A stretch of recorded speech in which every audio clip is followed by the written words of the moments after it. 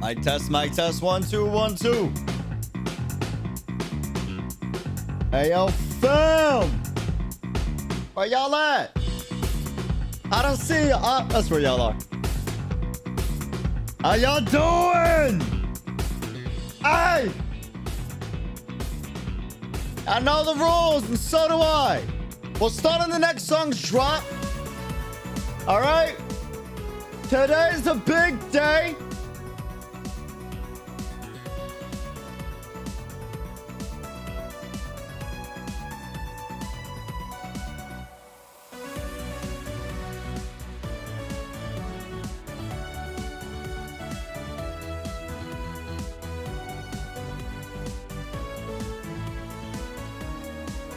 Today's day.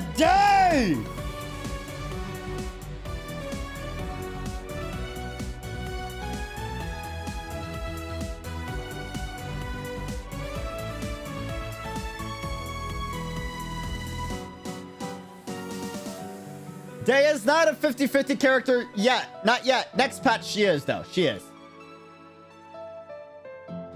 Not yet. Not yet. That would be amazing if she was. Imagine, bro. Imagine winning a 50-50 and then losing a 50-50 to Dehya on the Dehya banner. That'd be crazy. That'd be wild. Forgot my coffee. I'll be back, Raised. We'll wait for you. For the rolls, that is.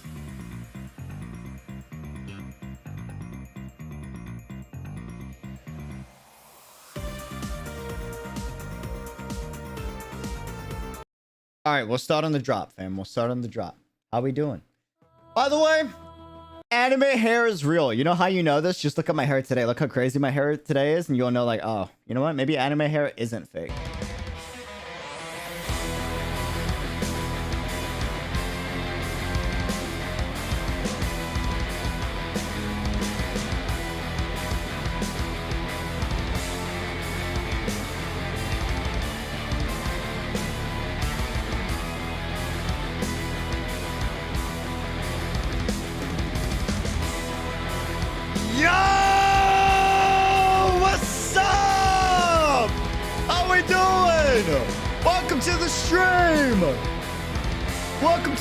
Welcome to the stream. Happy day of day. All right, listen, we got a lot to talk about. Okay, Dusk, I'm gonna need you to come up real quick. Pretty please.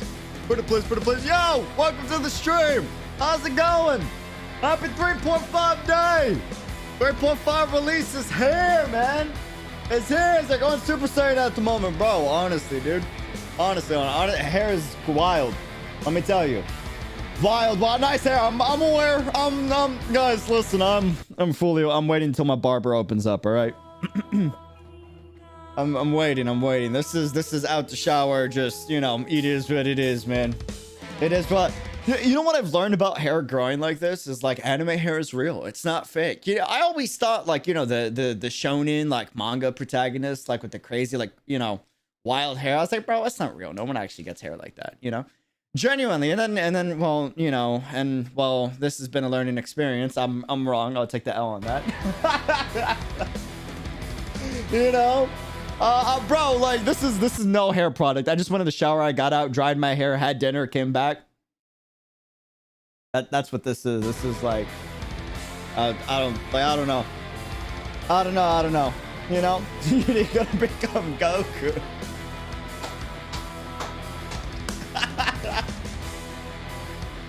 Man said Yudi gonna become Goku, bro. Oh, I'm weak. That's funny. Yo, that is funny. That is funny, man. Oh, Lord, bro. Yo, that is good. Oh, man. Waiting for the Shenhe banner. Bro, Shenhe banner is gonna be nice. That is gonna... But honestly, I'm gonna be real with you. These weapon banners are kind of nice lately. Is it just me? Do you remember back in the old days where, like, one weapon was just absolute garbage? You just didn't want to get that weapon, you know? I feel like lately the weapon banner, it's still a scam. But, like, lately it's not like it's still a scam, but it's not as scamaz, you know? Because, like, we've been getting banners where, like, both weapons are actually pretty fire. You know, it might not be best in slot. One of them is, the other one might be a little bit out of meta, but like, it's still like a really solid weapon. You know, that's few weapon banners. Even this one's amazing for me. Like Cyno and Dehya's weapon. Cyno's spear is effing insane, by the way, not just for Cyno. It's really good. Is it worth trying to get if you're avoiding Dehya's weapon? No. But never roll on a weapon banner unless you really want both weapons and you don't want the character. But I will say, like, if you're a whale and like you consider going on weapon banners, like, I ain't gonna lie, that spear is nice. It's good for Zhongli. It's good for, you could use it as like a cope, like I say copium, but it's still really good for like Xiao, you know? It's a good spear, honestly. Honestly. Yeah, and Shenhe and Ayaka's weapons are wild. I don't have Shenhe's weapon. Low-key regret it. Low-key, high-key kind of regret it. I almost skipped Shenhe on her initial banner. I was going to. I know some of you guys know the story, but not everyone. I was going to skip Shenhe. Like legit. Like her gameplay just didn't interest me as much. It was a pretty kit. The kit is beautiful aesthetically, but in terms of like how much enjoyment I get out of pressing the abilities, I was like, it's all right. Like, I guess, you know. What I didn't understand was how much of a key factor she is in team compositions for quick switch, like buff teams. You know what I mean? Like for Ayaka, like you pop in Shenhe, buff, ult, Ayaka, ult, you're getting, bro. Then I was like, oh, I was wrong, you know? I kind of judge characters individually when I'm looking at their kits, not from like a meta standpoint, but from a fun factor enjoyment standpoint. And Shenhe wasn't that for me, but in a team, she's effing insane, dude. Yeah, her cryo buffs are absolutely effing wild. Boss, they came out with more rewards in the adventure guide. They did? Wait, what? By the way, I just finished class. What's going on? Dude, welcome to the chat. How's it going? How you doing, Dom? Hopefully chat, or hopefully class was good, not chat. Hopefully chat is good today. Speaking of hopefully chat is good today, fam, a disclaimer, okay? I would like to preface this stream with a disclaimer. Super important. I need you to listen to the whole disclaimer. All right, this is 3.5 celebration day. Gonna be checking out some of the 3.5 content, primarily rolling for Dehya and using Dehya and experimenting with Dehya, and talking about her kit. Look, here's the deal. All right, I pause the music, turn off the color, that way y'all can focus. Listen, hey, here's the deal, okay? I'm gonna bring back the music, it's too quiet. Listen, I'm gonna be rolling for Dehya. I don't care if you don't want me to. I don't care if like her kit is bad. Like, I mean, I do, but like I'm still rolling for Dehya. I roll for characters. I will always at least get one copy of a character if I really like that character, even if I don't like the kit. Even from a fun factor, if I think the character is absolutely like watch paint dry on the wall boring, I will still roll for the character if I really vibe with the story of the character. That's just how I am. But I also do care about fun factor and enjoyment. That's where I will go for constellations. If I get a constellation or more, it's because I find the character a ton of fun, or I just got really stupid lucky. And there's a chance that might happen today. Listen, I understand that her kit might not be good. I still say it's too soon to judge, especially with her artifact set not out. And especially with her not having a dedicated support as far as I'm aware. But I am also aware, just looking at her kit from what I've seen fellow creators talk about, it does look like there's a lot of like inherent issues with it that honestly for a 5-star shouldn't be there. Like, that's just stating the facts, whether you're rolling for Dehya or not, and I am, right? Here's the deal. I am objectively truthful for me, if that makes sense. I could care less what your situation is. I know that sounds like a jerk thing to say, but I will always speak my truth. But that is my truth. That truth doesn't apply to you, right? So understand when I say things today or in the future like, wow, Dehya is really boring, or wow, Dehya is really fun. That is my truth. Might not be yours. Okay, cool. Yes, thumbs up. Awesome. Sweet. Second of all, I will always give my honest opinion. All right. I am both known as the guy that either one stream is getting comments on the YouTube stream saying I'm a Hoyoverse hater, or on another stream, I'm a Hoyoverse white knight. People think you got to pick a side. I really don't care about any of that, to be honest. I just give my honest feedback, whether it's good or bad. All right. You're going to see me critique 𝙃𝙖 today. You're going to see me talk really well about 𝙃𝙖 today. Understand, those are my opinions. Those are my takes. You don't have to agree with it. And just because I critique 𝙃𝙖, that doesn't mean I hate Hoyoverse or hate 𝙃𝙖. Just because I praise 𝙃𝙖, that doesn't mean I, think 𝙃𝙖 is perfect meta-wise and that Hoyoverse shouldn't do anything and I'm going to Hoyoverse White Knight. All right? Cool? Yes? Awesome. Sweet. Next disclaimer. My community, my chat. This community, whether you're on VOD Squad, whether you're a newbie popping into the stream, or maybe the VOD of this stream, or you're an OG, or maybe you just don't watch many streams, but like you're here for 𝙃𝙖 because like you're excited to see like what I'm going to say about the controversy because you like to check out all the controversy. Nothing wrong with that. I'm the same guy. I like to check out what the controversy is, and grab a tea and sip on it, maybe have a little bit of nachos, little jalapeno con queso, you know what I'm saying? And see the internet burn. It's very entertaining. I'm not going to lie. I get that. Here's the deal, though. Overall, this community is inherently very positive. For the most part. There are a few negative Andes, right? That's fine. That's totally okay. But for the most part, we have fostered a community that is very pro Hoyoverse and pro character for the most part. What that means is my community on a like average standpoint, the Dream Team fam, us, we're more biased to give Hoyo praise than negatives.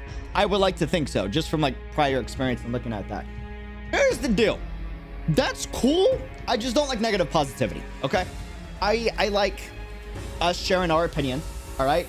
I think you have the right to your opinion, whether it's right or wrong, all right? But do not bully a new person that comes into the chat and is like, yo, 𝙃𝙖's trash. Don't bully them out of the community, pretty please. I know we typically are like, oh, don't be a hater, blah, blah, blah, blah, blah. But like, let's be fair. Now, if it's something like Hoyoverse should go kill themselves or something like that, then yeah, no, please tell them they're cringe and please tell them to leave. That's not okay. Never tell anyone to do that. That is not. I don't care what someone did. That is rude as hell. Don't do that. Okay. It's cringe as hell. You're probably like a middle schooler or an elementary school kid.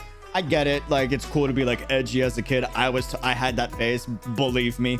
But like, yeah, no, we're not. That we don't do here. All right. But we do critique Hoyoverse. I critique every game company multiple times. My mods can vouch. I've been the guy that's had like critique streams and rant streams. I've also been the guy that like absolutely, gave the crown and like threw flowers all over Hoyoverse on multiple streams, right? So yes, I've been on both sides, all right? And I encourage both sides in the community. At the end of the day, whether you simp or praise 𝙃𝙖 and you're rolling for 𝙃𝙖, or you're mauling and you hate the fact that 𝙃𝙖 got the short end of the stick, we're gonna see. I think it's too soon to judge, but very possible, right? Especially from like trusted friends that I've talked to about it. At the end of the day, critique is good. Okay? Yes. Awesome. Cool. Bro, we need critiques. We need people to complain about 𝙃𝙖 should be better. We do. We do. This is a fact. Because if we don't complain, if nobody ever complains, change never happens with Hoyoverse. This is why on every like Genshin dev stream, I'm like, bro, that was a hype as hell dev stream. But when are we getting artifact loadouts? Right? Like I will still voice how hyped I am about a stream, but I'm also going to be the guy that's like, it's been 2 years. How do we still not have artifact loadouts when like so many other games have equipment loadouts since their launch and they've been out for like way less time, right? So both is good. Okay. Praise is good. Critique is good. Yes. As long as we're respectful. That's it. All right. Cool. Awesome. We complain with Zhongli got him. Bro, I will die on the hill. Zhongli needed no fix. That's my one hot take. That's the one thing where like I do like I'm the one guy that's the only one praising Hoyoverse, right? Bro, Zhongli needed no buffs. He didn't. I'm dead serious, bro. He was effing already dumb OP pre-buff. Now he's like why would you use any other shielder to like make any content brain dead? You know, I will die on the hill. Zhongli needed no buffs. Personally. That's my take though. That's my take. It's okay if you think otherwise. You are not wrong. That's a valid take as well. Okay. Personally, you didn't need any buffs. Personally, you know.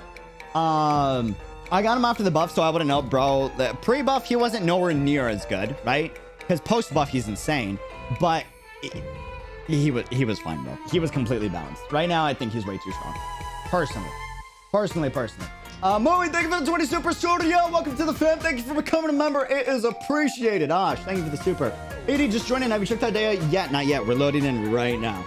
Right now. I just have to get that disclaimer out of the way. Are there any last minute questions with that disclaimer? Question mark. Are we good to start? Yes. If anyone asks, if anyone starts like a whole controversy in the chat, tell them to rewind to the beginning of the stream and have them watch the disclaimer. Pretty please. Or copy pasta the disclaimer. I don't know. But everyone is entitled to have their own opinions. As long as we're respectful, please allow that opinion to exist in chat. All right? We Gucci. We good. Gonna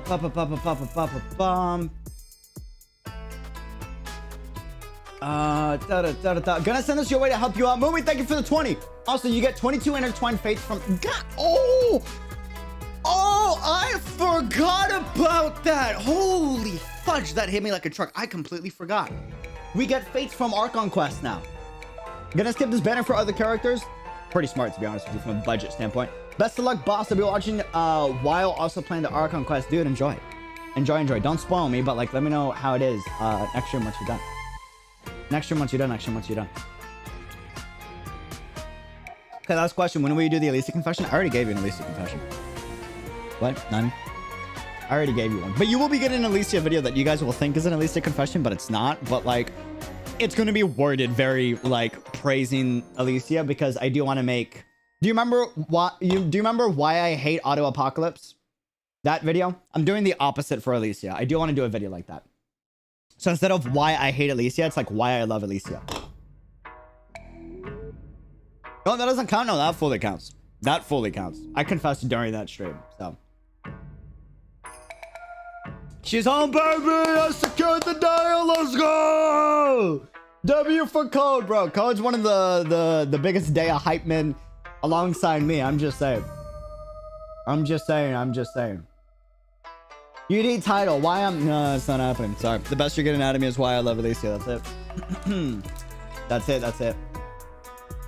That is it. I don't know when that video is coming out, but I do want to make a video on that, because I think her character is absolutely fantastic, and I do genuinely love Alicia as a character. Like, genuinely. It's just a really good character. Anyways, that aside, sounds like we're good. It sounds like we are A-okay. There's Xivam-Kun. The whale sound every time I log in. I feel like it's like brainwashing. Hear me out. Hot take. I feel like Hoyoverse has created brainwashing subliminal triggers. All right, it's like tinfoil hat, like crap, right? But hear me out. So you log in every day and you hear like coins hitting your wallet as the Xivam-Kun blesses you with primo gems, and then it glows all shiny and gold with a huge focus on the primo gem, like just dead center in front of your face, right? So you get that dopamine hit every single time you log in. So when you stop getting Xivam-Kun, you log in and the fancy coin hitting your wallet sound isn't there anymore. And the shiny primo gem dopamine you get in every single time you log in is not there. I call that subliminal brainwashing, but like, I mean, you see this in like every game that we play. Every game hijacks the primal monkey brain. Let's be real.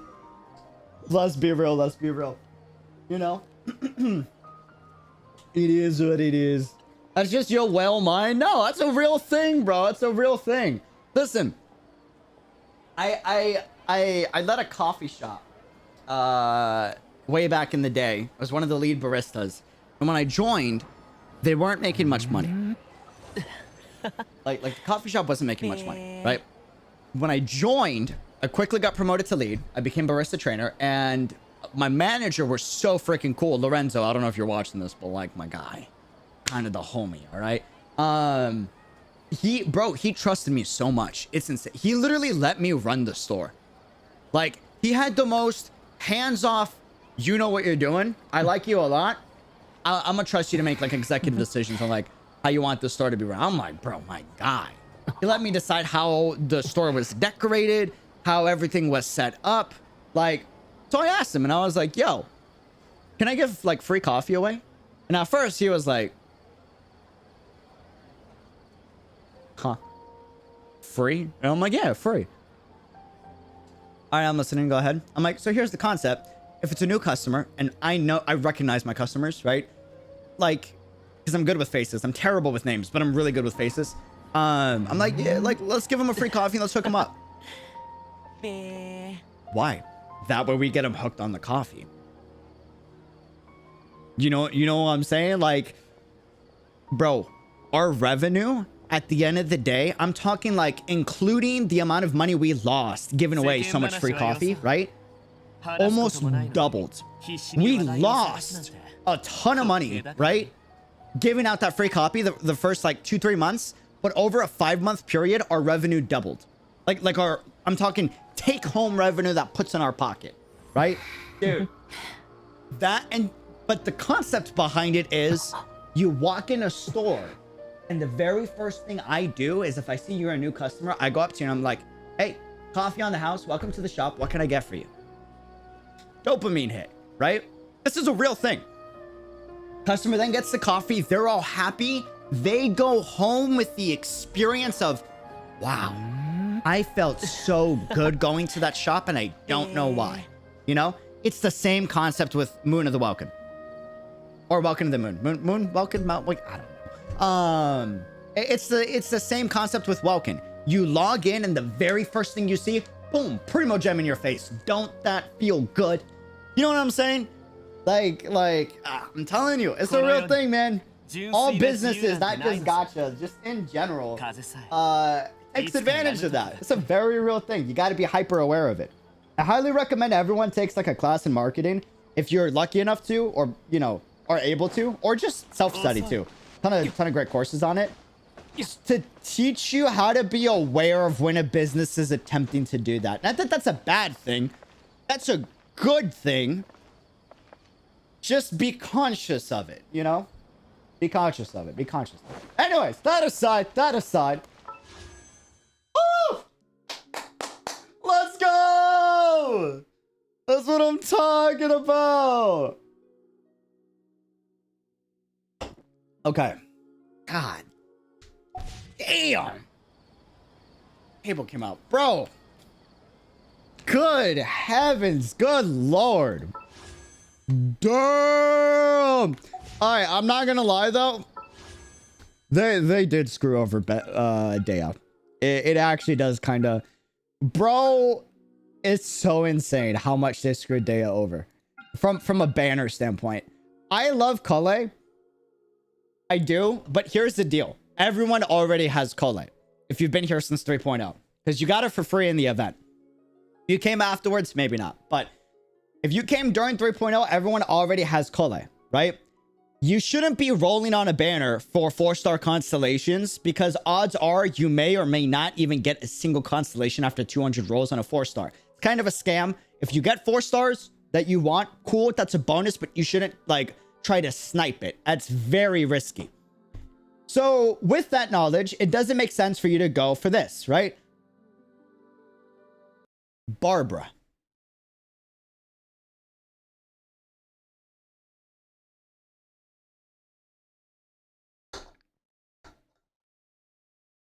Barbara. Like, come on, fam. I know free-to-plays that have C6 Barbaras at this point. Dude. 𝙃𝙀𝙀 is still free. Yeah, 𝙃𝙀𝙀 is still free, right?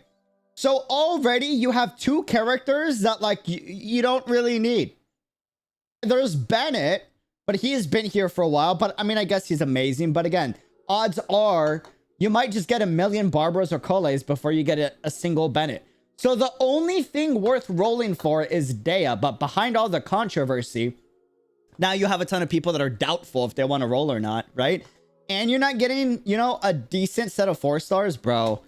Like, You can say what you want to say about Dehya and her kit, whether it's good or bad, but at the end of the day, you have to agree they did kind of scum out her banner. Honestly, dude. Honestly. But at least she's going to the standard banner. I don't think that's a bad thing. I think it's a great thing. Personally. More options on standard is better. That's my take. Might be a hot take. I don't know, but I also like the character, so I might be a little biased there. You know? Maybe a little biased. The game is easy. Meta doesn't matter at all. I agree. But when you roll for a banner, you should be getting decent characters. Because you're spending money. But I fully agree with you 100%. You can use any character. I've seen Barbara 36 star at best. I'm not even kidding. I have. Dead serious. Like, I fully agree. You still got to critique where you got to critique though. You know? You still got to. Okay, here's the plan. We are going to go here. Wait. No, I lied. We're going here. Hear me out. We're going here. Does anyone know why I'm going here? Anyone? I believe in y'all, chat. Come on. Does anyone know? We have to stand right here. And then we have to do this. I think it was like right around here, right? Does anyone know? We first met there. That's right, Code. That's right. That's my boy. That's my boy. That's my boy. Yeah. This is where you first met Dehya. Yeah. And this is also where she tried to kill us, but you know. you know, it is also where she tried to kill us. Not gonna lie. Oh wait, hold on. You gotta bring the squad. The squad has to come out. Hold on. All right, so we gotta get Sino. We gotta get 𝙃𝙀𝙀. Where's 𝙃𝙀𝙀? I get 𝙃𝙀𝙀. You gotta get Candace. I want to build Candace. And Hida. Boom! It's a wrap. I'm trying to think if there's a better option. I mean, there's Nilo. Yeah, no, Nilo's good friends with Dehya, if I'm not mistaken. So, but then like Dendro Archon, you know? Tough. I'm gonna go Nilo. That's the move. I think. That's the move. Or should we put Traveler? Sino? Yeah. This is the squad. You know? Traveler? Yeah, that's gotta be Traveler. Good point. She likes the Traveler smiles. We did. I remember that fondly. Okay. All right, we got the squad. Let's do this. Okay. Oh, wait, trial, right? Let's be responsible. All right. Now, I'm not going to lie. I'm going to roll for a copy of Dehya regardless. There is a chance I play this. There actually is. I've thought about this. There is a chance I play this trial of Dehya, and I think she's a snooze fest. I don't care about meta or kit. I care about, when it comes to constellations, how fun the character is. Like, from a play style standpoint, okay? That's what I care about. There's a chance... Because Claymores are either like, oh my god, I effing love this character, or like, it's alright. It's not bad. I prefer it over Catalyst, but like, it's alright, you know? So, we'll see. I am going for a copy regardless, though. I am. But we'll see if I go for Constellations. Let's see. Sino? My boy. That is my boy. Alright, let's see what we got. Oh my god, Dehya's here. Let's go. Okay, listen. I'm not even... Hear me out. All right? Okay. Hear me out. Let's remove the fact Dehya's smoking hot. Let's remove that fact, because that is a fact, right? You can't debate with that. Let's remove that fact, okay? Can we also agree, remove the hotness factor? Can we agree her design is sick? Like, from a design standpoint. Now, remove hotness from your brain, okay? I'm talking from a cool, like, bro, that's badass. Like, that is a sick design, you know? It's a sick design. It is a dope design.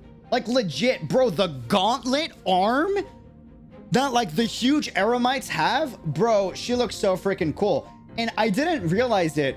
Like I saw the similarities between the Eremite callbacks on her design from the moment I saw her, right? It was clear as day. Okay, she's repping the Eremite, like, lineage, right? But then someone put the Eremite blindfold on her in, like, Photoshop. Bro, when I saw that, I was like, oh my god. Like, I knew it, but seeing her with the blindfold, I was like, bro, she legit looks like an elite Eremite. We actually got a playable elite Eremite. And she's hella controversial right now, which kind of sucks. But besides the point, like, dude, her design is sick. Her design is sick. And I was thinking about it, right? Hear me out. Okay, hear me out. I was thinking about it. I was like, bro, why do I think her design and aesthetic is so freaking sick, so badass, right? Like, it was usually I have to, like, look at the character and I have to be like, oh, that's badass.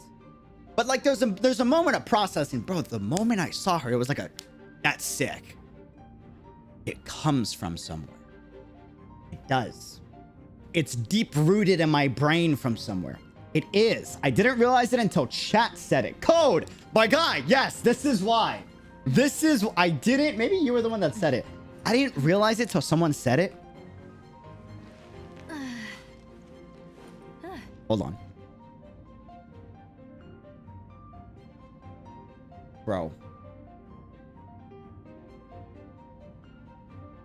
Freaking Velvet Crow. Freaking Velvet Crow. Dude, did not realize until someone said it. Someone said this, like, way back when. I'm talking like 3.0, 3.1, right? When I saw Dehya for the first time, bro, this is why. My brain was like, whoa! My subconscious was like, she's like Velvet. We love Velvet. Let's go. Yo. Oh, man, this game is great, by the way. It is fantastic, dude. I take Berserk's underrated. Honestly, bro, I'm an emotional dude, and this is like a story about siblings is all I'm gonna say. I don't want to spoil anything else. But like any story with siblings is gonna instantly get me hooked. But bro, her design is sick. Now, I didn't realize it, like, looking at Velvet and then looking at Dehya, like, they got a similar aesthetic. You know what I mean? A ton of asymmetry with both of their designs. She's got like a super sick, like, arm design on one of them, right? With the metal gauntlet and everything. Dude, love it. Love it, love it. Even ignoring the fact that, yes, she is smoking hot, that's not the only reason why her design is sick. It's super dope. Super, super dope. All right. Let's see. Now, again, just a quick 5-10 second disclaimer, guys. I am going to critique Dehya. I am going to praise Dehya. It doesn't mean I think she's perfect. That doesn't mean I think she's trash, okay? I'm still rolling for her regardless. That's just my fair opinion, okay? Cool. Yes, awesome. Cool. All right. Let's do it. Actually, hold on. Let me take a peek at the constellations. What's going on? Dehya's max HP is increased by 20%. She does bonus damage based on her actually removing that. Hold on. Okay, Molten Inferno skill. Unleash should be Fiery Sanctum Field created by... Okay, so she creates a field by Dehya, herself present at the time, deals AoE pyro damage on launch, and creates a field known as Fiery Sanctum. If you hold it, I'm assuming, you perform the leaping attack, which also creates the field. This is only if the field already exists. Oh, so it's just the leaping attack if you press the skill while it's out. Got it. It also... Oh, does it reset? Before recreating a new Fiery Sanctum Field at her position. Fiery Sanctum Field created this way will inherit the remaining duration of the previous field. So it's basically a reset. Ranging Flame can be used only once throughout a single Fiery Sanctum Field's duration. Got it. When an opponent within a Fiery Sanctum Field takes damage, the field will unleash a coordinated attack. Based on Dehya's attack and max HP. That's... I can see why people had issues with that. Split Skeleton is like... It's not bad, but it's not the best either. This effect can be triggered once every 2.5 seconds. That's kind of long. Active I can't see 𝙃𝙬. Active characters within this field have the resistance to interruption increase, and when such characters take damage, a portion of that damage will be mitigated and flow into her. They then takes this damage over 10 seconds.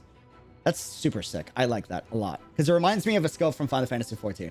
When the mitigated damage stored by Redmane's blood reaches or goes over a certain percentage of Dehya's max HP, she will stop mitigating damage in this way. So there is a cap. Okay. Cool.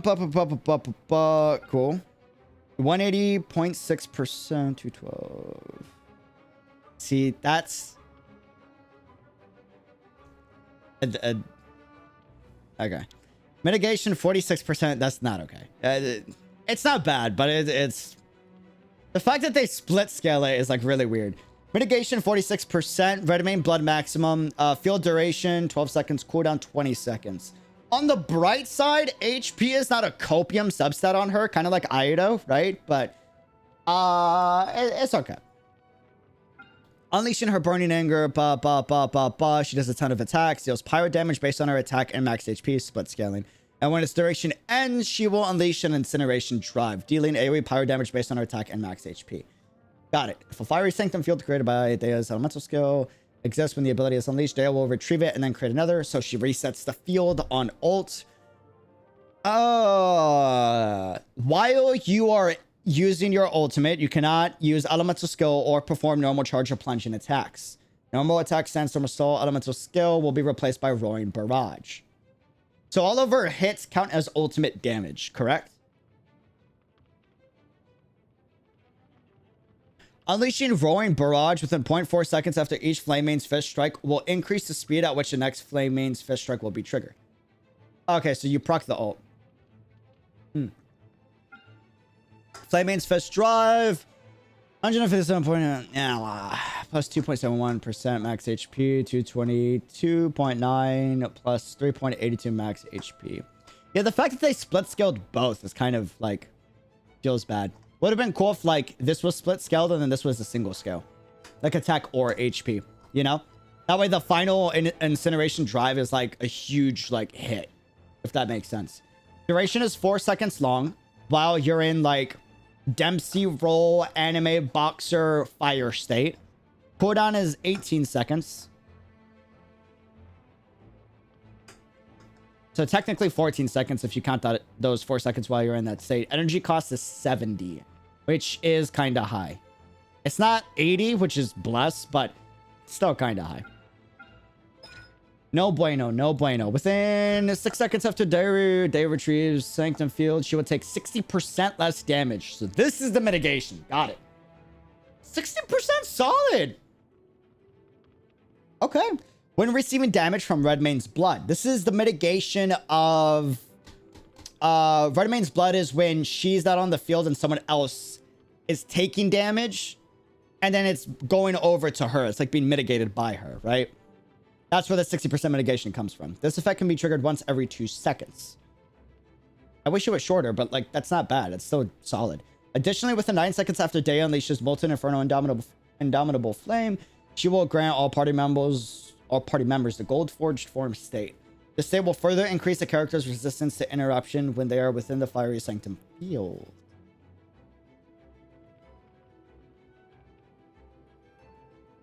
Further increase. So like another level of poise? Interesting. Huh. Gold Forged form can be activated once every 18 seconds. So it's like a second level of poise.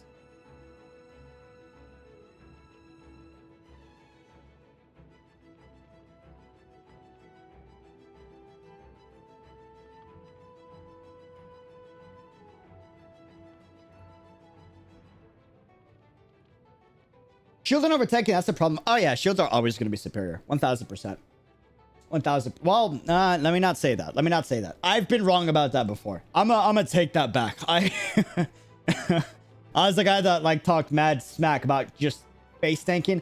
I'm gonna take that back. I'm gonna take that back. I was that guy. For now, shield is way better than tanking. 100%. 1000%. Ba ba ba ba ba ba ba.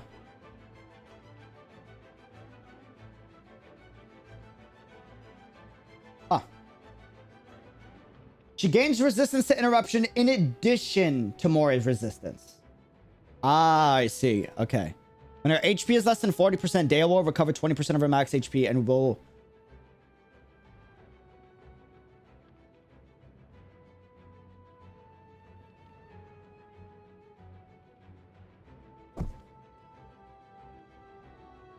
When her HP is less than 40%, Dehya will recover 20% of her max HP and will restore 6% of her max HP every 2 seconds. For the next 10 seconds. This effect can be triggered once every 20 seconds. 20 seconds is a long time. But that is a sick passive.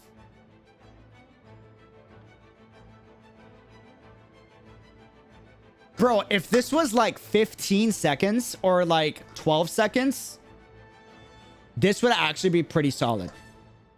The fact that it's 20 is just a little too long for a fight in this game. You know? But this is a sick passive. Like, the concept is really dope. Oh, yeah. Hold on. Like, the passive itself is sick. It's the fact that it's gated by every 20 seconds. You know? This is really cool, actually. I actually low-key wish that they buffed this. Bro, could you, like, and if they don't do it with Dehya, I hope they do it. They bring this back on another character, too, with, like, a lower cooldown at least. This is so cool. Because you're essentially, like, with her blood main mitigation that's taking hits from her teammates, she's going low off field, but then all of a sudden she's going back up, but then she's going low, and then she's going... That's a sick concept. It's just too long. I hope they make another character like Dehya. They just gotta fix the numbers. Increases the movement speed of your own party members by 10%. Oh yeah, when like traveling. Is it in the desert or just daytime?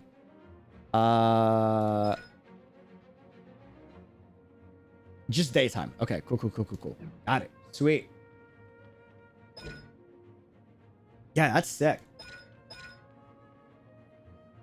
Yeah, they just gotta fix the cooldown on this. And they gotta either fix the split scaling and make it... They just... you know what's Dehya's issue? Just looking at the numbers. I could be wrong. But just looking at it, I see why so many people have issues with this character. She's like a jack of all trades, master of none. She does everything, but she's not good at, like great at anything. You know what I mean? Most characters don't do everything, but they're like effing amazing at one or two things.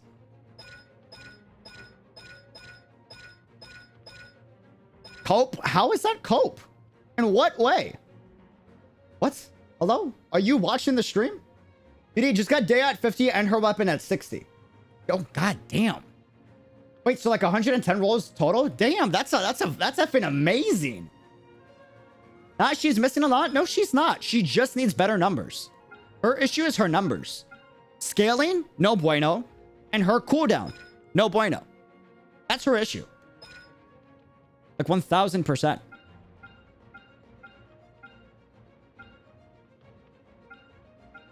Her problem is she does too much, and like Hoyoverse was just like, because she does too much, like, we're not going to make her great at anything. We're going to make her subpar at everything. Like, she mitigates, but in her kit, it's also designed to do like ult damage, but then at the same time, it doesn't do great ult damage, but then at the same time, like, she gives interruption of resistance, but at the same time, she's not a shielder, so like, you know what I mean? It's like someone that's like, just like okay at everything, but not good or great in any one thing. You know? Also, she can't proc Xingqiu Yilan Beidou on burst. That's tough. That's tough. That's tough. She has 0 off-field presence with damage mitigation, unlike Xingqiu. Yes, and that would get fixed if this was brought down to 12 seconds. That's what I'm saying. Her numbers are the only thing that's wrong. Like, if this was brought down to 12 or 11 seconds, would totally get fixed. And then bring up the numbers on the healing. Hold on.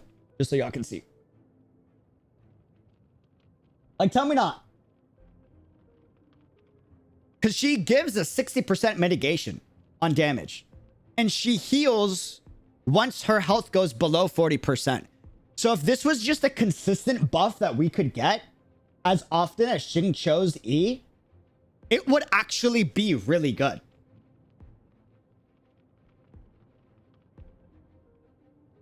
It's just the numbers. That's her only issue. Her kit's actually super sick. Like, the concept of it anyways. It's like Warrior from like Final Fantasy 14, which was like utter garbage for like a good amount of patches, and then all of a sudden became like the must-play tank for like an entire expansion or two, right? And then it was utter garbage again for like 4 more patches, and then it was like effing amazing and a must-grab for like faster clears for another expansion, you know? The problem is the active character would still be low at the end of the day. Wait, in what way? I think her, Candace, a healer and good DPS would do well. I think her... Bro, hear me out. If her numbers were good, I don't mean damage-wise. That's not what I'm saying. If her numbers were better for mitigation, just by a little bit, and her healing on herself, right? And then how often Stalwart and True would proc, and then you paired her with Yao Yao for Pyro Dendro reactions, and then you brought in 2 other team members to have a good Burgeon comp, would actually be kind of cracked. You know?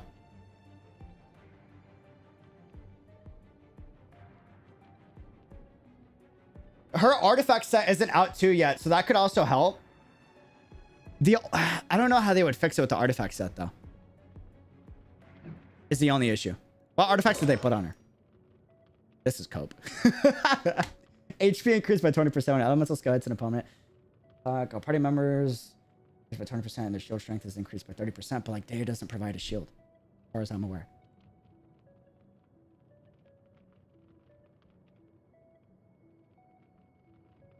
Hear me out. Dehya would be great if A, they give her better numbers, and B, her artifact set, they better release an artifact set for her. Her artifact set is HP increased by 20%, right? And then it's a 2-part buff. It's a 2-part buff. The first part of the buff, right? Can I grab an example from... Yeah, okay. So the first part of the buff, right, is it increases the damage the team gives based off of the damage taken by the team. And the second part of... And give that like a good percentage number, right? Probably attack would be really good. Unless they want to go for a Burgeon style, then they could do... she doesn't scale off about EM, so that wouldn't work at all. It would have to be like attack or HP. Yeah. And then the second part is it gives your team a temporary shield, just like the clam set gives your team a temporary healing bubble, right? That also increases shield strength based off of the damage taken. So like a shield gets proc based off of the damage taken, and then it gives a shield, or maybe it just gives a healing bubble. That would work also. And the more it heals, the more damage buff it gives.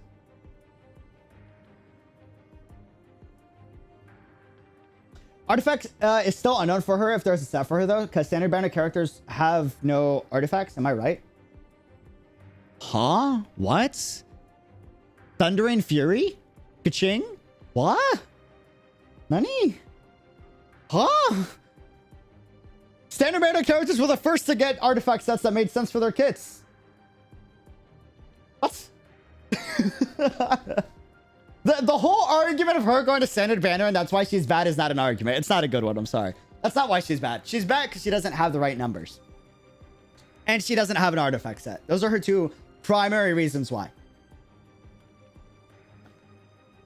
Those are her two primary reasons why. The whole standard banner argument is like heavy misinformation. I wrong? Sorry. No. You're good. You're good. You're good. That's a valid question. It's a valid question.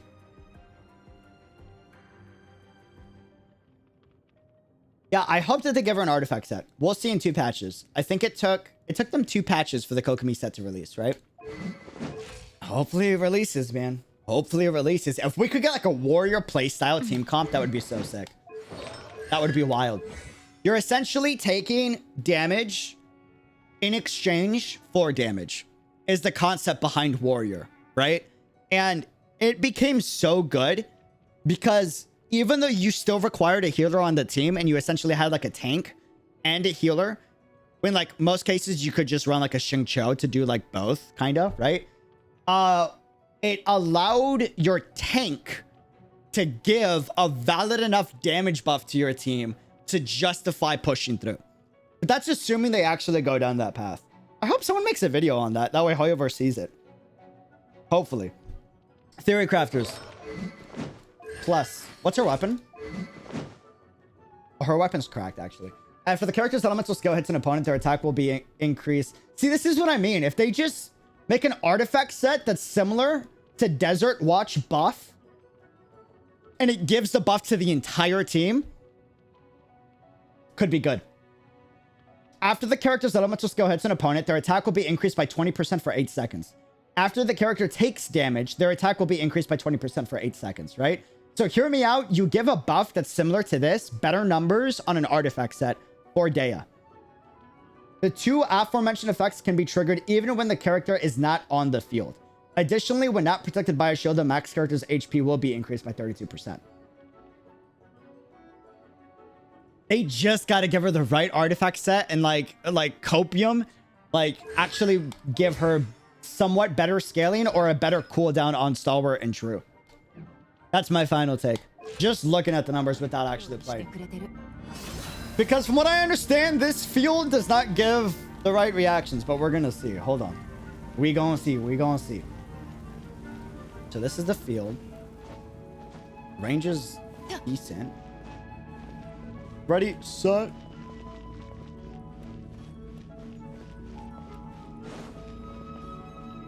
This is such a weird team. I guess Bennett and Dehya kind of makes sense. But this is a weird team. Okay.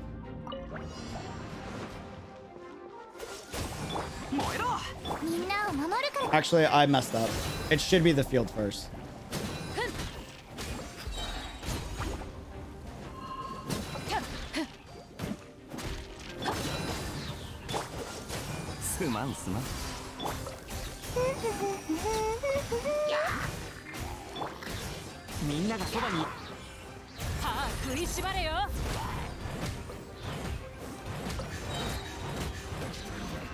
Wait, is it normal attack that I'm hitting, or is it ult that I'm hitting to speed it up?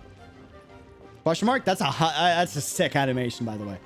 Is it normal attack, or is it ult I'm pressing? You press her skill twice. Oh, it's a... Oh, I see.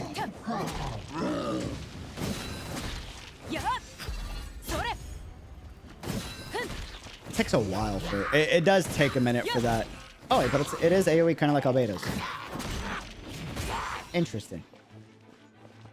Huh. Arcade's sick. I'm probably rolling for a Constellation to 3 Constellation. Hey, not from like damage numbers, just from playstyle wise. Okay. Oh wait, no. She's gonna die. That was a cool finish though. That was pretty sick. Yeah, the procs are too sparse. It's nice that it's ult. Oh, it's my skill I'm hitting. Oh, on the ultimate. Okay, got it. Yeah, the 2.5 seconds is kind of long. I want to see Albedo and actually see like how they did him. Because it's a similar concept to Albedo's.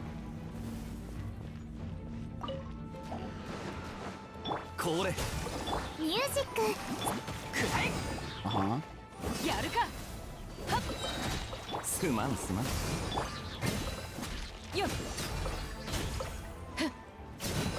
Huh. Okay.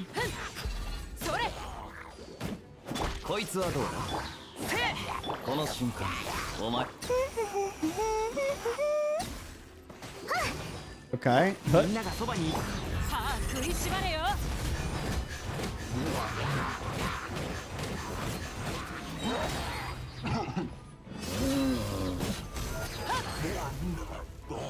her kit's so sick.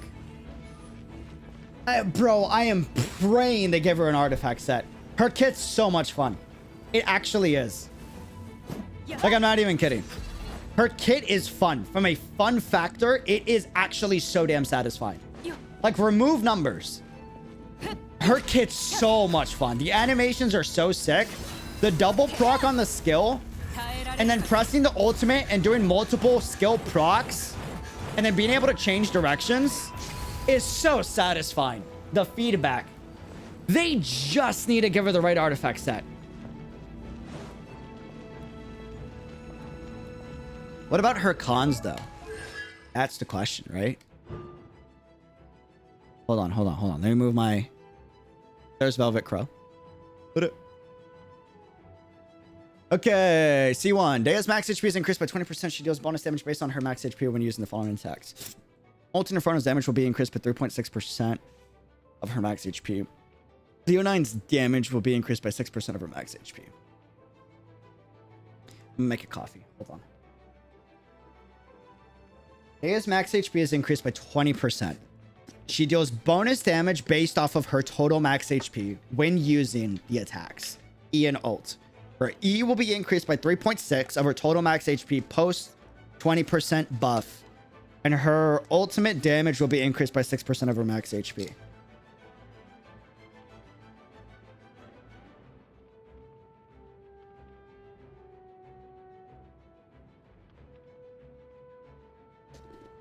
Does she have an energy issue? It depends. I like a little bit. Not as bad as like, say like Cyno, because I'm pretty sure his ult's 80 energy and she's 70, but she's not proccing enough pyro from what I understand to actually do what she should be doing. When Dehya uses Molten Inferno Ranging Flame, the duration of the recreated Fiery Sanctum field will be increased by 6 seconds. Additionally, when a Fiery Sanctum exists on the field, damage dealt by its next coordinated attack will be increased by 50% when active characters within... Wait, this is actually really good. Damage dealt by its next coordinated attack will be increased by 50% when active characters within the Fiery Sanctum field are attacked. It's just the scaling that's wrong. Bro, this character is so sick. It's just the scaling. I really pray that they make a good artifact set, dude. I really pray. Honestly, this should have been built into the kit. Honestly. Okay, when Flame Rain's Fist and this is C4. When Flame Rain's Fist and Incineration Drive attacks unleashed during Leonine bites hit opponents, they will restore 1.5 energy for Dehya and 2.5% of her max HP. This effect can be triggered once every 0.2 seconds. That's okay. That's not like... Yeah, that's alright. That's not like a must-have, to be honest. The crit rate of Leonine Bite is increased by 10%. Additionally, after a Flame Rain's Fist attack hits an opponent and deals crit hits during a single Blazing Lioness state, it will cause the crit damage of Leonine's Bite to...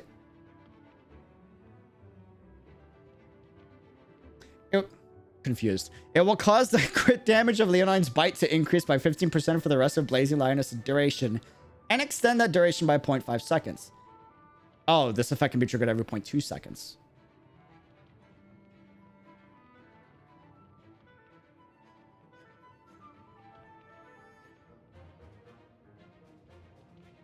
The duration can be extended for a maximum of 2 seconds and crit damage can be increased by a maximum of 60% this way. Why crit, though? That's so confusing.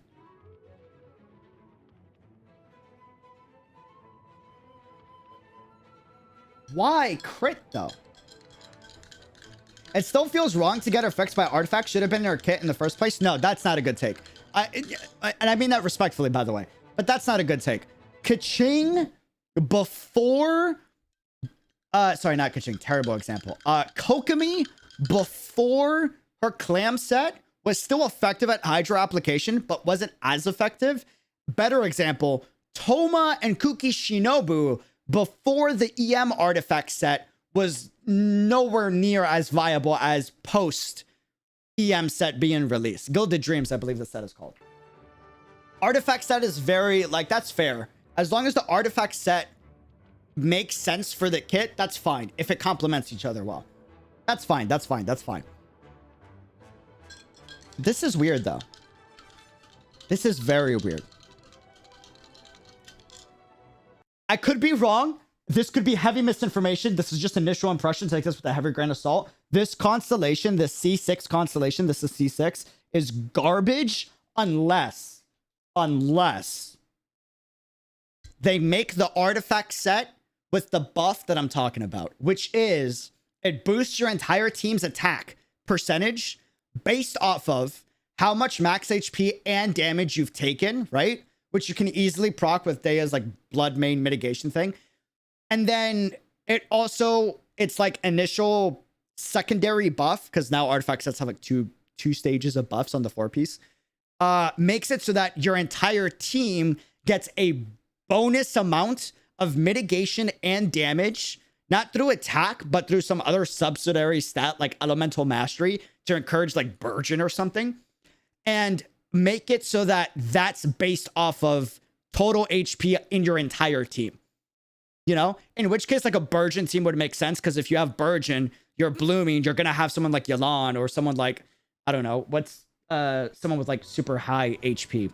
And then the crit would actually hurt on Dehya because she's getting a 60% crit damage boost with that artifact set. But what's weird is like the C6 makes no sense without that. I could be wrong, but I don't know. Her C1 and C2 is solid. C4 is like, it's not bad. It's good. It will fix a lot of like inherent issues, but like it's not like insane worth the money, you know? C6, I could be wrong. Maybe I could be dumb. Brain dead, but this actually is like, unless that artifact set comes out that I'm talking about, I don't see this working much on Dehya at all. But if they make that set that I'm talking about, bro, I will be surprised. I will be very surprised. Feels like they threw dartboards with the constellations. I don't think so. The first two make a lot of sense. The fourth one, like, it's like one of like every artifact loadout has one constellation where like it's not great, but like it helps, right? I just don't know what they did with C6. Unless they're planning on that artifact set, you know?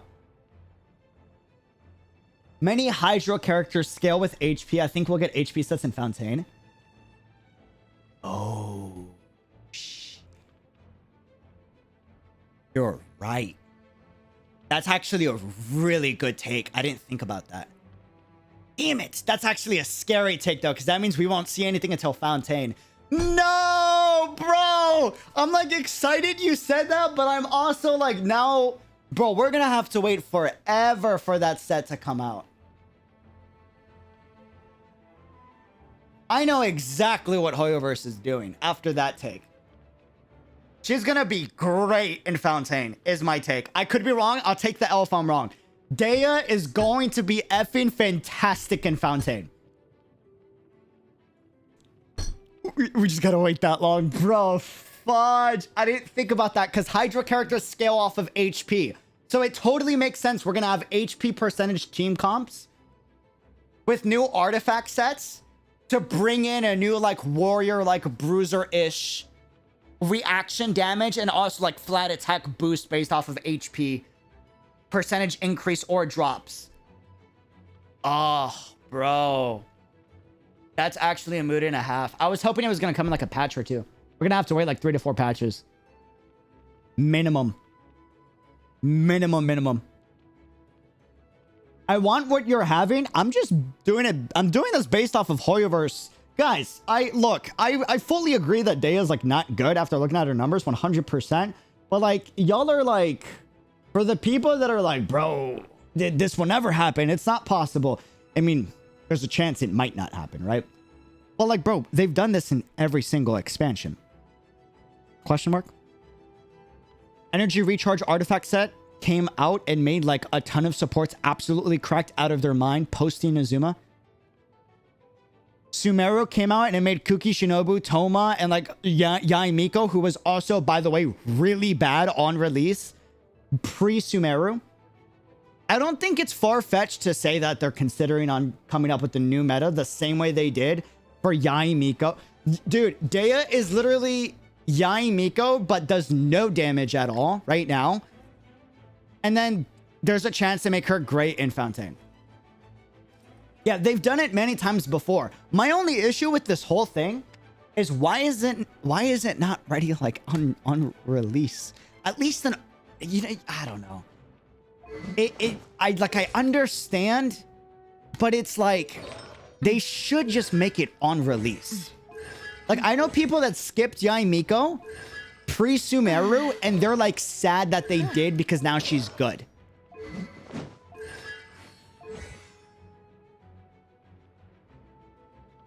You know?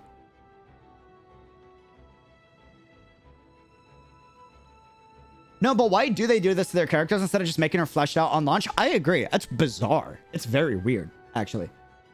Very, very weird. My only guess is they don't know what they're doing. This sounds like I'm roasting Hoyoverse, but I'm not. I'm actually giving them credit to an extent. What it sounds like to me is they have no idea what they're doing. On release, right? Dehya is a new concept. They don't know what they're doing. They don't know what's good. They don't know what's bad. So what they need is 1 billion and 1 million players to test it out for them. So when Fontaine comes out, they have the information, the data necessary to actually come up with a good set for her. And good characters to come out alongside Dehya, right? But before that, they have no idea what they're doing. And if ooh, that actually might be Hoyoverse's issue. And if we think about it, right? If we think about it, this has been an issue since like 1.0. We saw this with Eula. Correct me if I'm wrong. Pale Flame didn't come out until like, was it 1. Was it a patch after, or was did Pale Flame come out when Eula came out? Question mark? Isn't that what beta testers are for? Beta testers can only test for so much though. This is why like leaks aren't good. Just straight, I'm sorry. Leaks are garbage. Sorry. I've never seen leaks accurately predict where a character is going to be like a full year down the line. You can only predict how the character might be on launch, and that's it. That's it. But like, it's not an accurate way to be like, this character will forever be bad, you know? And the reason why though, is it's not beta testers' fault. It's like when everyone assumed Bennett was bad. Bro, Bennett was available in beta, if I'm not mistaken. People still roasted Bennett from 1.0, I believe, to like 1.1. And then like everyone flipped the switch and the very few people that were talking good about Bennett finally had their voices heard. And everyone was like, oh my God, this is insane. Because the difference is when you have beta testers, it's a small group of people, right? But when it's out into the public, millions upon millions are testing this actively daily, right? So you get these new unique novel ideas that you typically wouldn't get with a small group of beta testers. There's only so much beta testers can actually like give. My only thing I don't understand is like, then why not release Dehya and Fontaine? Why not release 𝙃𝙖𝙀𝙀𝙀 and Thoma and Sumeru instead of Inazuma? You would have made more money like that way. That's the only thing where like I'm a little confused about, you know? Right? Does that make sense? Like you'll agree with me. If Thoma and 𝙃𝙖𝙀𝙀𝙀 was released during Sumeru instead of Inazuma, they would have made double to triple the amount of money, right? Maybe it has to stay to the region. That makes sense. Canonically, lore-wise, they want it to stick to the region. That makes sense. I could see that.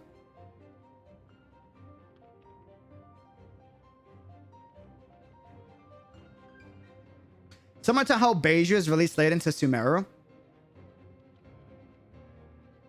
After long-term readiness, long-term building. True. True, true. The only thing is, like, you know what would solve all of this? You know what would solve all of this, dude? Hear me out. Hear me out. You know what they got to do?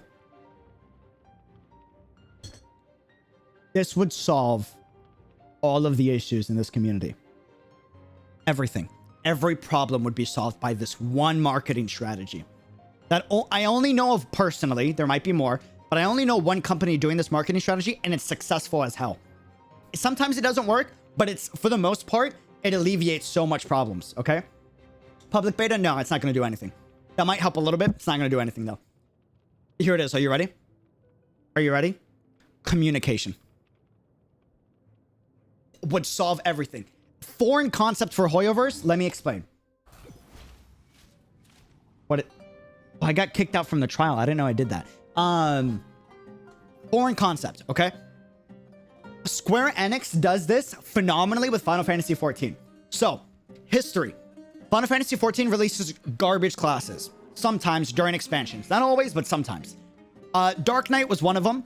Upon release, there was a lot of controversy. It was good initially, and then it was bad, or I think it was bad at first, and then it was good. Memory's a little hazy, but it kept going up and down, right? And there was a lot of controversy initially behind it. So what Square Enix does is they see a problem in the community with a new class that they release, and they go and they do a 2-hour live stream. Like the director of the game goes in front of a camera for 2 hours every month, and he's like, okay, we are aware Dark Knight is bad. We are sorry. We hope you look forward to some of the things that we're planning to make Dark Knight viable. Here are some theories that we are testing. Please understand, we might not go with any of these concepts. And then they shoot out these random concepts that you can tell are nowhere near finalized, but it lets you know, oh, they're thinking of something. So it lets you know, oh, there's still value, even though this class is garbage, to still invest time into it because they're going to try to make it good in the future.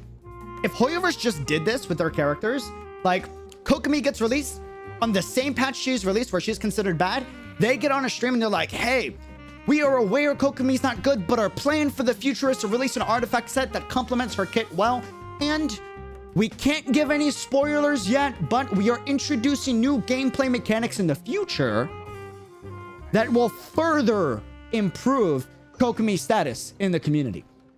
That already communicates so much.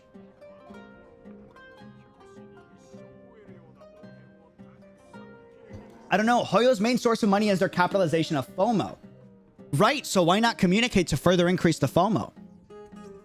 You know what I mean? If anything, that makes the FOMO worse. That's better for Hoyoverse. Because now you go from, oh, I don't need Dehya. She's not good. To, oh my god.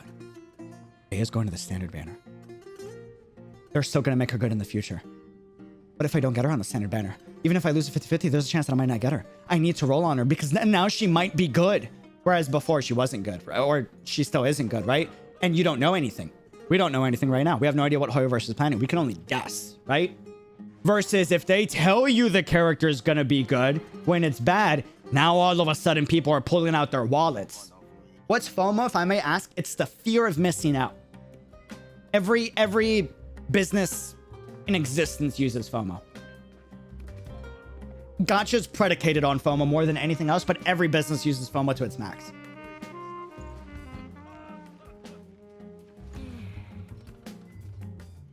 They do this with Honkai, allowing people to communicate beta info. No, they don't. They don't. They allow for public beta, and beta testers can theory craft what Hoyoverse is planning for the future, but they have no idea. It's never on behalf of Hoyoverse. I know because I've been given access to like a ton of public betas, also for China as well, a patch ahead of time. It's not on behalf of Hoyoverse. They just allow you to test it out to give feedback ahead of time. They gotta actually like have a group of people that come on camera and communicate, hey, these are the plans for the future. We can't spoil anything yet, but we are aware that there are missing components of this character. That's all they got to do. Everything would be solved. Bro, I got to make that into a video, or I'm going to tweet it and see if, like, I'm too lazy to make it into a video. See if any other content creator wants to steal that idea and, like, make that into a video. I'm going to tweet that and be like, yo, someone make this into a video. I'm too lazy. That would be a great, you know? Or maybe like all the creators get together and like release a video like that. That would be amazing. They should do that. Oh my god, is this it? Bro, this is it. All right. Anyways, critiques aside, that's my. I actually do want to read what y'all guys have to say because I've just been kind of like going off and off and off. What do y'all think? That's like my final take on my first impressions on Dehya. What do y'all think? I'm gonna start rolling for Dehya here in a second. Probably gonna go for like C2, C3 and get our weapon. What do y'all think? What do y'all think? Any thoughts y'all want to share? I ain't ignoring y'all, I swear.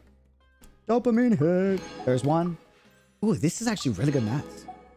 I didn't realize they gave wits. Oh, this is nice. Oh my god, this is amazing.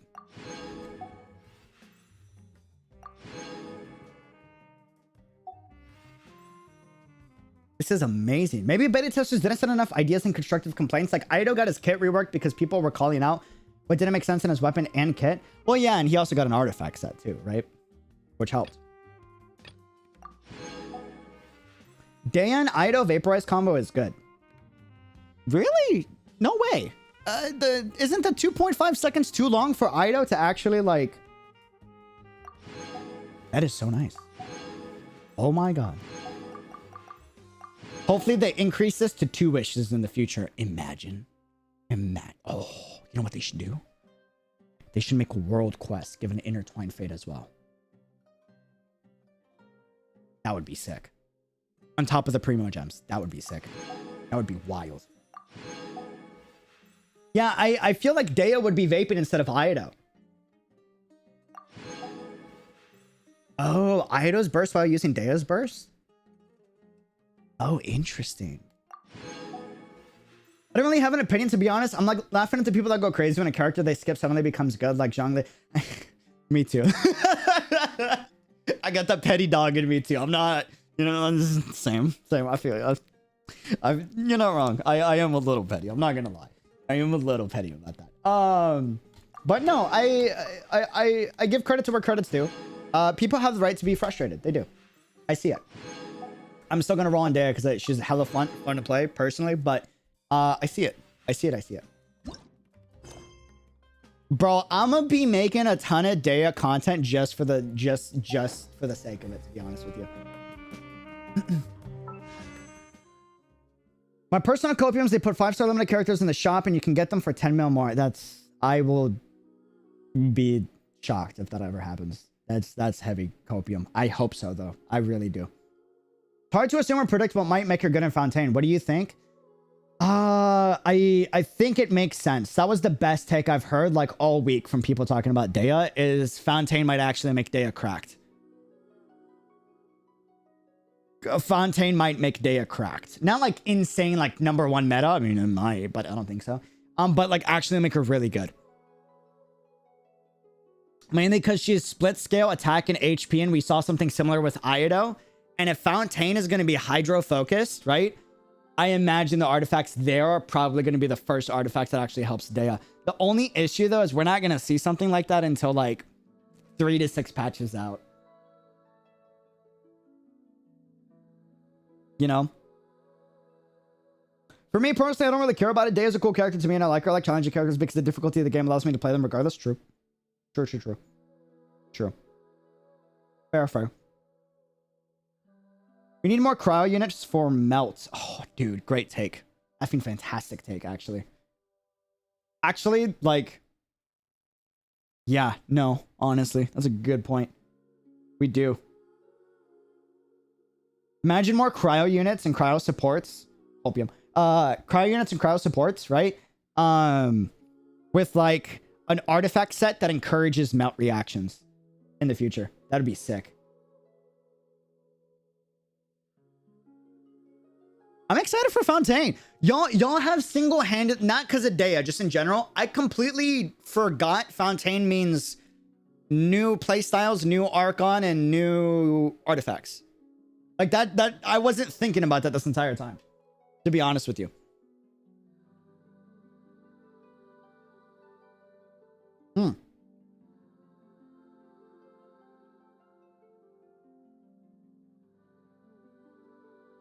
Frick, meta collect characters you want? I mean, true, fair. I'm only talking about all this that way in hopes that the community takes some of these concepts and then like spreads it around, and hopefully Hoyoverse is like, oh, that's a good idea. Heavy copium, but like it's happened before, so. Like Xiao finally got his artifact set. Good lord knows how long after Xiao's release. If anything, I'm used to waiting. This ain't nothing new to me. I've been here before. I'm still building Xiao's artifact set, by the way. It's still a work in progress. Still a work in progress. Now that I think about it, Xiao didn't get like the correct scale. I mean, at least Xiao was like okay on release, but Xiao didn't get his exact artifact set until like a year and a half later. A year and 3 months later. I forgot about that, man. Dehya might be the next like year-long wait. It's just my destiny to be attracted to those type of characters, right? All right, well, let's do this. Let's do this. Anyways, those are my critiques.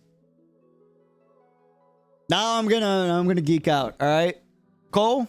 Sweet, let's do it. Let's get it. Bro, her kit's sick though. Again, numbers aside, playstyle feels so freaking dope, dude. Like, okay, let's do. Here's the plan. I'm gonna go for. Wait, did I get all of them? I think I did. Yes, I did. Awesome. I'm gonna go for.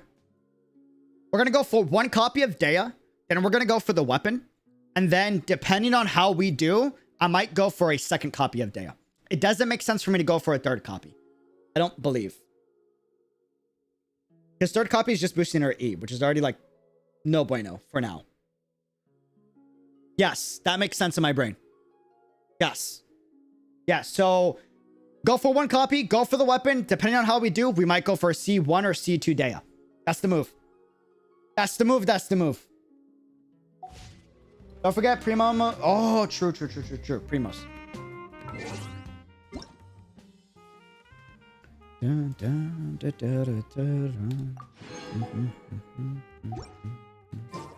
Good soundtrack. Okay.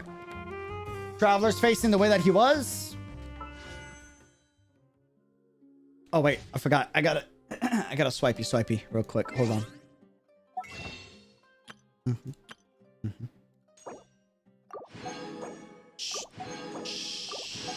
Y'all didn't hear anything. It's okay.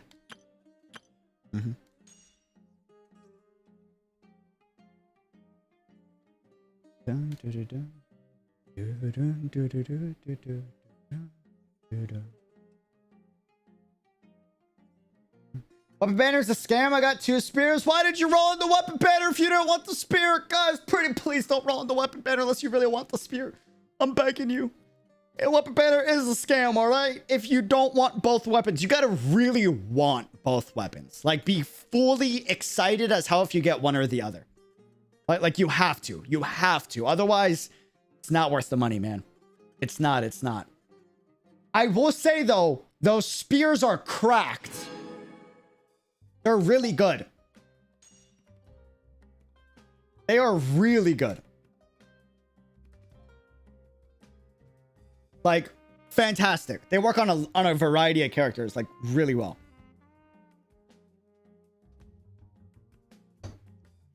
Yeah, you can give the polearm to Xiangling 100%, dude. Zhongli. How good is Shenhe's spear if I don't plan on pulling her? I'm gonna be honest with you. I pay attention to all the weapons and all the characters. The only weapon in this game I don't have any memory or recollection of if it was good or bad is Shenhe's spear. Bro, I don't even remember what it buffs.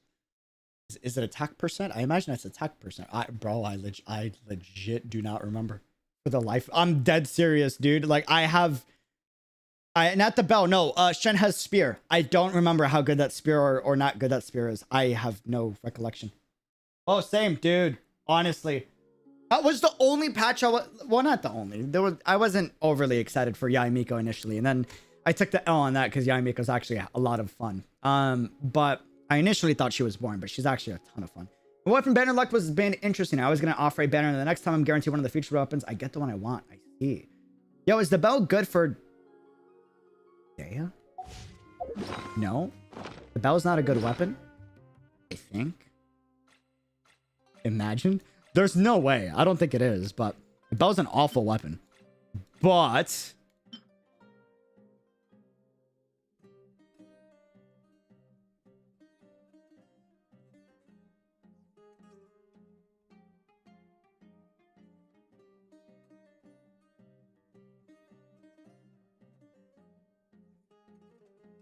yeah, the shield works against her, but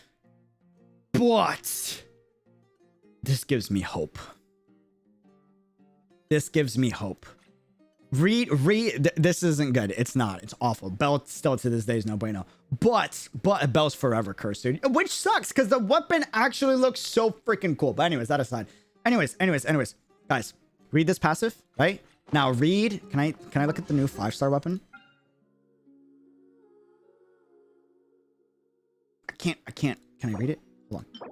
Yes, I can. Let's go. Okay, now read this one. Now read this one, okay? Bro. It's the same concept of taking damage to buff damage. This might be Hoyoverse's one thing they can't figure out, but it's something they might actually be trying to implement. But they don't know how to. Interesting.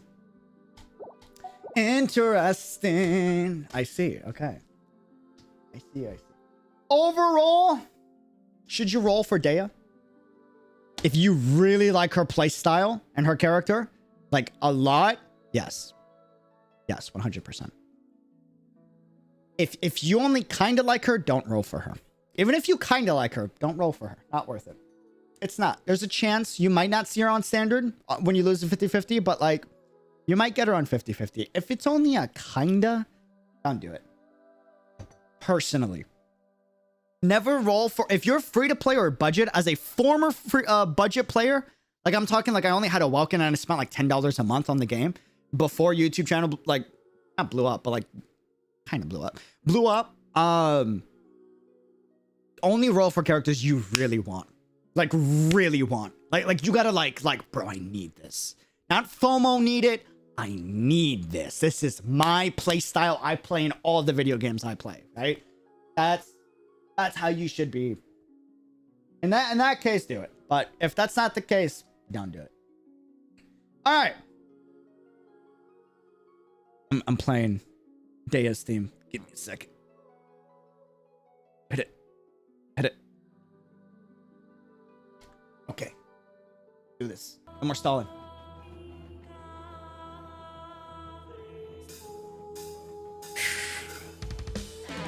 Alright, here's the ritual. 7 head pats. 7 belly rubs.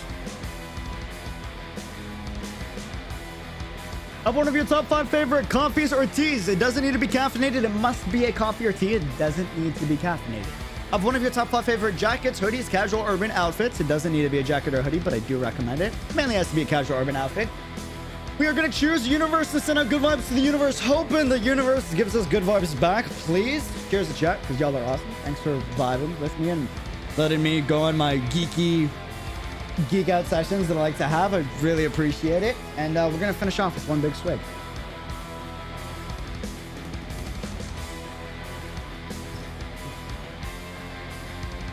All right. Let's do this. That's Cat. Welcome back for 9 months. Mars, thank you for the super good luck, boss, on the rolls. Lady Luck today, giving everyone W's now. We got, oh, you got both the weapon and Dehya. Let's go. W, congrats, dude. Hash, congrats on Dehya as well. All right, let's do this. Let's do this. Let's do this. First 10 roll.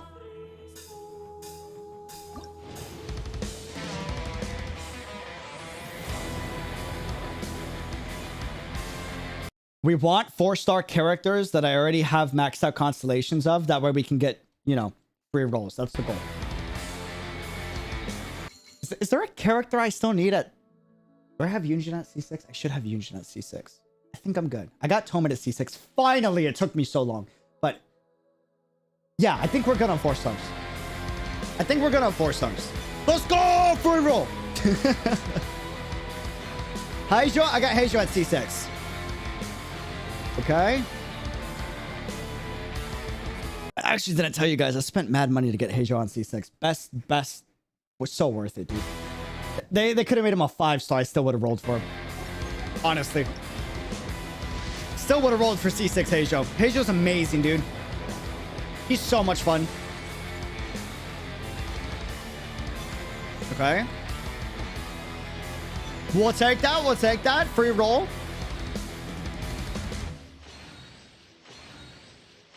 Okay, cool. Free roll. Here's 20. Here's 30. I'm predicting 70.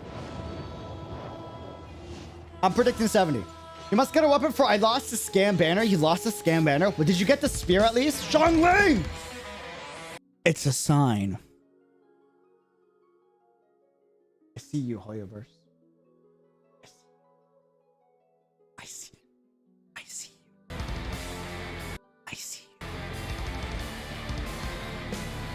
Oh, man. Hey, that's good. Hell yeah, 2 free rolls. We take that. This is... I lost count. Are we on 40? Are we on 50? I forgot.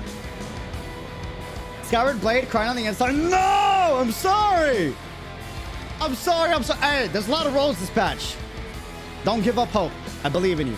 You got this. Okay. We're rolling. That's solid. We'll take that. Good. This is 60, I think. I predict 70.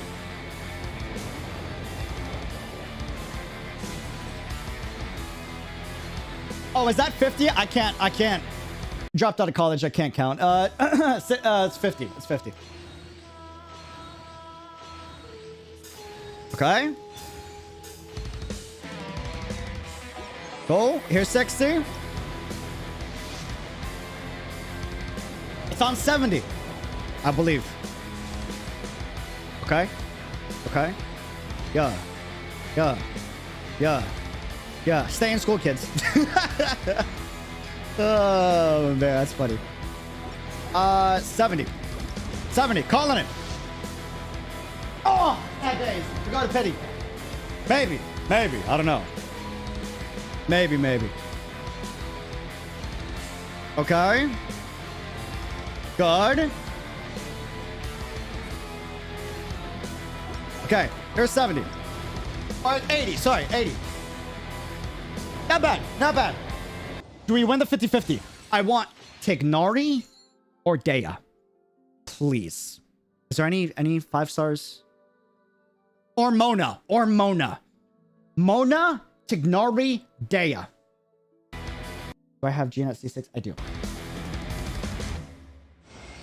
Let's go! W, baby! That's what I'm talking about! Yeah! Is it Mona C6? No. If it is, that's crazy. But no, I wish, bro. It took me like a year and a half to get my first Mona copy. Let's go! W! Okay. Character. Pain. Okay. Where is this at? Bro, that's such a W, bro. Oh, no, she is C6.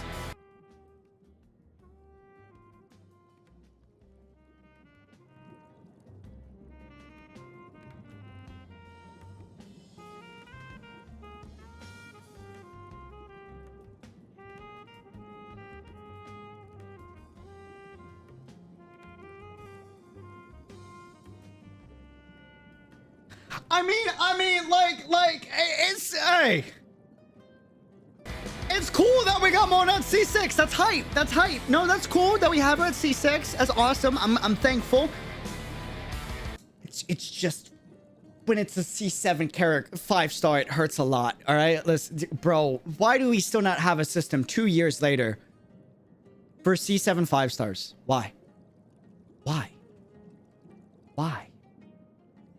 Why? Why? Yeah, I forgot I see 6 mod on 𝙃𝙖𝙪 patch. Was it last patch, Alvin? That's hype. It's just C7s hurt so much, bro, because there's no... Like, what do you get? 5 wishes? For a 5-star that can take up to 90 pity? There's gotta be a better system, bro. There's gotta be a better system. That's 5 wishes back? Like, you lost a 50-50 for 5 wishes? I'd rather get a 𝙃𝙀𝙀 Constellation than 5 wishes. I'm gonna be real with you. I'm gonna be real with you. It hurts a lot. It hurts a lot. All right. There is 90. 10 after pity reset. We're on guaranteed. Yeah. Yeah. He's gonna regret saying that now. My 𝙃𝙀's already C6. Already. I'm pretty sure. I'm pretty sure. Monkas. I'm pretty sure. I'm pretty sure. I'm pretty sure. I think. Right?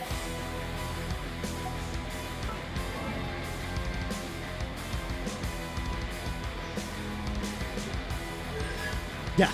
Yeah. Scary, man. Scary. Okay. 20 after reset. Guaranteed. I call 70 again. Okay. Okay. Okay. What are we predicting, fam? I call 70. Here is 30 after reset. We're on guarantee. Let's go! That is a W. That is a W. What is that, 110? That's good. We take those. That is good after reset. Yeah! Yeah! That's what I'm talking about. Oh, bro. Beauty. Beauty, beauty, beauty. Hell yeah. Okay. All right. All right. So now we go to the scary one. I want the spear or I want the claymore. I'm gonna keep going till I get the claymore, but ideally it's a W if I get either or. Why? The spear is effing amazing. If I can get a second or third copy, W. That is a W. The spear is great. The spear is absolutely fantastic. Yeah, let me see the path. Of course. Okay. Thank you for the reminder. All right. Let's do it. Let's do it. Let's do it. Spear or claymore? Preferably claymore. I'm going to keep rolling until I get one, but I do want a copy or two of the spear. Ready, set, go. Here's 10. 10 on weapon. Do not roll on the weapon banner. This banner is a scam. Only do it if you really want both weapons and both weapons are like amazing for you, okay? But besides that, it's a scam banner. You're gonna get scammed both times, okay? Don't do it. Don't do it. Don't do it, don't do it. I'm predicting 60 or 70. Here's 20. Okay. Set path, I already did. Path is set, path is set.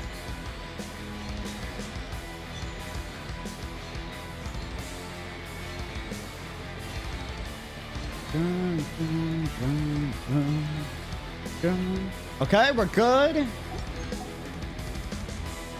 Also, besides Dragonbane, I guess Alley... How good is Alley Flash? I kind of want to build Alley Flash just because it looks cool, but I actually don't know. I heard the bow at R5 is actually pretty solid. I don't know. Let's see. Overall, it's alright 4-star. Not the best, to be honest. That's 30, I think. Okay. Ali Flash is amazing on Benny. Oh, really? Ah, okay. That's good to know. I got to build that then. Here is 40. I'm predicting 60 or 70.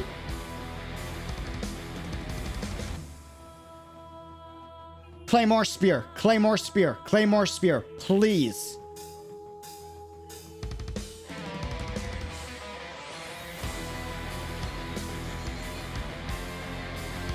Claymore Spear. Claymore Spear.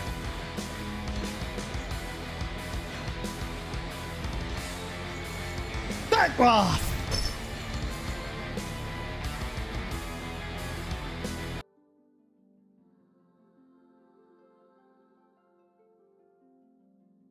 Skama's banner. I'm gonna let you know right now, all right? Skama's banner. I got baited so hard, bro. I got baited so hard. I saw a Claymore and then I saw the spikes. The moment I saw the spike, did you see how I went, oh, because I saw Claymore, and then before it even showed, I saw the spikes and my brain went Wolf's Gravestone. That thing is insane, right? I know it's a flex, but like I do have better Claymores, and this is an L for me.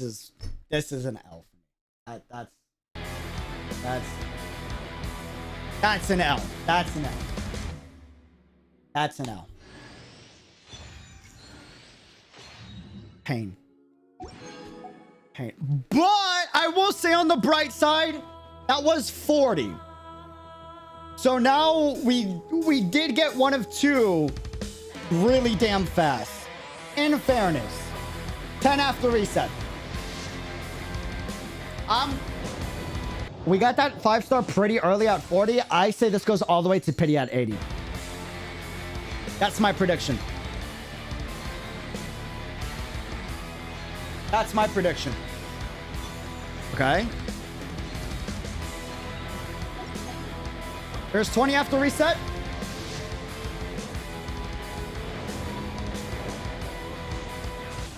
It literally does. Holy.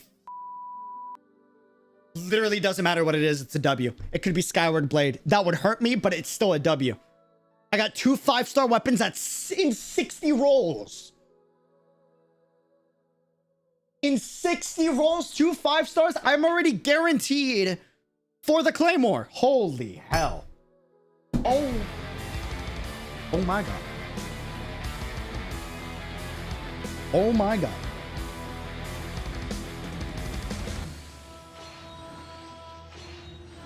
Oh my Lord.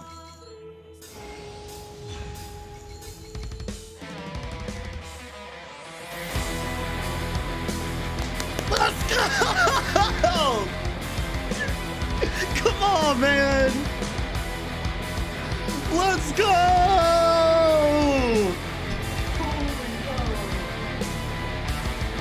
Oh, bro. Oh my God. At 60, in 60. Holy fudge. It's a scam banner. Hoyoverse knows you're watching. It's a scam banner. They're trying to trick you into pulling. Do not roll on the weapon. This is look away. I know this wasn't 60 pulls. They're trying to get you. They're trying to get you, fam. They're trying to get you. Ooh, Goro, that's nice. That's nice. Holy hell. That's such a W. It's actually insane. I'm shell shocked.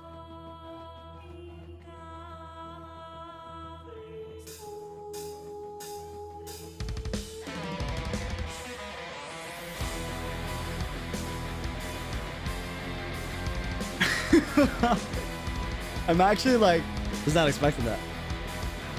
That's insane.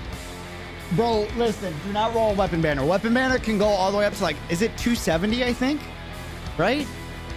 Is it 270? 80, 80, 160, 240. 240. 240 is the maximum pity to guarantee the weapon you want on weapon banner.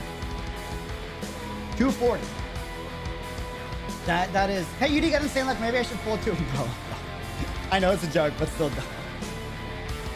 Oh. Bro.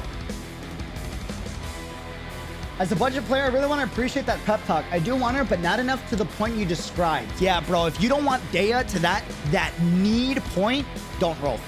And this is coming from a guy where, like, I love Dehya's place, right? But not worth it. Not worth it. She's not going to help with the meta, right? And if you don't need her, you don't love her playstyle, like adore her playstyle, never worth it, bro. If you're a free-to-play or budget. If you're a whale and you're responsible, like, it's your money. Do what you want to do. You know? Do what you want to do. But for the free-to-play and the budget players, do never roll on a 5-star character banner or a weapon banner unless you, like, want it. Like, that play style literally makes your gameplay feel so much more fun. And if it doesn't, not for you. Not for you, not for you. Happy day of release on the same day as my birthday. Bro, it's a W. Happy birthday, dude. And what's up? Cheers. Happy birthday, happy birthday. Cheers to a new year, man. Hell yeah. I kind of want to keep rolling on this banner because I do want another one of these. No, I need C2 Dehya. C2 Dehya. C2 Dehya. It's a sign. It's a sign. I gotta get C2 Dehya. Be responsible. I need C2 Dehya. It's a scam. I almost got tricked, and then my rational brain was like, oh hell no, that's a dumb idea. Called me a dummy. Dumb idea. I got what I needed. Now we just need C2. Okay. Ooh, okay. 2 rolls. We'll take that. This is 20 after reset. Okay. Is Yolana's weapon good? Yes, it's amazing. Really good. Really good. Okay. Good. Good. Awesome. Here is 30. I call 80. Why do I call 80? Because we got her in 110 and we got her 20 after a pity reset, which is insane. Okay. Okay. Free roll. We'll take that. Here is... Rita's not my wife.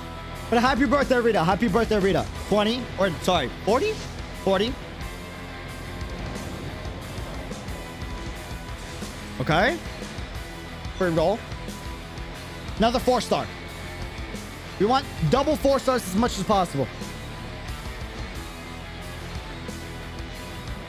Okay. Here's 50. Double 4-star. Nice. Give me another one. Another 4-star free rolls. Come on. It's not a character. I'll take the glitter, but it's not a character. That's not bad. That's good. That's good. That's good. Solid. Solid. Here's 60. I call 80.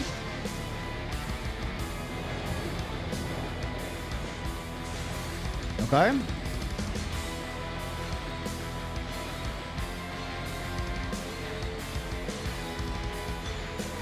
I have her at C6 already, but still W.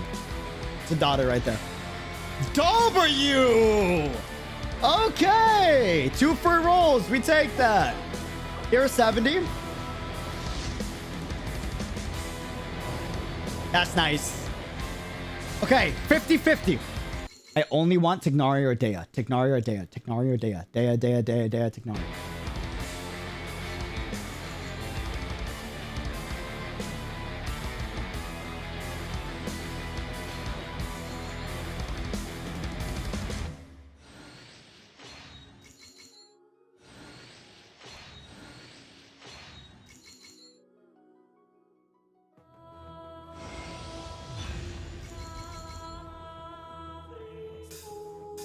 Is that C9 Mona? Bro.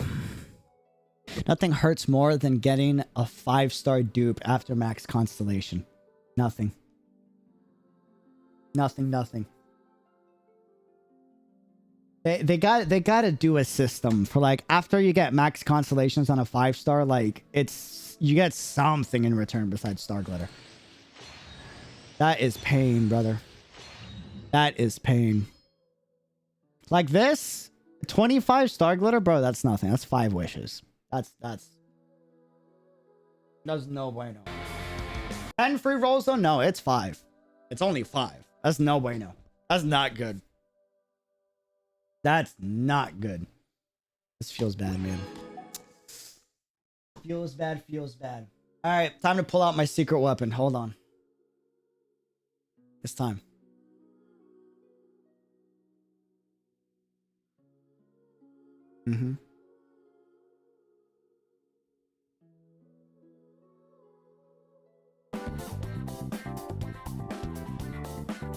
All right, fam. Gotta pull it out. Gotta pull it out. Gotta pull it out. It's time. Legendary Kamisato art. Swipey, swipey.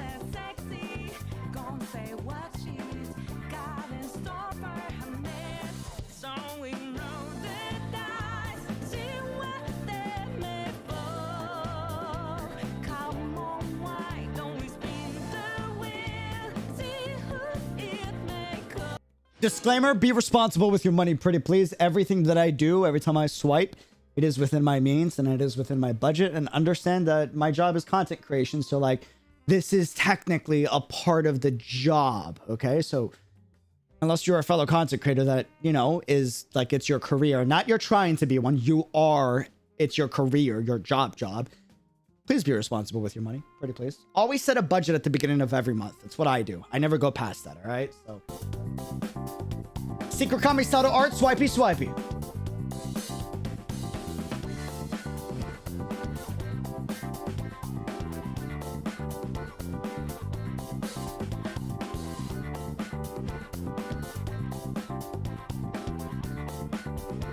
To my tax accountant, this is all business expenses, okay?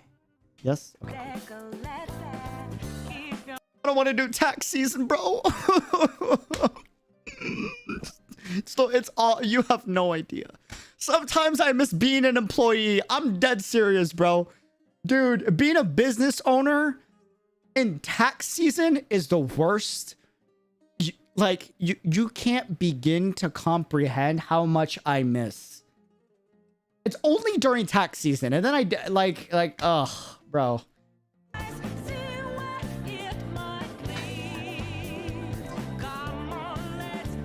Nobody wants to do tax season. You're not wrong, but being an employee for tax season is so much easier, dude. It's so much easier. Hire an accountant, even then, as a YouTuber, even if you have an accountant, they can't do the taxes for you because they don't know what counts as a business expense. Like most accountants can like, say you own a lawyer business or like a doctor business or a dentist business, right? Most accountants are like, oh, we know because we work with like, you know, accountants and all that stuff. So we know what's considered a business expense, bro. Accountants have no idea what's a business expense for YouTubers. They'll be like, well, why did you spend $100 on a mobile game? You know? Then you have to explain why. And then you have to have a back and forth dialogue as to why you did that. And is that really a business expense? So if we get audited, is that really like, are we really good? And then you got to have this dialogue. Like, bro, it's awful, dude. It's only for YouTube. It probably wouldn't be as bad if like you weren't, you know. Hey, UD, are the $15,000 a business? That's funny, bro. That's funny. Watch this, watch this. Kamisato art, swipey, swipey. You watch the magic. Boom. Magic. Okay, we continue on. Where are we at? Guaranteed. 10 after pity. Reset. We're on the guaranteed right now. I call 60. I call 60. I call 60. Yeah. Okay.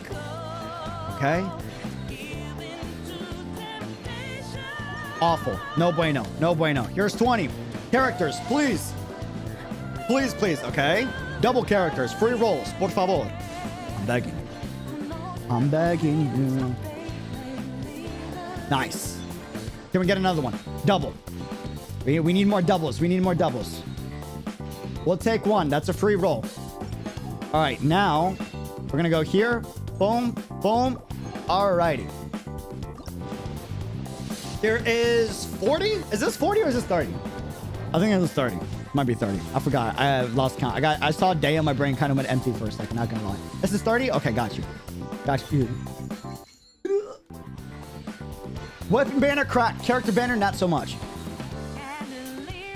Okay. Okay. Here's 40. After reset. We're on guaranteed. I still call 60. Character. Can we get another character?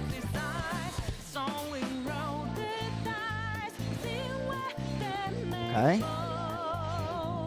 Awesome. We'll take that. Here's 50. I'm calling 60. Mythical's calling 70. Nice. Can we get another character? One more character. Come on. Bring it home. Bring it home. I believe. Here is 60. This is what I called. Damn. Pain. Pain. Pain. A lot of chats calling 70, though. I was wrong. I take the L on that one. Okay. Here is 70. Chat was wrong, too. Chat was wrong, too. No, we're going to max pity. Feels bad, man. Feels bad. Oh, the pain. Can we get two characters? Two characters. 2 4-stars, please. Bless. Okay, 2 free rolls. We'll take that. We'll take that. Here is 80. We're going to go to max pity. I feel it. I'll take 80. I'll take 80. This is guaranteed. Yes, we're guaranteed. Dehya, come home! Yo, can we get like a Dehya and like an off banner or a Dehya? Like double? I doubt it, but like, I don't think I've ever had it. No, I've had 1, 2 in a single multi. I don't think besides that. Dehya! There's C1. All right. This is where it gets spicy. Pity has been reset. We're on 50-50. We need one more Dehya copy. We need one more. We're on 50-50. There's 10. Her splash art's one of the best, by the way. I agree. Her splash art's freaking fantastic, dude. Sacrificial, okay. Give me a character. Give me a character. Come on. Pity is reset. We're on 50-50. That's 10. I'm calling 70. Okay. Here's 20. A lot of chat is saying 50. Some of the chat is saying 60 and 30. I'm calling 70. Okay. Character. Beautiful. Another character. No other character. All right, 1. Not bad. Here's 30. Double 4-star. Pretty please. We need free rolls. As much as we can get. Shenhe's coming next banner. I want Constellations. I take the L for saying Shenhe was boring. I was wrong. I was wrong. I was wrong. As someone that's been using Shenhe for a while with my Ayaka, I was heavily wrong. She's amazing. Okay. Here is 40.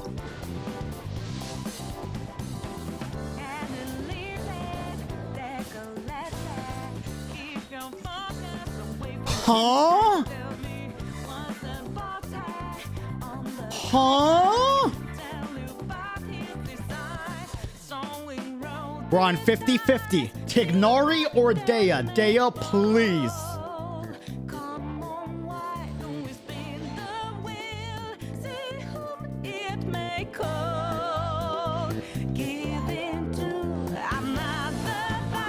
Let's go! Let's go! W! Go! That's what I'm talking about! That's what I'm talking about, baby! Oh my god! Let's freaking go! Oh, bro, that is such a freaking W. Bro, it like... Every day, I'm like, I can't believe I didn't C6 Tighnari. Not C16 Tighnari was the best decision I ever made, bro. And it hurt my soul to not C6 him because of how much fun I have with him. Bro, so glad I didn't C6 him. Is this C4? This dude, effing fantastic. But today was a win. Today was a win, dude. Huge. Huge, huge. So freaking happy. Oh my god. Bless. Okay. And that was at 40. That was actually really nice. That was at 40. Pity is reset. We're now on guaranteed. Here's 50 total, 10 after reset. Okay. Give me characters. Characters. Dude, that's such a W. Oh my god. The amount of like hype in my brain. It's so hard to snipe a specific standard value character you want. That's an awful multi. Here's 20. I'm calling 70. We might actually, I'm calling 90 because we got Tighnari at 40 and that's insane. I'm calling max pity to balance it out. One character. A lot of chat is saying 50. Some of chat is saying 30. So 30 and 50 is the two most that I keep seeing. Here is 30, I think. Characters. Okay. Nice, that's one. Some star glitter, we'll take it. Can we get another character? Okay. Here is 40. Double characters, pretty please. Double. There's one. Get me two. Get me two. I got Dehya home and Tighnari as a bonus. Let's go, baby. That's what I'm talking about. Yeah, congratulations, my dude. Okay, this is 50, I believe. I'm calling 80 or 90 because we got Tighnari at 40, which is nuts. Okay. There's one.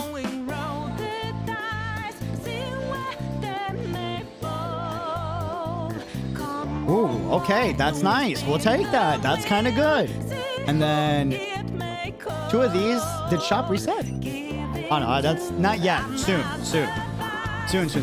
Oh, Kamisada art swipey. It's the final swipey. It's the final one. The final one.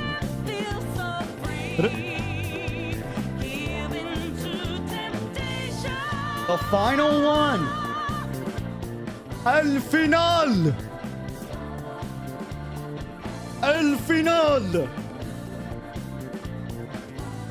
Okay, this is it. Magic trick. There we go. All right. This is 60. I'm calling 80. I might be right. Are you gonna build her? I'm heavy building her. Heavy. Don't care if she's bad. I'm a copium, like, still want to play her. Because her kit's so much fun. Even though she's bad, I admit to it. I've seen her kit. Don't care. She's hella fun. Okay. Cool. Here is 70. I'm saying 80. Yeah, her playstyle is a ton of fun. It is. Like, genuinely. Ooh.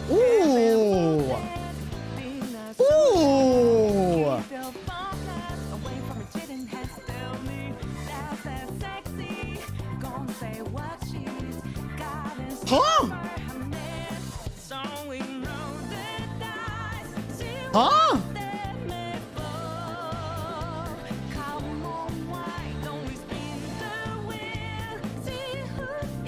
That's such a cracked multi!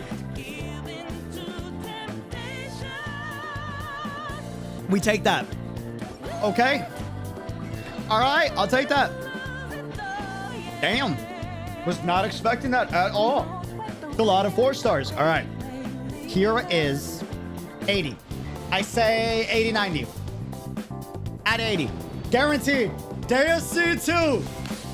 Come on, baby. That's what I'm talking, bro. Come on, man. Beauty. Can we... Maybe another day or Tighnari. It'd be wild. I don't think so, but that'd be wild. That'd be kind of crazy. Hopefully, maybe. Maybe. No? Okay. We'll take it. We'll take it. We'll take it. We'll take it. All right. Overall, how many rolls is that total? That is... I lost count on character. All I know is we got the weapon in 60. Character banner overall was pretty bad in luck. Weapon banner was effing cracked. Effing insane. We got the weapon we wanted in 60, and we got a Wolf's Gravestone in 60. Like Wolf's Gravestone and Beacon of the Red Sea, both in 60 rolls, which is insane. You're funding the majority of her banner, not gonna lie. Proudly. Proudly, proudly. Proudly, proudly, proudly. 380, 440 combined. For C2 Dehya, her weapon.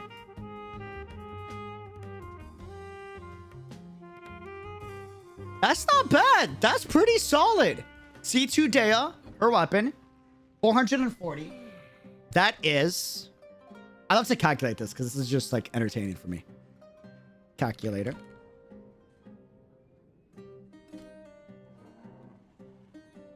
$440 minus 60 for C2 divided by 180. That's about average luck on a banner. This is average. Very average for character. 2.1, very average. Very, very average for C2 Dehya, right? It's like...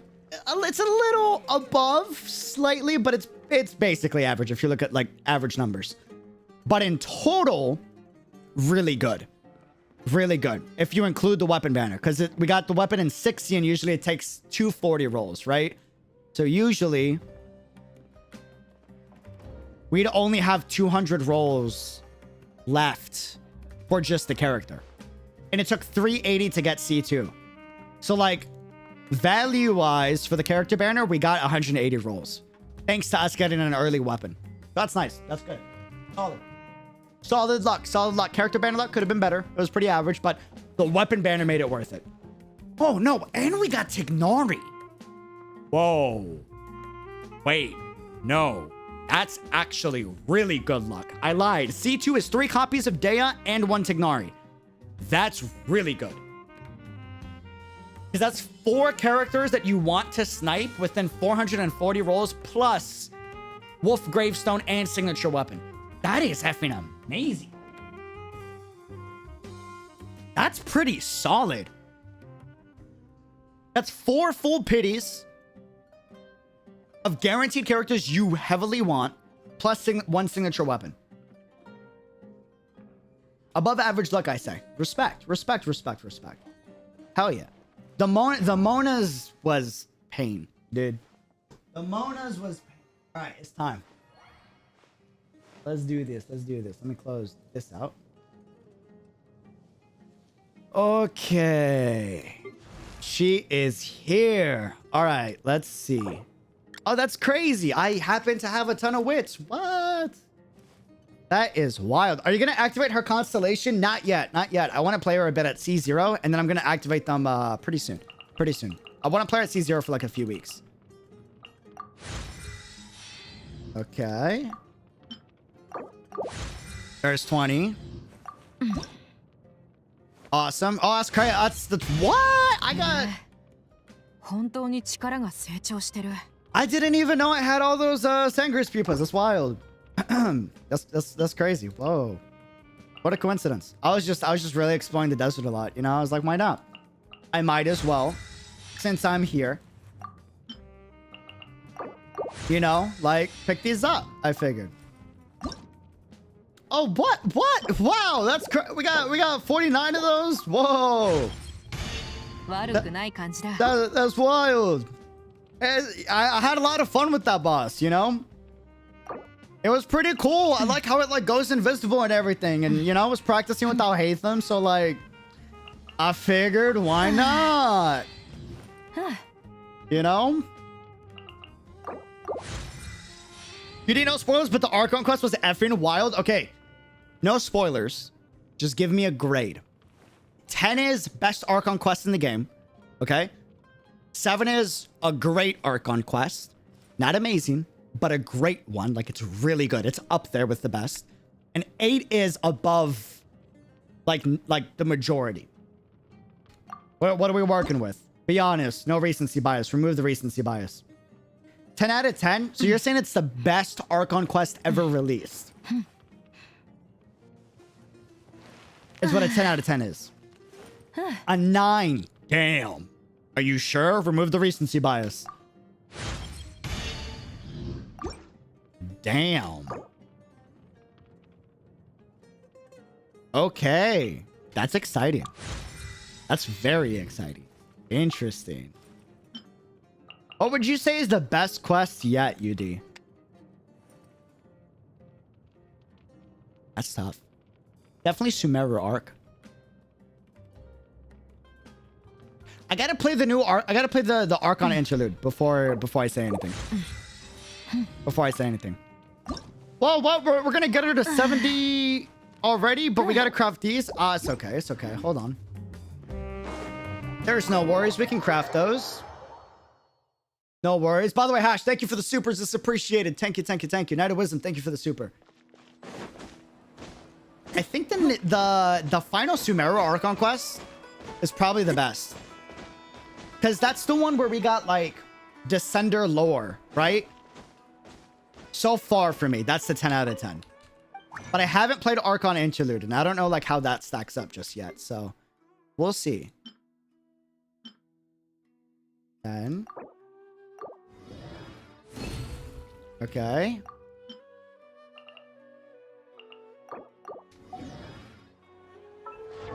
Okay, and then... Look at that! We got her to 70! Whoa! Already!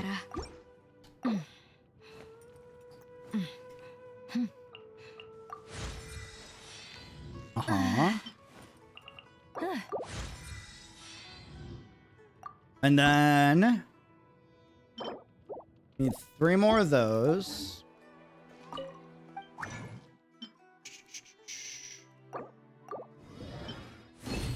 Might need 1 more of these. Do I need another one? Pain. Hold on. Convert. Definitely converting 2 geos. 100%. Okay, and then I will convert one of these. And I am gonna craft 2 of these.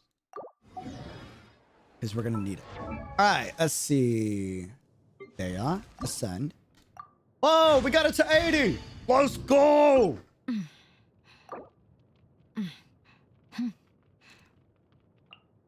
Okay. 79. 80. And then I need 6 of these, and I gotta craft a ton of these. So, kind of sus that she takes the materials of eremites. That is a little sus, I'm not gonna lie. Just a bit. Just a bit. Craft these. Nice, good. 5 bonus. Craft these.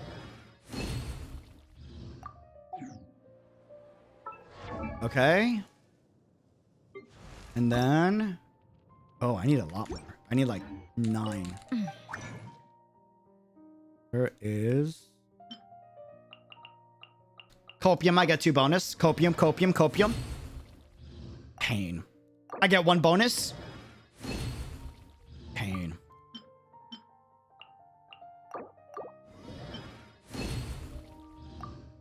I get 2 bonus. Pain. Okay, that should be good though. I think. I might need gold. I might need the huge fire gems. 6 of those. So, for that, we are going to... I'm gonna need this. I'm keeping that. Hold on. Let's convert...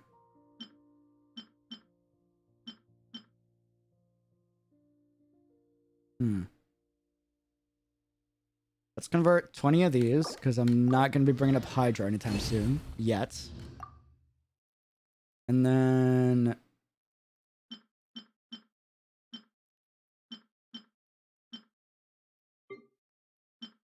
7. 3. I'm gonna need 3 more.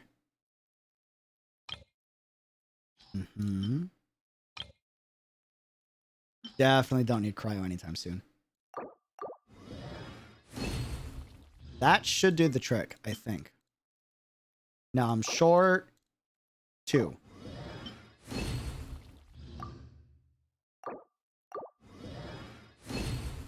Okay.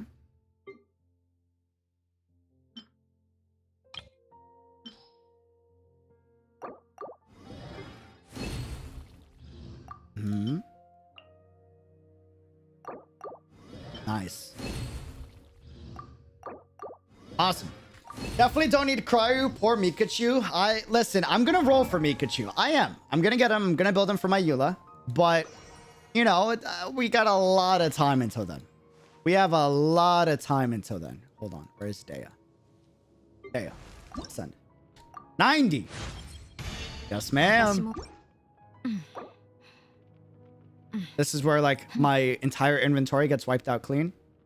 Ugh, 170. Pain.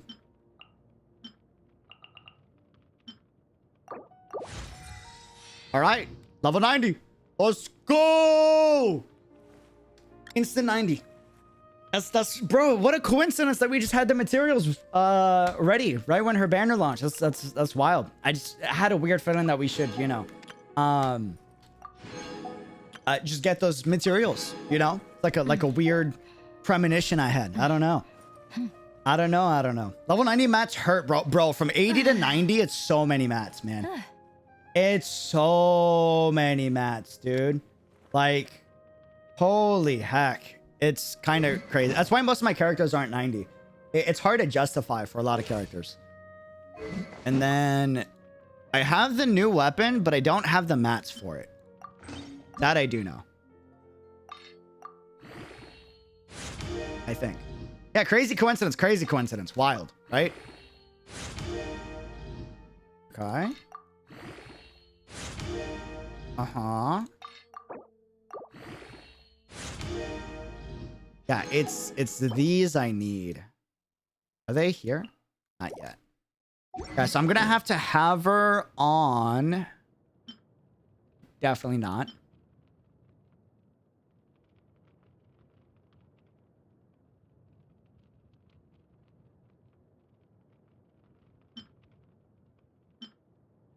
Maybe Wolf's Gravestone?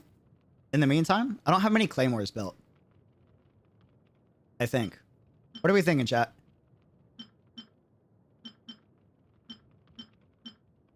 The base attack on this is so much higher, though. So much higher. Probably gonna go Red Horn Stone Thresher for now, maybe? But then you don't get the buff, is the only issue. That is the only... wow. Stone Thresher looks good on her, actually. Whoa, that's actually kind of insane. It matches her color palette beautifully. Probably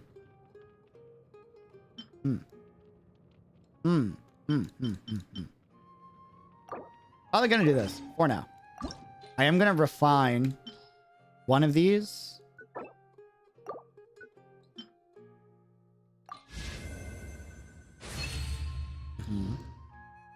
I lied. I'm refining 2 of these. I want to keep the other one for another character. Yes. Yes, that's the move. You know when we're doing the interlude? Wait, what's today? Today's Tuesday. I'm thinking this weekend. Hopefully is the plan. I just don't know when. It might be Friday or Saturday, which for some of you guys is Saturday or Sunday, depending on time zones. We have C2, right? We got C2. Awesome. Artifacts. Humu. We're gonna try...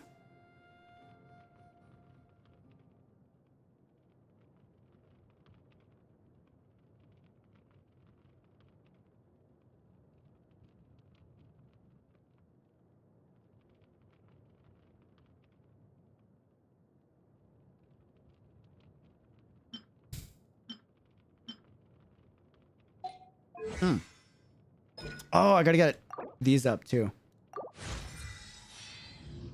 Okay. Probably her skill wants to be... Actually, no. With how I'm gonna build her, I'm probably gonna... For now... Yeah. For now, I'm probably going to build her to be... I gotta kill more Eremites? No way! Really? Wow. Oh, because 𝙃𝙖𝙪 required a ton too. 𝙃𝙖𝙪 definitely took out the vault.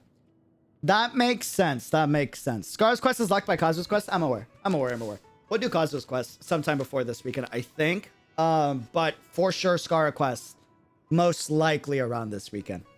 I'm just not sure where. Buy them out from the shop. Ooh. I think I got them already. I did. Oh, wait, hold on. Okay. Kind of a waste to do that, to be honest. Gonna do it anyways. Kidding. Dehya.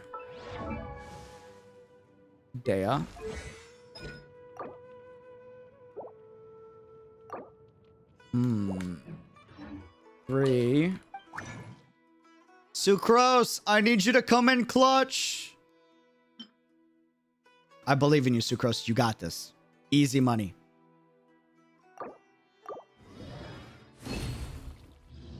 Not that great, but we'll take it.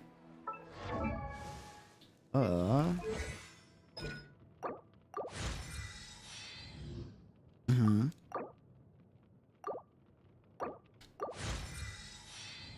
Mhm.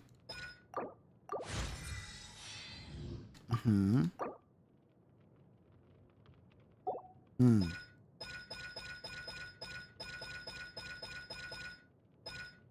Humu.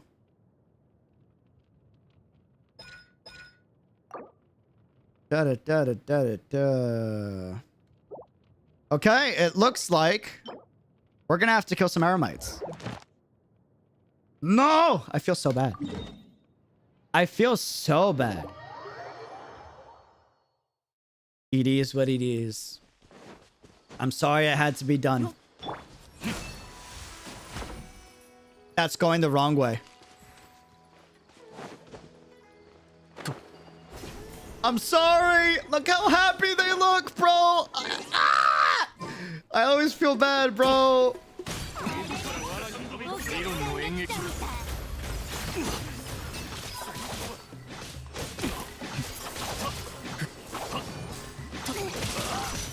Oh, sure.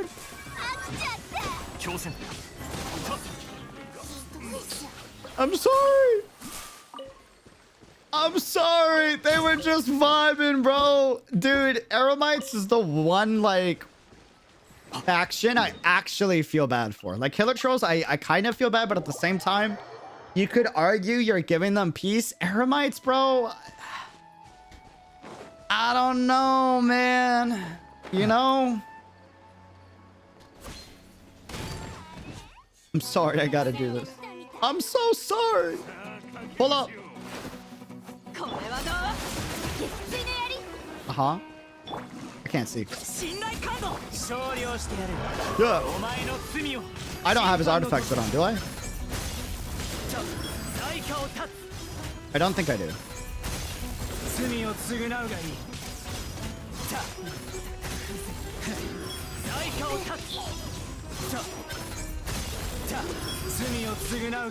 Does 𝙃𝙖𝙪 have a set? Yeah. I figured. 𝙃𝙖𝙪? Yep. That makes sense. That's even canonically accurate too. Beautiful. That day at 76 pity, not that great, but I'll take it. 1 Tighnari C1, nice. And Sino later, I'm gonna aim for Dehya C1. Really? Interesting. Do you think that's worth it?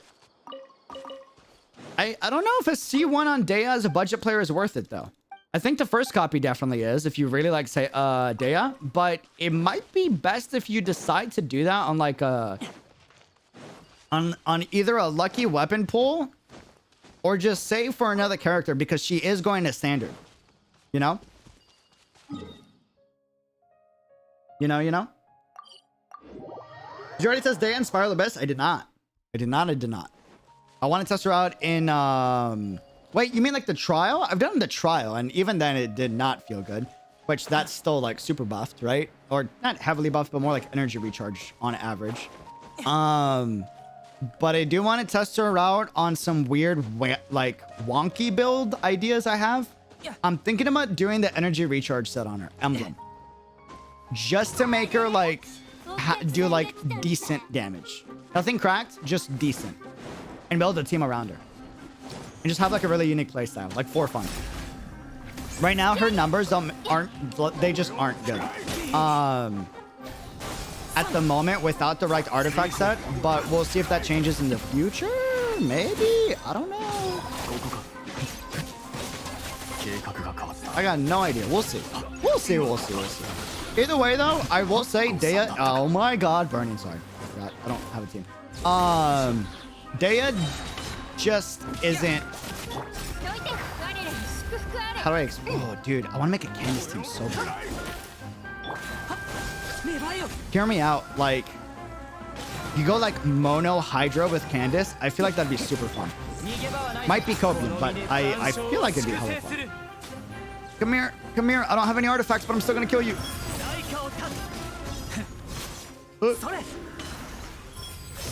Thank you for your materials. It is appreciated. Yeah, Dehya's super fun, but not strong. 100%. I, like, just playing in the trial, it's clear as day. She could be better. She needs a good artifact set in order to make her scaling make sense. You know? Jeez, people already kick out Dehya in the co-op. That's so dumb. That's so dumb. If you kick Dehya out of co-op, that is probably the most brain-dead thing ever. I will say that. Yeah, she's not great, but like, bro, for domains or weekly bosses, really? Huh? Like, whoa, like, bro, what? Dehya's gonna ruin your clear time by like maybe an extra 10 seconds on a like. If there was co-op in Spiral Abyss, I totally understand, maybe, but like, really? Damn. Okay. That is interesting. That is fascinating. 10 months, let's go! Congrats on 10 months, welcome back! Also hype for Dehya as well. Yeah. Yeah, domains are easy, bro. Like, huh? I tried her as a replacement for Zhongli on floor 12. She did fine as a tank. Ooh, what did you do? What did you do? What did you do? She can't replace Zhongli because Zhongli just does too much. But, like, if she just works, like, that's fine, right? What was your team comp and all that, if you don't mind me asking? I have a weird wonky... I have, like, 2 to 3 weird wonky build ideas for her. Like, really, really wonky stuff. Super off-meta. But, like, just super fun, you know?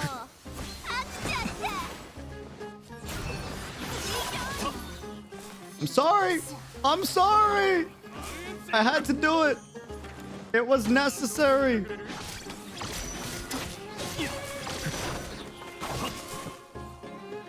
Oh, you're still alive? My fault. I used Dehya with Radiant, Kazuha, and Nahida. Dehya was just there to mitigate damage. Damn. You did it on floor 12? That's not bad, actually. Fascinating. What's your Dehya at, if you don't mind me asking? Like level 90, level 80, level 70? What build set are you using? That is fascinating. I think that is all the mats here. Okay. Same, going for Burgeon. EM is easier to build and optimizing crit stats. I'm definitely not gonna go crit on Dehya, but I am considering an ER build for funsies. And then also, I have not explored that. What was the other one? A Burgeon HP build, which don't think that's going to be the best, but I do want to try it nonetheless. Which talent do we max first on Dehya? Depends what build you're going for, but like on average, I would imagine Like, I think she would be pretty good on a mono hydro or mono pyro Kazuha team. So like you go 3 pyro and then like Kazuha's your 4th member. Because her E, even though it takes long, 2.5 seconds, Kazuha's ult will still pick up the pyro from Dehya's E, right? You trigger Viridescent, mono pyro, you should be doing pretty solid damage. You bring in like Xiangling and Bennett. I feel like that's solid. You'll get through. You'll get through. You know, Spiral Abyss 12. Come here. Come here. Ah, rude. Rude. Oh wait, they got. Oh, this is gonna be fun to watch. Hold on, just watch. Isn't that so satisfying, friend? There's something satisfying about having like 2 elements on the field, and you just. I don't have healers. And watching 𝙃𝙖𝙪 pop an ult on them, and you just see like how that goes. This is Cyno with no artifacts. Watch.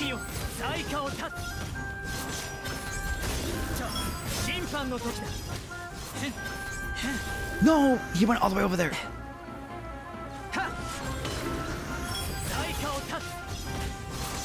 That is a Cyno with no artifacts at all.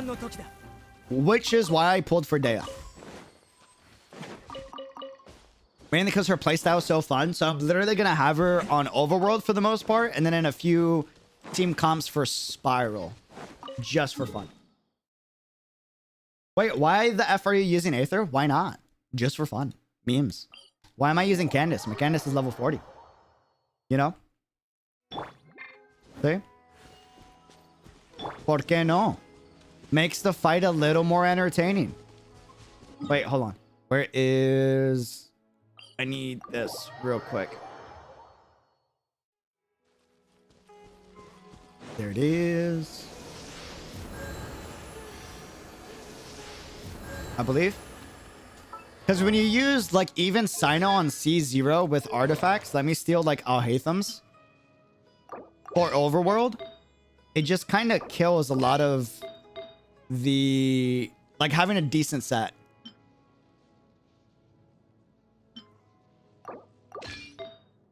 That's Copium, but I'll take it. Wait, actually no, there should be a better. Where's Raiden? Raiden? Okay. Ooh. Ooh, I'm gonna take that. Okay. And then yeah.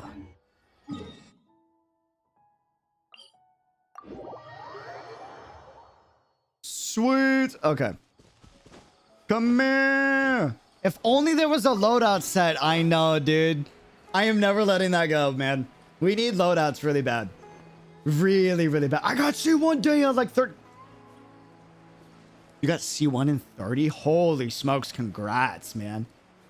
Congrats, congrats. Damn. So you saw Cyno without artifacts? This is Cyno with artifacts. Here's the difference. 1, 2, 3, 4. 1, 2.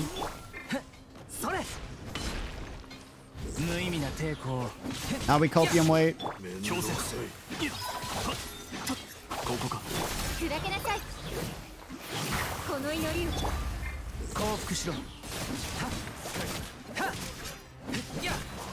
And that's like Cyno has no damage on auto attacks and no damage on skill. Like none at all, right? So when you pop ultimate, this is what artifacts looks like. Should have waited.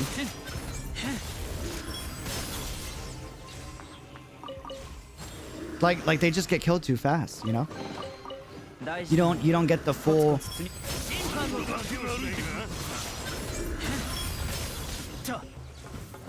And then they can't fight back. It's just not as entertaining in my opinion. This is 𝙃𝙃𝙪 with no artifacts.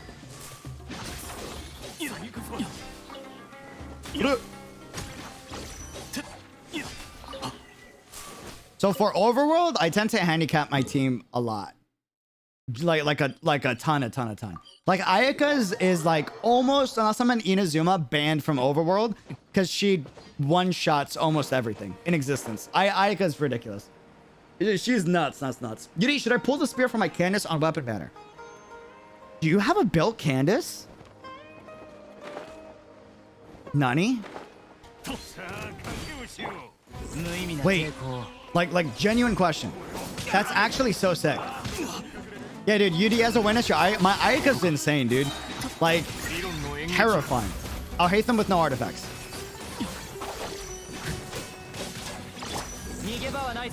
And then Sino with artifacts. Oh, hi. See? This is why you gotta handicap yourself. I can't move. They just die. They just die. Candace built but needs a bit more work. Dude, that's awesome. I want to do I was wondering if you could do like a bloom team with Candace. To like trigger more blooms and keep Hydro on your normal attacks. To have like a Hydro driver, right? And have like Candace be like your mitigator for a lot of attacks. So like the thought process was for fun, Candace, Nilo, and then Yao, Nahida. I feel like that'd be a sick team. Has anyone tried that? I guess that's kind of whale because you need Nahida and Nilo. But I don't know. That sounds super fun in my brain.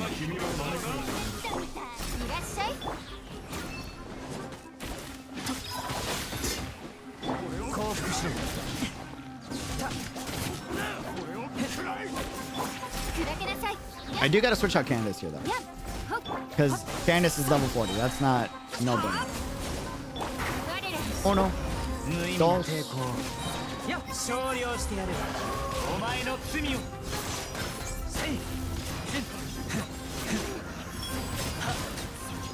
Yo!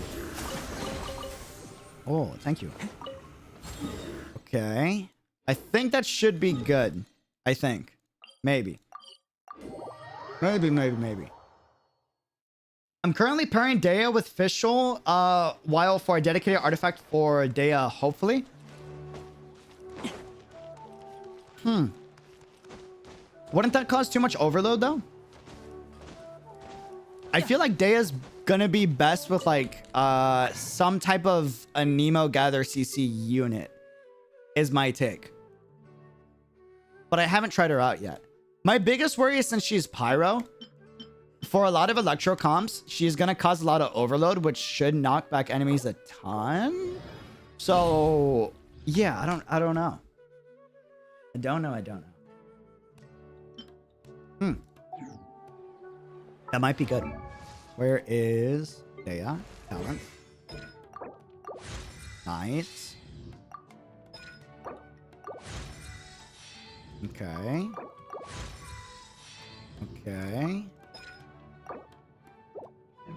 I'm gonna need... Let's see. Bring this up to 6.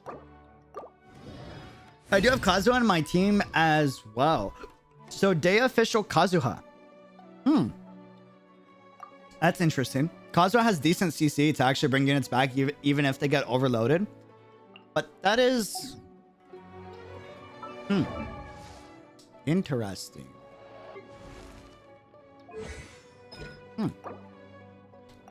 And Bennett. Bennett Dehya is like a must in my... Well, not a must. I take that back. It's not a must. It's not necessary. But I feel like they'd make a very good pairing. I think. I'm going to need to kill more Eremites. I want to bring Dehya up to talent level skill 6. And see how she does with an energy recharge build. If you're trying to redeem mats, try Dory. Wait, does Dory do something different than Sucrose? Or, like, is it better than the 10% double buff? Best luck I've had so far is getting Yelan's weapon last patch at 23. Damn, that is a W, dude. Holy smokes. That's a... Wait. Don't notice me. Don't perceive me. I forgot to switch teammates. Wait, hold on. just to kill them a little bit quicker. I am gonna actually have a mediocre team.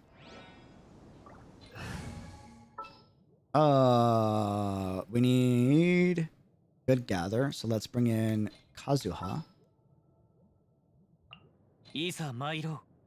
Gonna put 𝙃𝙖𝙪 here.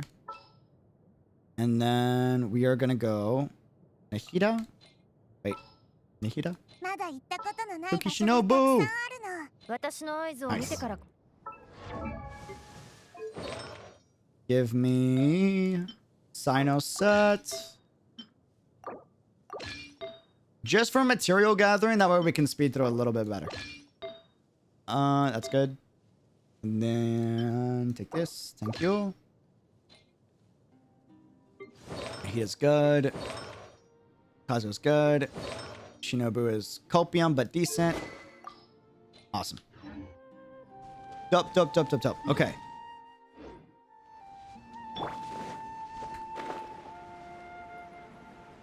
Let's see how this goes. Oh, dude, have you guys seen the, what was it? The Tartaglia 𝙃𝙀𝙀 team comp? It's not the best because 𝙃𝙀𝙀 does take up a lot of time and Tartaglia also takes up a lot of time, but it's super entertaining because you're getting a ton of blooms and then you have Nahida and who is it? Is it 𝙃𝙀𝙀𝙀? It might be 𝙃𝙀𝙀𝙀𝙀. Maybe. I need you down. Thank you. New.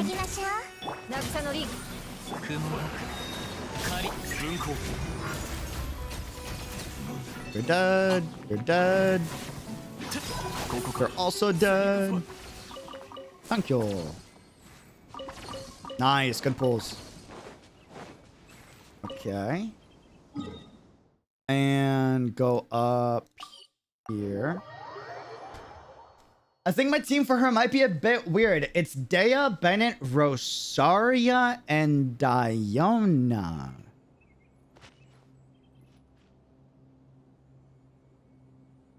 Who is your main damage? Are you going for Rosaria? Oh, that's spooky. What's up?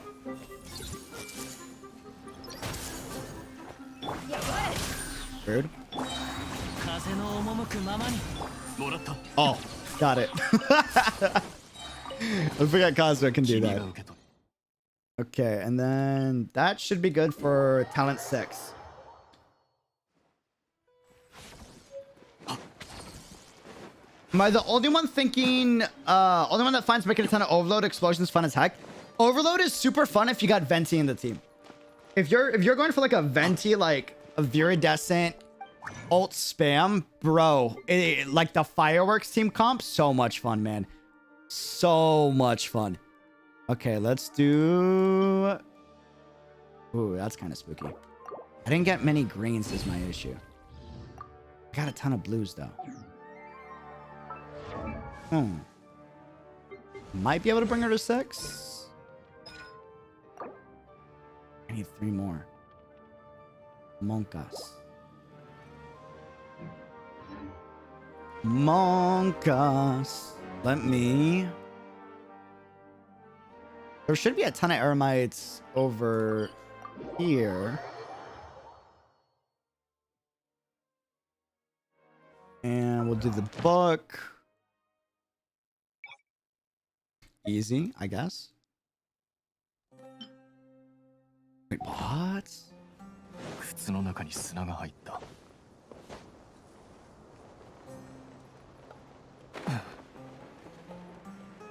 See, bro, Eremites are so happy, man. It feels bad. He's just jamming to... Is that a sitar? My guy's just jamming. He's having a good time. I really thought he was alone for a second.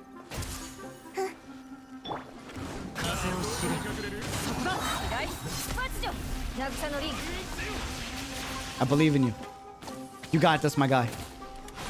You got this. It's the 𝙃𝙀𝙀𝙀𝙀 elevator attack. Okay. I'll take these. And then there should be another camp over... No, over here. I have 𝙃𝙀𝙀, 𝙃𝙀𝙀 C6, 𝙃𝙀𝙀 Traveler, and 𝙃𝙀𝙀 C1. Which is the best team with Dehya? 𝙃𝙀𝙀, 𝙃𝙀𝙀, 𝙃𝙀𝙀 Traveler, 𝙃𝙀𝙀. You could do like I don't know if this is gonna be good. Probably not. But how built is your 𝙃𝙀𝙀? Dude, 𝙃𝙀𝙀 is one of the best additions to the game because it adds so much flexibility to the game. Because she's actually a really good reaction enabler. And also a fantastic healer at the same time. Right? So there's a lot of comps you can do with 𝙃𝙀𝙀.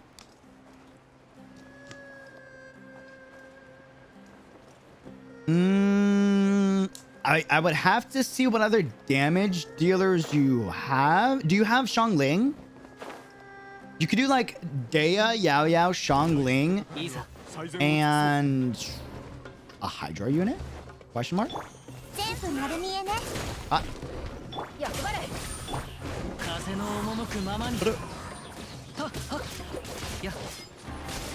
Thank you. Oh. Okay, this should be good. I think. I actually tried Dehya out. I lost my 54 Dehya, but I got my first Diluc after a year. Wait, is this your first Diluc? Diluc's actually a blast. If it wasn't for Eula and Dehya, Diluc's still a blast. I still miss him from time to time. I don't play him as much because I don't have him built on this account because my original account got locked out of. And I'm a little annoyed that I have to rebuild him. But he's actually a ton of fun. To this day. In my opinion. I believe. Dupes. No bonus. Sad. My 𝙃𝙀𝙀 is mostly built for support with 35k HP. I mean, that's fine. She can still enable reactions. Maybe have like Kuki Shinobu if you have her with the EM set. Okay, this should bring this to 6. Oh, I need books. Magic trick, magic trick. Hold on. Wait a second.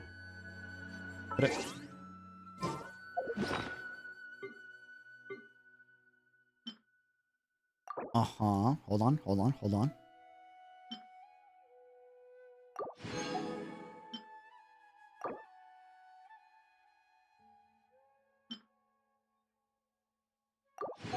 Awesome. Magic trick complete. Where is... Okay, that's fine. Hey, you dudes, another episode of Untitled Podcast in the works. I'm glad y'all like the podcast, by the way. I'll be honest with you. The three of us together, our schedules don't line up right now at the moment with everything that we're tackling project-wise, like besides our just streams and videos. So because of that, we're kind of taking like a hiatus from the Untitled Podcast for a bit, me, Fang, and Island. But I will be announcing a podcast here on this channel pretty soon. Pretty soon. No, it's not finalized just yet. I got 2 different concepts for the podcast that I'm going to go with. I just don't know which direction I want to go. But I'm going to ask you without biasing you, without any bias, if I were to do a podcast on this channel, what content do you want to see discussed on the podcast? And it could be anything. It could be anything.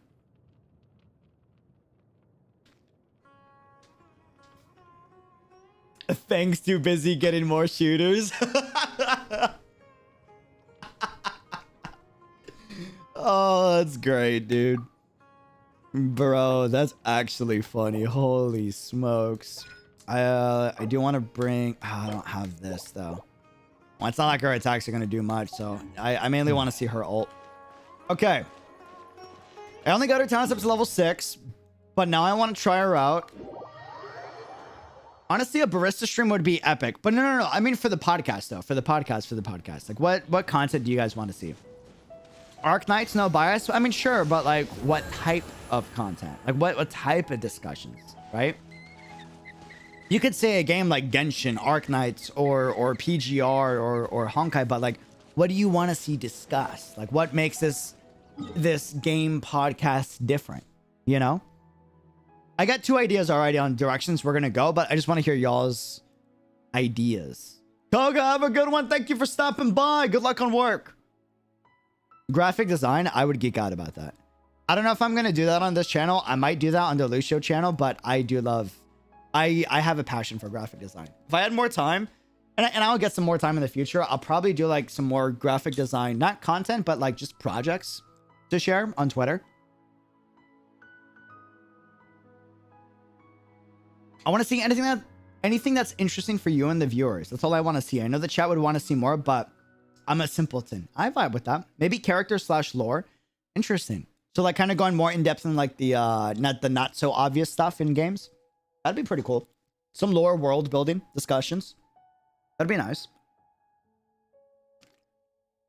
Okay, where's my favorite samurai? Or maybe not my favorite, but one of my favorites. Is it Serpent's Head? Not Serpent's Head. It is Hatra Tuna, I think. Okay, here is the concept. Dehya. And then I really want her to have her weapon. Like badly. Let me kill one more Aramite. Let me kill one more Aramite. Just to see if I can at least bring the weapon up to 60. If I have a few blues. UD, as a fellow graphic designer, I would love to talk to you about games graphic designs. I want to do a lot of that on Lucio's channel.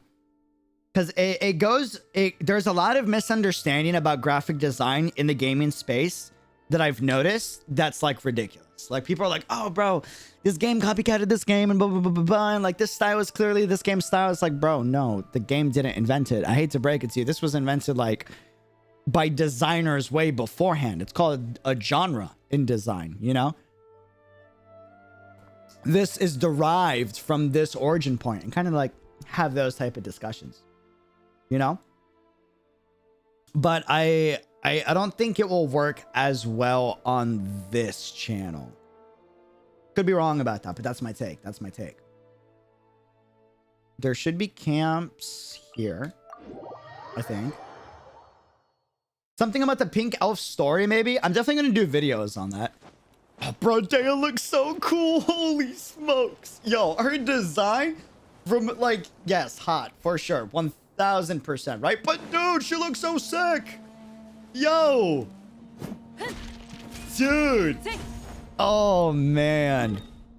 Okay. There's a camp.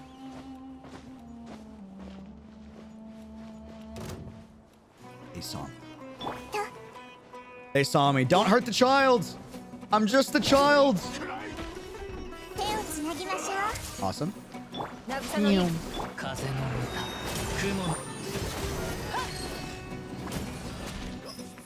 Go. See, so like, did you see how fast we killed everything? That's not just Dehya, that's like reaction damage, but in terms of overworld exploration, if you really like Dehya's playstyle, like a ton, like you love it, right? It's still worth pulling for just because things die so easily in the overworld, and that's not changing anytime soon. But in terms of like for Spiral, you have to really like her playstyle to justify worth pulling her, right? Because she's not going to be able to pump out that much damage, and she can get like out replaced by so many different things. But for overworld, bro, like it doesn't. It literally doesn't. Like at all. Like I have no points in her damage at all.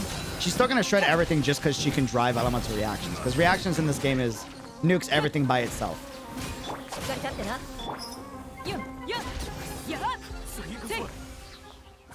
To be honest, Kazuya did most of the work. Oh, 1000%. Most of the reactions are coming from Kuki Shinobu, Nahida EM boosting, and Kazuya EM boosting. But that's my point, is like, this isn't like a one character game, you know? And her animations are so sick. So like for overworld exploration, that's why I pulled for it. Because I truly enjoy this gameplay style a ton. But in terms of like meta, no, she's not where she needs to be at. She needs a lot of work. Her numbers need to be better, and her artifacts she's got to get an artifact set. Yeah, Dehya's design is sick, but her animations are great too. Yes, 1000%. Okay, this should be enough for weapon enhance. Okay. I'm hoping I can bring this up to 70. I don't think I can, but it would be nice.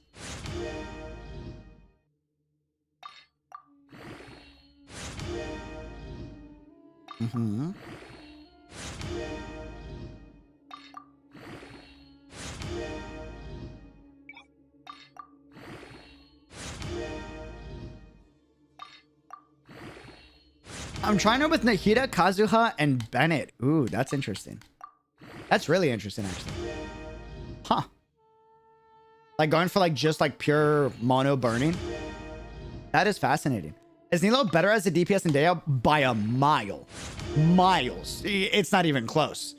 Dehya's in nowhere like 1000%. Dehya, you can't compare Dehya to any other character at the moment, especially in DPS. It's not even up for debate, right? You should only be pulling for Dehya if you really like her playstyle. That's it. And you build around her. That's the main reason why you should pull for Dehya. If you really love her playstyle, you know? I might be able to bring it to 60. Copia, maybe. I don't know. Potentially. Well, let's try out Wolf's Gravestone 4 now. Actually, the base stats of Stone Thresher might be better just because it's 20 levels higher. Potentially. We'll see. Okay, here is the thought process. This is like not maxed out talents. 661. Nahida, Kazuha, and Kukishinobu.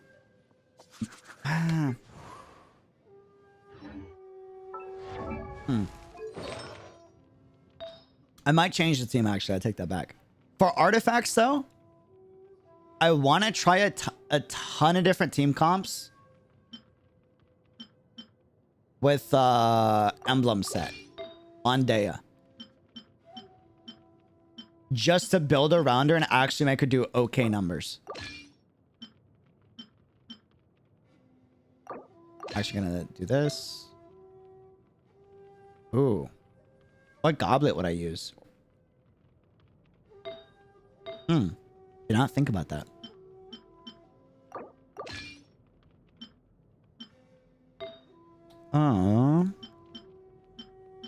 Pyro?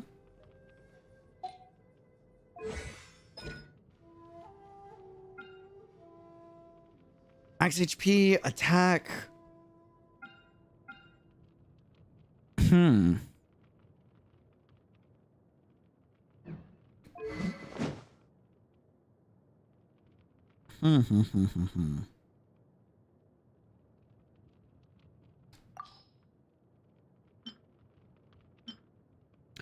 %, 457, 480, 120, 160, 160, 610, 542.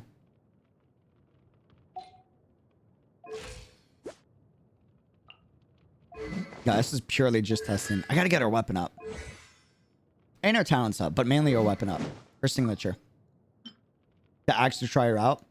But let's see how this goes. 3... Let's see. HP. Could do HP. Maybe. Nah, if I'm gonna go with what I'm trying to build, ER or EM might be better. Oh, no, HP could be good.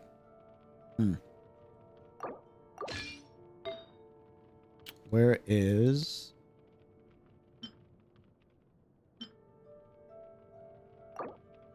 I just want to see this. Nahida, Kazuha, Kuki Shinobu. Party setup.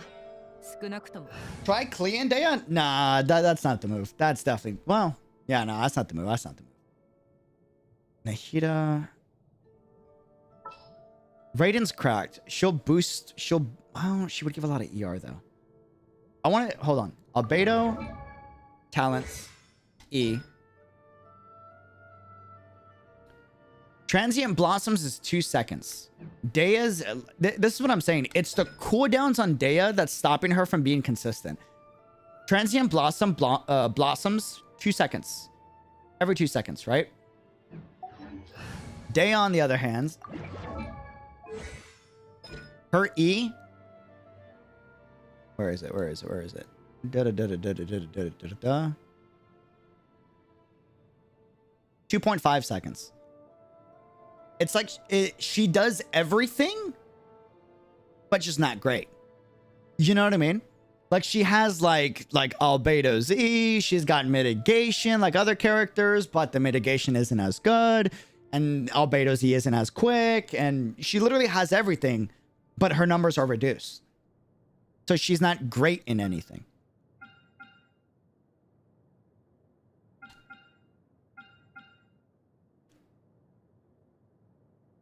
Max HP attack. HP. Vitamin blood maximum on 200% max HP. Hmm. Hmm. Hmm. Hmm. Mm-hmm.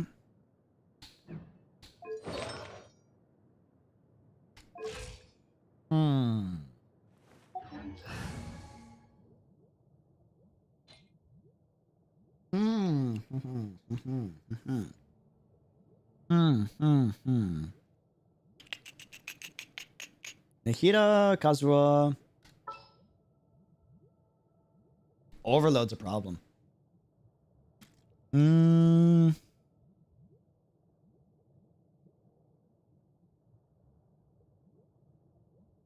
Hmm.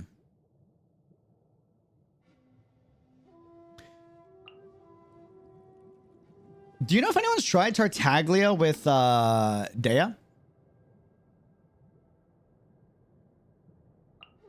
Because Tartaglia has really weird procs, right? No, but if Tartaglia is procking with Beto and Fischl, then his timing's not going to work with Dehya's E. Because as far as I'm aware, Dehya's E doesn't, or Dehya just in general doesn't work with Beta. Right? You did in a Virgin comp with the Flower of Paradise Lost set be good on Dehya. So here's my, I don't know what's good or not just yet, but here's some things that I want to try, right? I want to try a few team comps with an emblem set going to try to make Dehya do okay damage on her ultimate. And have good energy recharge, as well as helping able to proc some reactions is one concept I want to try, right? Another concept I want to try is Flowers of Paradise Lost, because it's increasing elemental mastery and it's also increasing virgin reaction damage by a ton. I want to see how good this is. Looking at the numbers, I don't think it's going to be that hot, to be honest with you. She needs like her own artifact set, but I do want to try it. The other thing I was considering is a mitigation like alt burst support, but with 4-piece Millilith. Or could, ooh, what a,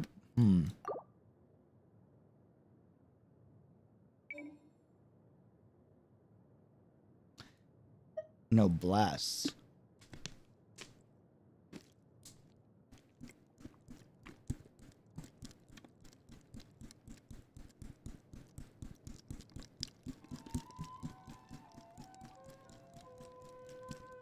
Give her a full Heart of Depth set and pair her with Candace for Hydra Dehya.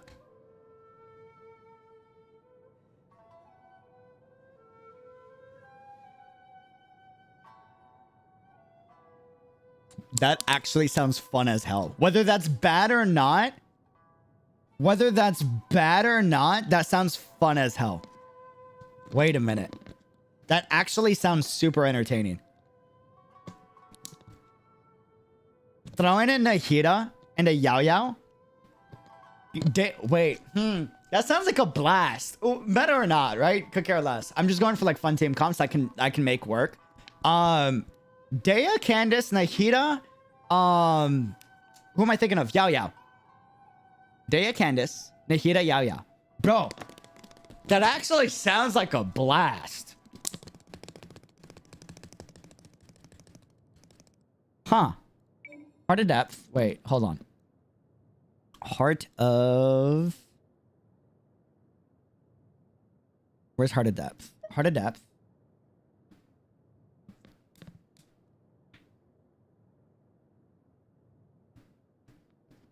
But her ultimate doesn't count as a normal attack, though. Is the only thing. It only counts as an ult, correct?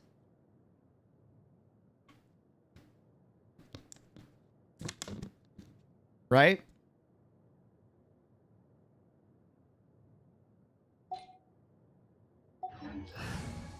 Humu. For now, I wanted to try this. We're gonna throw in Yalan, which technically doesn't work with her, but actually no, she's too cracked. She makes anyone good.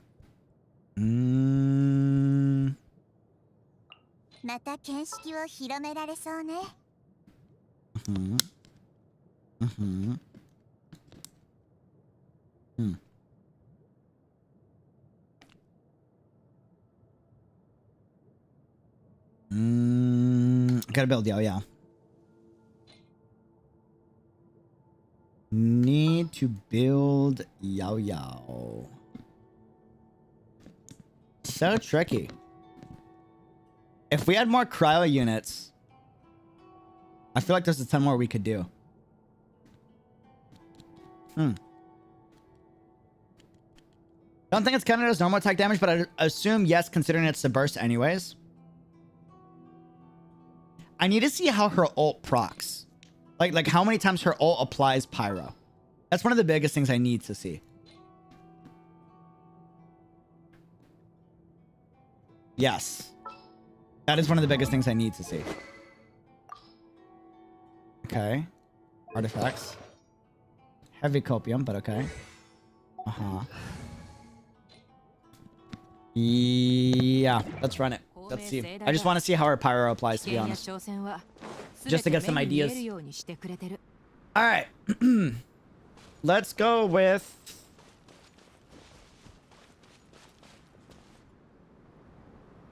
Yes. Okay. My guy, Masanori! I don't know how Dehya works. Can you teach me, pretty please? Pretty, we're here. Shall we spar? Yes, pretty please. Very good.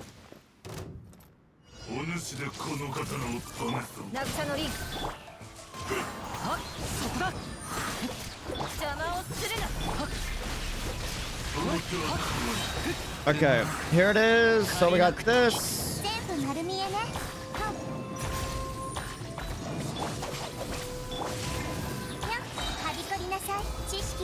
Okay, and then...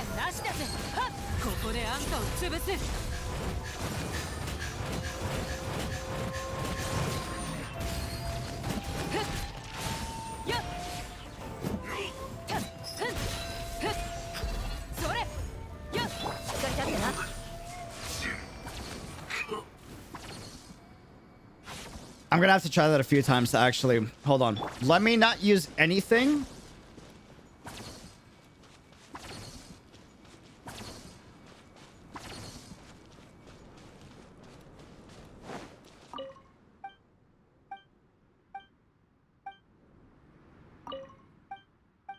How does the pyro application work?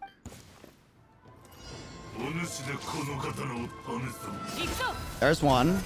There's two. Looks like that's AoE. Every 2.5 seconds, which is a pain in the butt.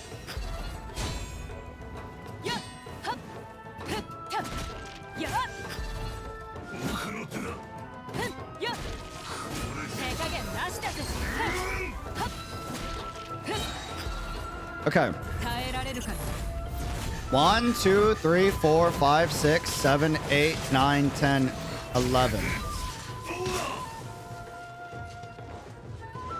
Okay.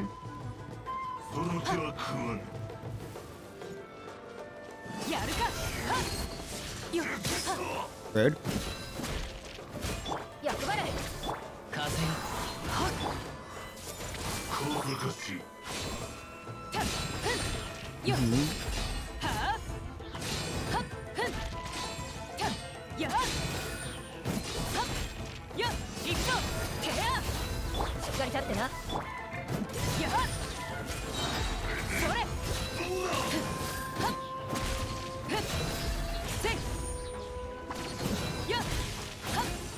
Okay, here's the test. Here's the test. So, Nahida, we're not using Kazuha. We're bringing this out.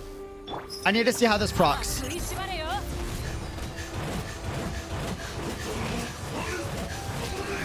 Oh, he moved too much. I didn't see. Pain.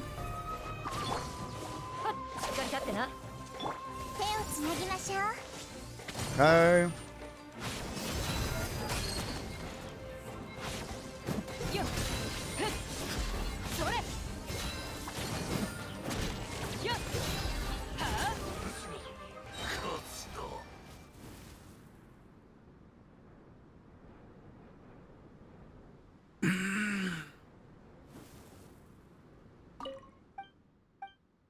Let's do this.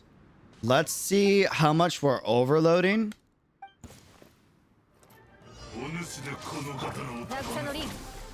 With just Cookie and these two.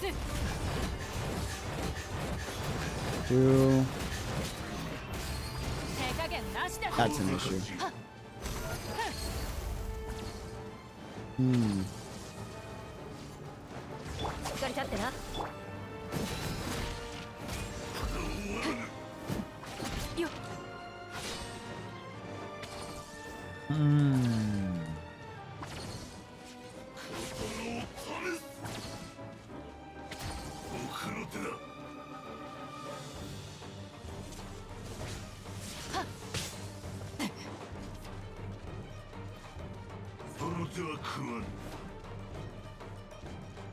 That's 2.5 seconds for an energy particle too. Yeah.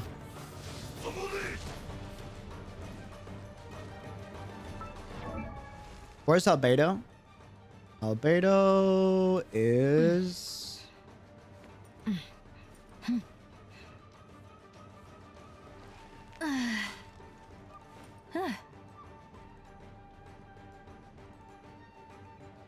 Albedo Geo reaction is going to give a shield though, right?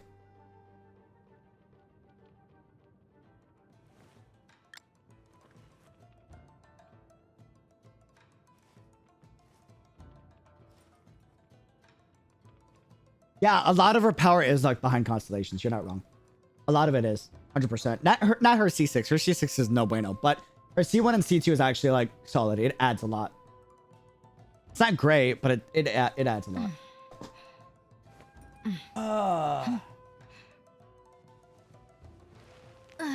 Yeah, Dehya's gonna be better than Chi-Chi once she gets her artifact buff. It's gonna happen. I just don't know how much she's gonna get buffed, right?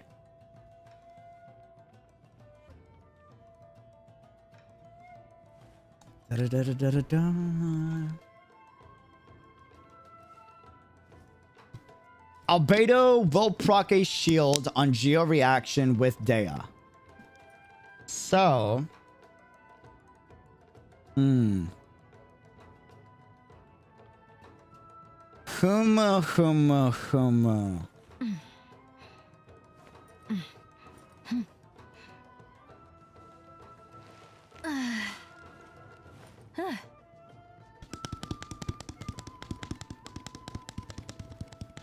What if... I want to see how she works with blooms and burgeons. Okay, I'm gonna have to kill you real quick. Sorry, my guy.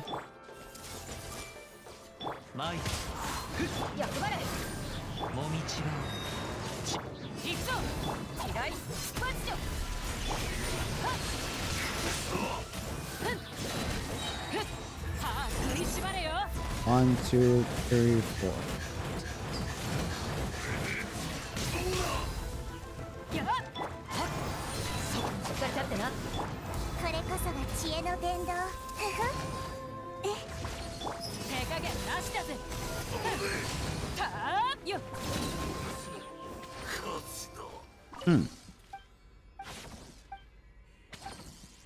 Okay. Da da da da da da da. As long as any reactions occur, Nahida's E can proc on the Dendro damage, right? Nahida's amazing because she makes any character like pretty solid with her for the most part. Let me try. Yeah.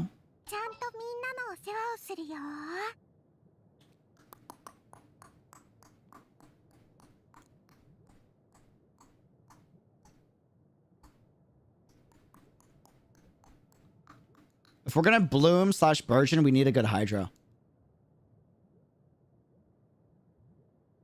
Xingqiu would be better, no? For like fast Hydro application. Like Yelan's decent, but if we're gonna test how much she can proc reactions, I feel like Xingqiu is gonna be the best test. We could actually Copium try Aido. To see how his ult interacts with her field and her ultimate.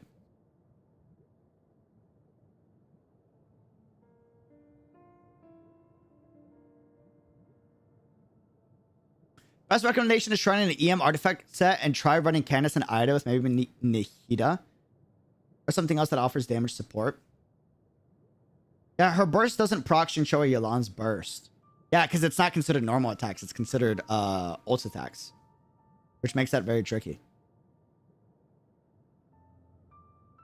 What about Kaya Melt with Dehya?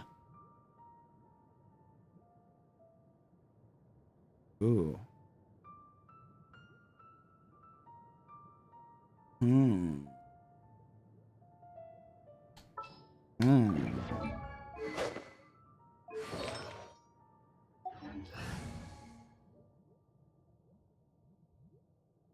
I'm literally going to put Nilo on. Not because she works in this team comp, just to proc blooms. That's it. I just want to see. I need to change her artifacts too. I should have a good Flower of Paradise set that I can build, I think.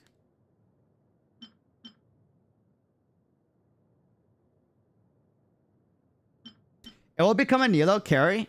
Yeah, that's fine. I just want to see how well I can proc Burgeon. I'm not trying to make Dehya a carry. I'm trying to make her work in team comps, is the thing.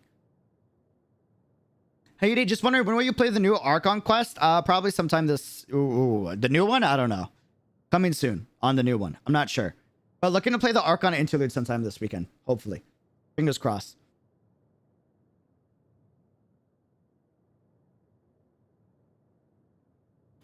Let's do...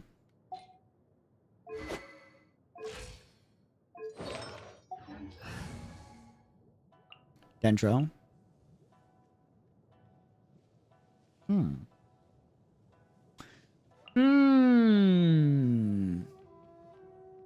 Ideally, you don't want to burgeon that much, right?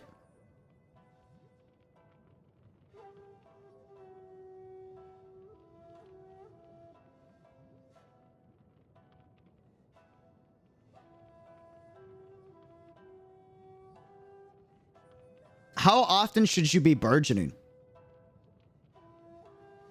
Because ideally, you need to be able to actually provide blooms in order to burgeon.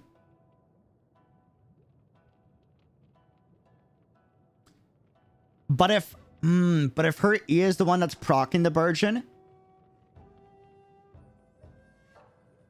then the damage isn't... It's a problem. Interesting. I'm curious what a certain person has to say. Hold on. I'm not gonna watch their full video. I just want to hear, like... See, they were thinking the same thing. Sevi's also agrees that Emblem might be really good on it. Well, not really good, but like we could actually make her work with Emblem.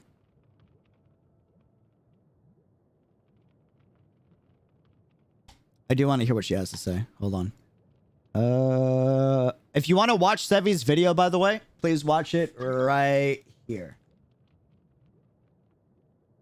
I'm not going to play the whole thing on the channel because I don't want to take away from her views. But I do want to play like a small part. This is what I wanted to see. Whoa, whoa, whoa, whoa, whoa, whoa. Okay. Cons. Dehya's skill gives a reliable interruption resistance buff to teammates, but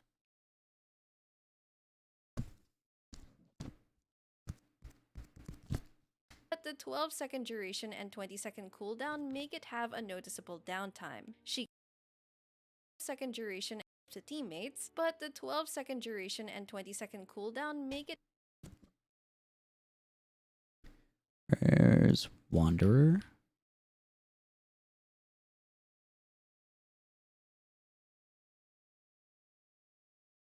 Cooldown should come up a lot faster than that. 5 seconds. It have a noticeable downtime. She can reposition her skill for some mobility, but it is circle impact unlike just using an actual shield. Her damage redirection mechanic gives the team some form of survival, and she has a means of self-healing, but she does not completely replace the role of a healer or shielder. Her self-healing also has a cooldown, so she can still very much die with enough damage. Is Dehya trash in comparison to everything else? Technically, yes. 100%. Can you pull Dehya and still make her work in probably 36-star clear abyss? 1000%. 100%, 100%. Dehya actually looks cool in combat, but Dehya's animations and playstyle is effing amazing. It's one of the funnest playstyles in my opinion. Low raw damage multipliers. Yes. Even with buffs and reactions, she still ends up being lackluster compared to other 5 stars. And if played as a burst DPS, she can be energy hungry. Most of all, in teams where she's okay in, there will very, very likely be another alternative unit that's just better overall. I'll discuss teams more later. For her talent levels, prioritize Dehya's skill to increase its damage output and redirection, followed by Constellations, cool. I want your emblem because I was thinking the same thing for emblem. Quite a bit harder with my sword now. Moving on, Dehya's artifact and weapon builds will vary depending on her role. So for these sections, I'll be categorizing her stats, sets, and weapons into Just fine. Just put her in national and it will work. True. 2 different build types. Let's start with the artifacts. The first build option is a Pyro DPS, which could be for Melt and Vaporize teams, or a Mono Pyro team. With this, you're looking for the following main stats and substats on your pieces. Attack or HP stance will work well as general options, with attack generally being better for damage at C0 and HP becoming similarly good at C1. An EM stance or substats can be preferable for reaction damage, especially if she already has a lot of attack sources. If she's in a monopyro team, then avoid EM and focus on attack or HP stats instead. An ER stance is also a very viable option to make her reliably burst. Her ER can Yeah, I think Dehya as a unit is literally a test for them to get information to figure out what artifact set she and the other Fontaine units are going to need. I think she's going to be bad and then Fontaine's going to come out and then she's going to be good. That's my take. Not insane, not like, oh my god, like the #1 character, but like really good. Like pretty solid. That's my take. My only issue with the whole thing is like we have to wait till Fontaine. They did this with Toman, they did this with Kuki Shinobu. And then, like, Yamika was, like, okay on release. Definitely much better than Dehya on release. But, like, she didn't get great until Dendro was released, you know? Can be quite important, especially since this build is very likely burst dependent. Due to how she generates particles and catches some or most of them off field, she'll have a relatively higher ER requirement than usual. Around 180% is a good starting point, but this can adjust depending on various factors. Test your rotation accordingly on different energy scenarios to know your emblem set to boost her EMs will be. As for the sets, your top 2 4-piece options will be the emblem set to boost her ER and burst damage, and the Crimson Witch to boost your.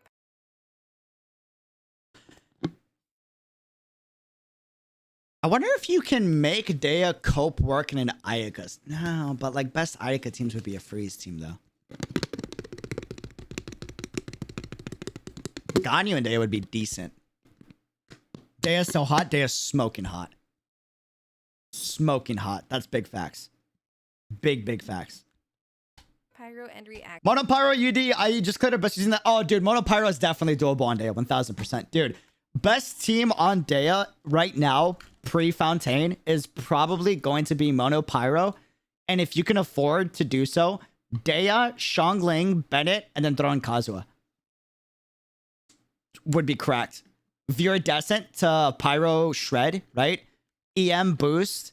And then well, honestly, the EM's not even going to be like worth that much. It's just the Viridescent that you're looking for. And then, yeah. Honestly, dude.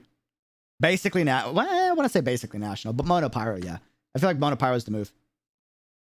1000%. I just want to see like what other fun team comps you can do, you know? Action damage. The Lava Walker is an alternate option for a mono pyro team, but is generally a bit worse and less versatile than the emblem set. Or you can simply go for 2-piece combos and just get the best substats possible. Another very cheap build is to simply make her a thick tank support whose main purpose is to absorb a ton of damage. This involves giving her HP main stats and substats. This build also doesn't need ER since its main utility is found in her skill. The Tenacity of the Millilith is a top set pick, mainly for the attack buff. The Instructor set is a situational 4-star option if your team wants the EM buff. Otherwise, just go for a 2-piece Tenacity set and whatever. One more option is a full EM build for reaction damage, which is very likely applicable in a Burgeon trigger role. Other reactions like Overload and Burning scale from EM, but it's best to first check if she's triggering enough in such teams of yours to justify building EM on her. ER might also be needed if you want the burst. Now, my only worry with an EM build is how much she's actually being in charge of triggering the reaction, you know? Dehya will be good with new artifacts as always. People going too wild. Yeah, I think people are blowing it out of proportion. 100%. 100%. They're right. They're not wrong. Dehya is like inherently not good on release, especially for a 5-star, but smoking hot. But with artifact set and with Fontaine being a Hydra region, which Hydra is based off of HP playstyles, I imagine Dehya is going to be really good. 100%.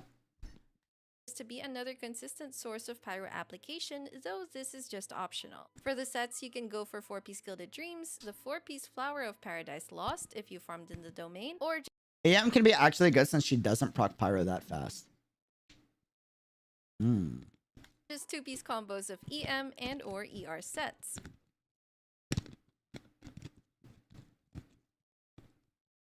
If there are other characters in your team who are Flower of Paradise Lost doesn't stack, right? Flower. I should build this real quick. Hold on. Where's Nilo? Nilo? Because I know I have some good pieces that I can start building.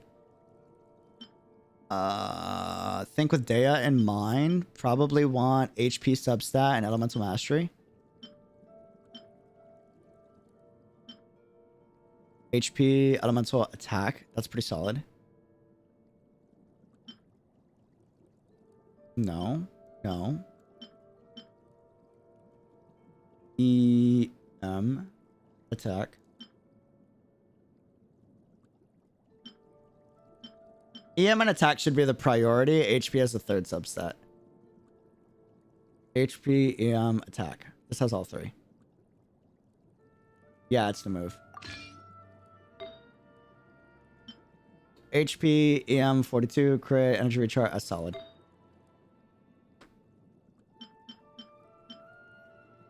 Yeah. Okay, attack percent, crit damage, crit damage. But elemental mastery, attack percent. No.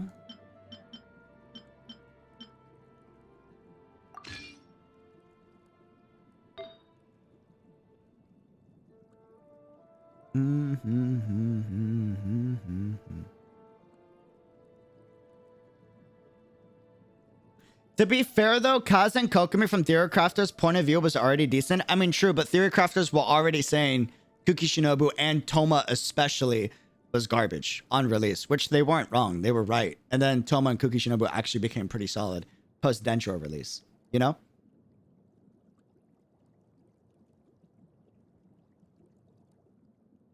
My take is that you spend like 30 minutes in the Abyss per reset, so just use a meta team to clear it. Dehya doesn't need to be viable in there when it's not, when you spend a majority of your time. My take is like, if you really like Dehya, roll for her. If not, don't roll for her. Whether she's meta or not, personally. You know? If you're looking for fast clears and you only care about the meta, don't roll for Dehya. What are you doing? Pepega, right? But if you don't care for meta and you really like her playstyle, roll for Dehya. 100%. It just depends on like what type of player you are. Honestly.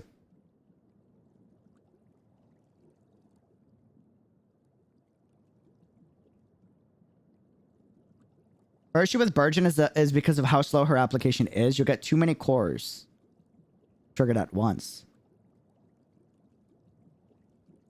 Copium is crazy? In what way? I mean, you say that, but like you can 36-star Abyss with any character.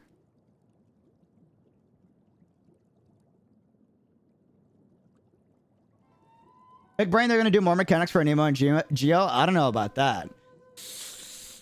Hopefully, would be nice, but I don't know. I don't know. Waifu over meta? ¿Por qué no los dos? I think both can coexist.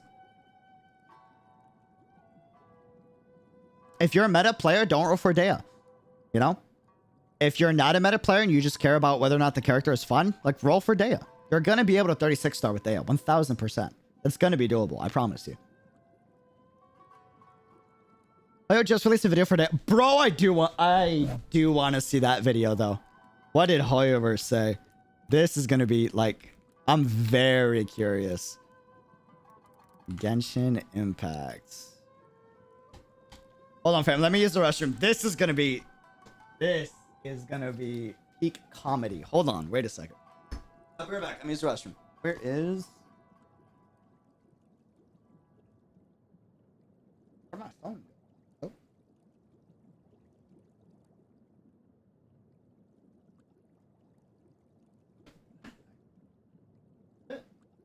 Alright, I'll be back. I'll be back.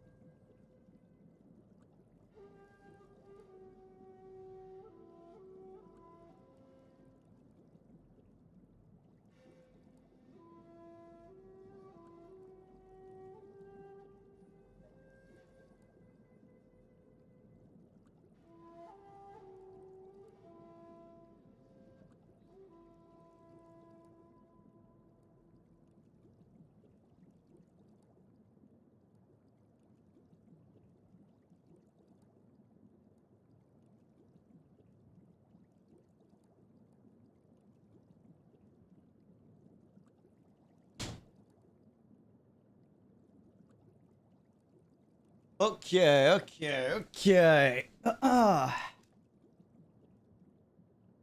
do we got? The like to dislike is 6.2 to 4.9. Wait, is it really? Wait, that's actually kind of pog. That's good. Send a message to Hoyoverse, man. Hell yeah. All right, what do we got? Anyone who wanders the world will tell you that there's nothing like a dependable travel companion to make the journey easier and safer. Facts, which is why we pulled for Dehya. Especially if it's someone like Dehya, a mercenary from Sumeru. Though she may see herself as just one among many, she is no ordinary mercenary. Her sharp mind, bravery, and honesty are rare qualities that truly make her a rose among thorns. Preach. Got a job for me? Raised among mercenaries, Dehya has a wealth of experience under her belt and outstanding combat capabilities. She effortlessly combines swordsmanship, hand-to-hand combat, and the power of her pyrovision in battle, as she skillfully completes an eclectic range of jobs while keeping her client protected. By choosing the right moment to act, risks can be avoided and tasks completed more efficiently. Placing Dehya in your party increases the movement speed of your own party members between the daytime hours of 6 a.m. to 6 p.m. This talent does not take effect in domains, trounce domains, or the spiral abyss. Dehya's normal attack uses both her claymore and her fists to combo up to 4 strikes that deal physical damage to enemies. Using her charged attack, Dehya drains stamina over time to perform continuous rapid slashes, finishing with an especially powerful slash. Dehya's elemental skill has different effects depending on the present combat situation. When there is no fiery sanctum field created by Dehya herself currently present in combat, her elemental skill will cast Indomitable Flame, dealing AoE pyro damage and creating a fiery sanctum field. If a fiery sanctum field created by Dehya is currently present in combat, her elemental skill will unleash Ranging Flame, which performs a leaping attack that deals AoE pyro damage before recreating the fiery sanctum field at her new position. A field created in this way will inherit the remaining duration of the previous field. Ranging Flame can be used only once within a single fiery sanctum field's duration. When an enemy within a fiery sanctum field takes damage, the field will unleash a coordinated attack, dealing AoE pyro damage to them based on Dehya's attack and max HP. This effect can be triggered once per set time period. Active characters within the fiery sanctum field gain increased resistance to interruption. When characters in the field take damage, a portion of that damage will be redirected into Redmane's blood. Dehya will then take this damage after a time. When the redirected damage stored by Redmane's blood reaches or exceeds a certain percentage of Dehya's max HP, no further damage will be redirected. Only one fiery sanctum, created by Dehya herself, can exist at a time. After unlocking the talent Stalwart and True, when her HP falls below a certain amount, Dehya recovers a percentage of her max HP, then continues to recover a portion of max HP at regular intervals for a set duration. This effect can be triggered once per set time period. You're dead meat!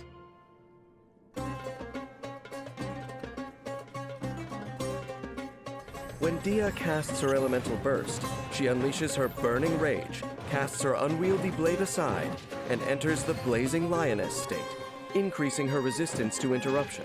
In this state, Dehya automatically unleashes a series of Flame Mane's fists, dealing pyro damage. When the duration ends, she executes an incineration drive, dealing AoE pyro damage. All damage dealt by Flame Mane's fists and incineration drive is based on Dehya's attack and max HP. Also, while in this state, Dehya will be unable to use her elemental skill or perform normal, charged, or plunging attacks. Her normal attack and elemental skill will be replaced by Roaring Barrage. Using Roaring Barrage shortly after each Flame Mane's fist will increase the attack speed of the next Flame Mane's fist. If a fiery sanctum field created by Dehya's own elemental skill exists when she unleashes her elemental burst, Dehya will retrieve it, then recreate the field once Blazing Lioness's duration expires. The recreated field will inherit the remaining duration of the retrieved field. After unlocking the talent Unstinting Succor, for a short period after Dehya retrieves a fiery sanctum field using Molten Inferno Ranging Flame or Leonine Bite, she will take decreased damage when absorbing damage from Redmane's blood. This effect can be triggered once per set time period. Additionally, for a short period after Dehya unleashes Molten Inferno Indomitable Flame, she will grant all party members the Gold Forged Form state. This state will further increase characters' resistance to interruption when they are within a Fiery Sanctum field. This state can be triggered once per set time period. Although her reputation as the Flame Main has spread far and wide, Dehya has never aspired to fame. Rather, her focus is on consistently completing each job entrusted to her and on protecting those around her. Dehya's combat strategy is centered around her elemental skill. She starts by using it to create a Fiery Sanctum, which assists teammates in combat by redirecting damage away from them and providing coordinated attacks. At an opportune moment, she uses Ranging Flame to deal another bout of AoE pyro damage to enemies. When energy is full, Dehya unleashes her Elemental Burst and enters the Blazing Lioness state. In this state, she uses Roaring Barrage to increase the attack speed of Flame Main's fist, before finishing with an Incineration Drive, overpowering her foes with her Flaming Lioness Claws. Collecting payments and completing commissions is a mercenary's bread and butter, but the commissions undertaken by mercenaries differ from those handled by adventurers. Mercenary commissions are more commercial in nature, and the tasks involved are more varied. Many criminals, heroes, and other larger-than-life figures emerge from this trade as the euphoria of strength and success goes to their heads. But not so with Dehya, who knows that delusions of grandeur only make surviving in the treacherous mercenary world all the more difficult. As someone who began life in the desert, Dehya has been confronted with issues of belief and forced to make difficult decisions on I was gonna say C6 Bennett might be really good for her. many occasions. She I may was wear thinking a the same stern thing. gaze, but she treats others with fairness and generosity. I would even say that she, of all mercenaries, is a pioneer of living a genuine life, attuned to the realities of the world around her.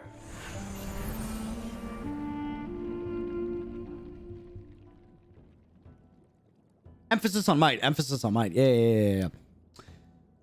Hmm.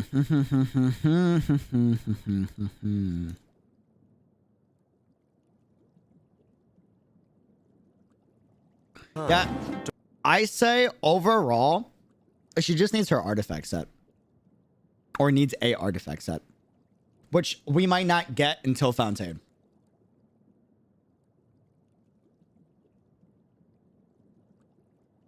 It will lock Benny to her. Not just her. C6 Benny works in a few other comps as well. But it also like locks Benny away from like a lot of other comps, right?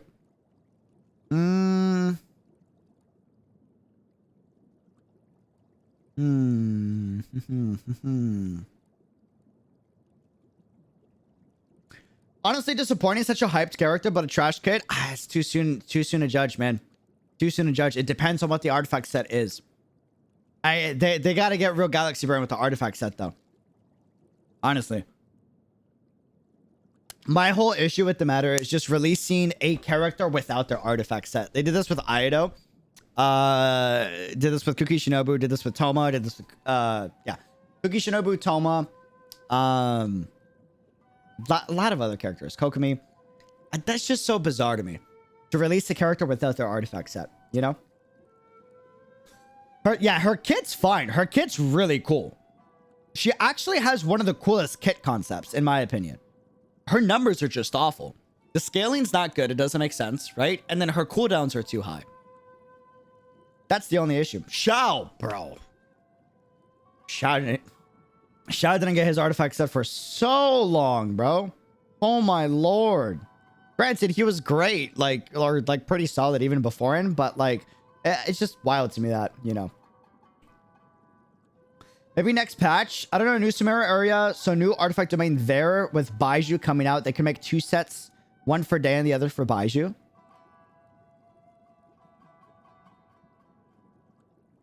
That's could be honest something there potentially. Potentially.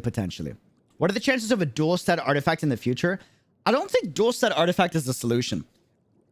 I don't think that's the move. I think they should stick to HP or attack percent for the artifact set to make Dehya better, What they need to do is make it so that I say it's HP percent, and then you have the 4-piece buff of it be like, who am I thinking of?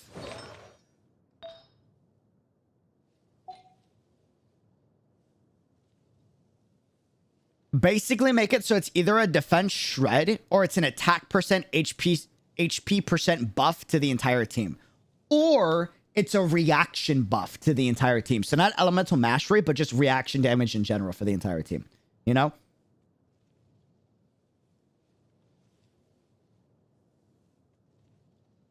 I don't think we've had a character this bad on release since the launch of the game, and that's what's concerning to me. I don't think we've ever had a character this bad on release. Ever. Ever. For 5 stars. For 5 stars, right? I just think, but at the end of the day, it's way too soon to judge without Fontaine being out and Fontaine artifact set being out. If one of this game has better suits like Honkai, just give her a better suit, or just give her an artifact set. All you got to do. And actually be smart with the artifact set, you know? Like with Xiao's artifact set, for example. I don't have his built just yet. Where is attack plus 18%? Look how specific this is to very few characters besides Xiao. After using an elemental burst, this character will gain the nascent light effect, increasing their attack by 8%. When the character's HP decrease, this is what I mean. You got to do a buff that encourages the HP decreasing and the HP increasing playstyle that Dehya has. When the character's HP decreases, their attack will further increase by 10%, right? This further increase can occur this way a maximum of 4 times. And the effect can be triggered once every 0.8 seconds. Nascent Light will be dispelled when the character leaves the field. So just make something similar to this that encourages an attack percent or an HP percent or elemental reaction percent boost for the entire team, even when off field, and you have a fantastic artifact set on Dehya. You know? That's all they got to do. That's it. Like, it's not like they haven't done it before. They've made artifact sets specifically for, like, individual characters. I think Yai was bad upon release. She was bad. But she wasn't as bad. But she was, like, not the greatest. 100%. Dendra made her insane. Insane. You got to remember, these artifact sets are all limited characters. She's standard. Well, no, she's limited and standard. She's both. Right? But this is why I say you shouldn't roll for a character about how meta they are. Because you can 36-star Abyss with any character. This has already been proven. You can. Period. You can. It's been done. And Viocity's done this multiple times, right? You can do it. She's standard after 3.6. Yes, but she's not standard exclusive. There's a chance she never goes unlimited again after 3.6 or after 3.5 for sure, right? But she's not exclusive. That's like heavy misinformation. Heavy misinformation.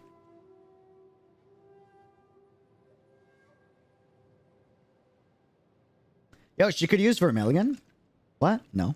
That's not what I'm saying. That's not what I'm saying. I'm saying the way they designed an artifact set specifically for Xiao, they have to do one for Dehya.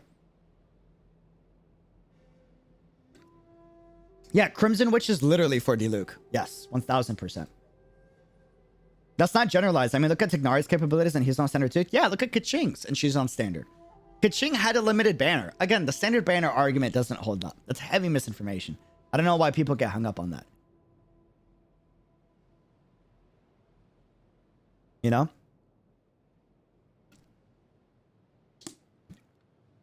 Does every 5-star have an artifact set? Every 5-star has an artifact set they can use, but not everyone has a dedicated artifact set that like only benefits them as good compared to other characters, you know?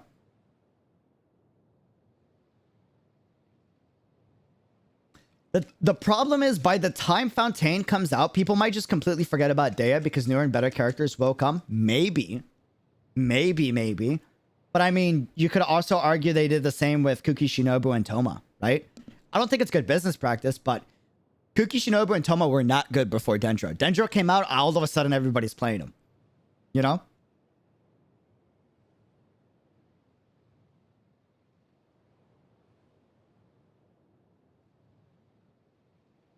Tignaria's Dendro, which has the most broken reactions. No matter how bad a kit is made, Dendro characters will never be bad due to their reactions.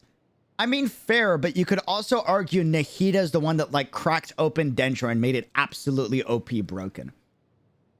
Which means you can also argue a good artifact set or a good support character can completely crack wide open a melt team comp or what am I thinking? A Burgeon team comp. Yeah, especially Toma. He was bad. Well, he wasn't bad. It's just he needed to wait until Dendro came out. He needed to wait until an EM set come out, right?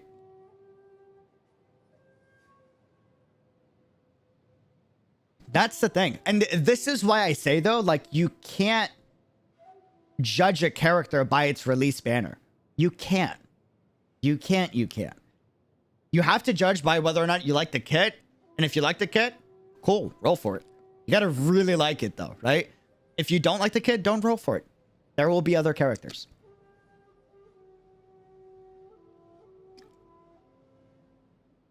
Personally, though, it would make more sense if Hoyoverse just released the set right when the character dropped. They should do that. I don't know why they don't. It's weird that they don't. But, like, we've seen this multiple times, right? Multiple characters have artifact sets that uniquely benefit them more than any other team comp, right? Like, you could use the Wanderer's artifact set on other characters, but it benefits the Wanderer the best. You could use Iodo's artifact set on other characters, but it benefits... Not this one, sorry. It benefits him the best because of how fast he can attack, right?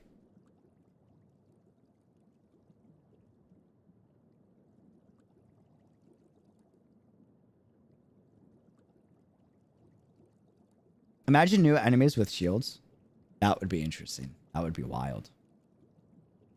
That would be wild. That would be fascinating. Isn't Crimson for Hu Tao?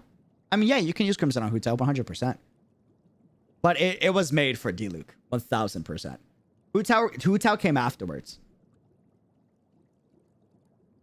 People would be less mad if there are easier ways to get desired standard banner characters and cons, to be honest. Less annoyed for having to get her cons to make her feel complete. She definitely needs her cons to feel somewhat completed right now. I feel like she'd be pretty good once her artifact set comes out, though. I 1000% agree that there should be an easier way to snipe standard banner characters. They should be able to make it so that... And they never will. But they should make it so that you can do a path for a 5-star character if you lose said 5-star. They won't ever do that, but they should do that. You know?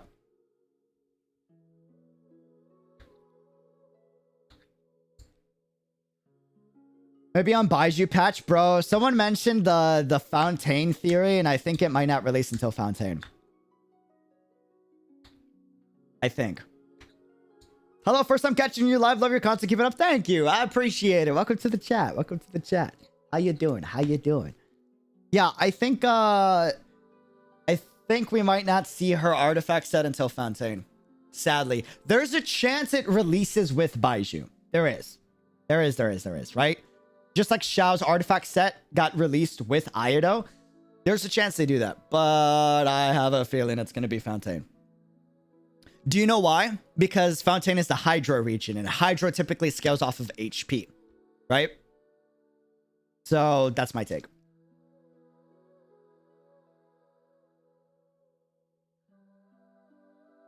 Next patch can be very much an artifact patch considering the 4-patch rule. What's the 4-patch rule? Question mark? Nunny? Or the Paimon shop, if they won't do that. Yeah, they won't do that. Sadly. Are you pulling for Dehya? I hope you got it. Oh, dude. Already got Dehya. Got Dehya. C2. Got her weapon. Proud Dehya player, brother. Proud Dehya player. I just gotta get her weapon up. And actually get her an artifact set.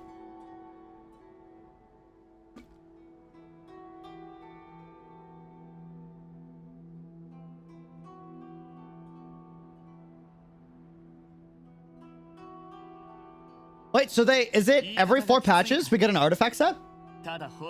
We get arties every 4 patch. It's been a trend ever since the release of the game. Really? Wait, but didn't we just get Wanderers? Who was before Wander? Or before Dehya? We had a 𝙃𝙖𝙪. We had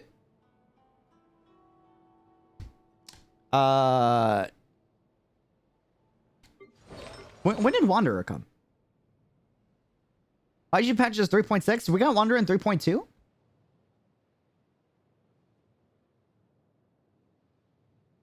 C6 R5 Dehya Haver here. Bro, respect. Oh my god. Holy smokes. I don't even have the guts to R5 any of my characters.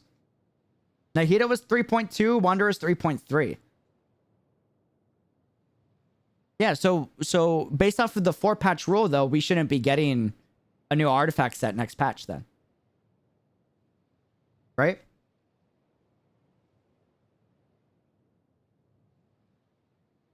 Yeah. We have Desert Pavilion. Yeah, exactly. So that's what I'm saying. We probably won't see a new artifact set until 3.7 or Fontaine. Or Fontaine.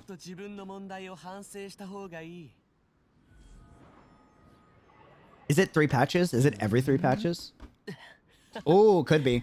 Because we got the Dendro artifact domain on 3.0. And then we got Desert Pavilion on 3.3. Right? So based off of that rule, we should hopefully get an artifact set next patch.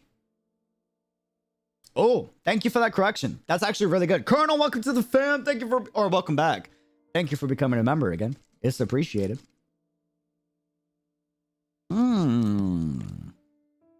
I see. Oh, I'm like, did we C6? Did not C6. She's going to be on standard, so it doesn't make sense for me to C6 and then I lose an a 50-50. When I could just leave those cons open and just hope I get more Dehya cons in the future. But I did C2 her. Did we see a set in 2.6? Wait, what was the last patch of the 2.0 series? Was it 2.6 or 2.7? Trying to also predict when we're going to get Fontaine.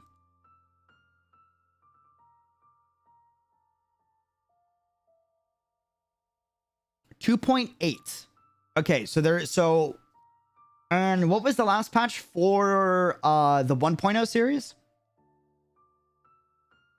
This is an awesome discussion, by the way. I love this. I love theory crafting. This is like the stuff I do with creator friends of mine all the time off stream. I'm gonna be able to do this on stream too.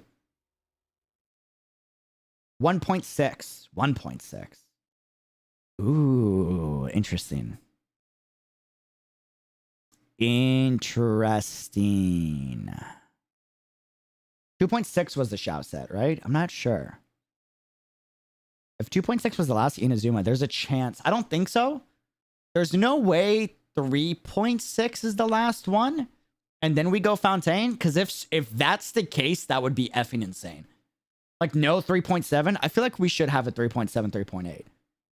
I'd imagine. With the amount of, like, content they release in the Dendro 3.0 series. Hey, boss, just joined in. I'd like to say, honestly, an artifact set won't actually fix her yet. They need to fix the mechanics on her attacks first. Her ICD, her knockback, and her inability to work with Xingqiu, etc. I don't think so. You can make her work in a few team comps. They just need to fix either her scalings or her cooldowns or give her an artifact set. Because you can make her work in a few teams already, and she's good. Give her an artifact set that buffs her team with HP % or attack %. And now all of a sudden, she's actually pretty decent as a team-wide buffer. There's a lot you can do with artifacts. Yeah, you can have an artifact that, like, when she takes damage, she gets lower cooldowns on all of her, you know, skills. There's so many things you can do with artifacts. And even then, the base multipliers need to be high enough for a high artifact set stat buff to actually matter. No, you don't. Not necessarily. As long as the buff is a team-wide buff, you can actually make it be pretty solid. Pretty solid. We don't have a Natlan character yet. We shouldn't be getting Natlan until Natlan. I think.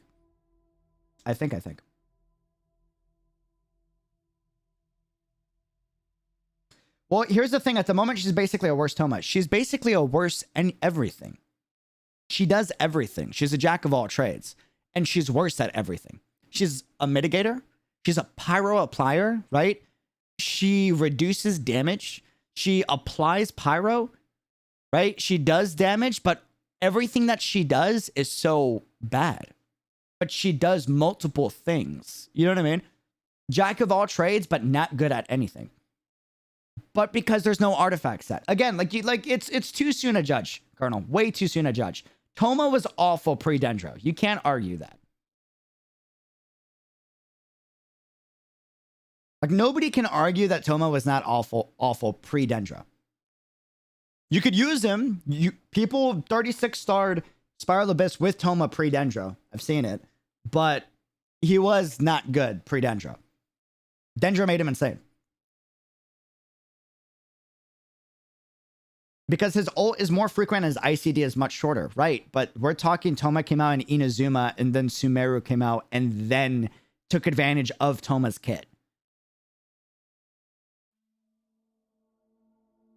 Yeah, she's an all-around unit, but bad at everything. Yes, exactly.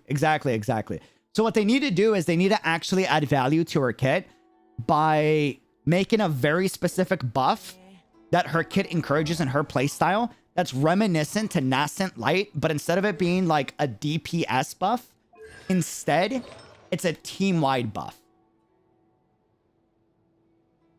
You know?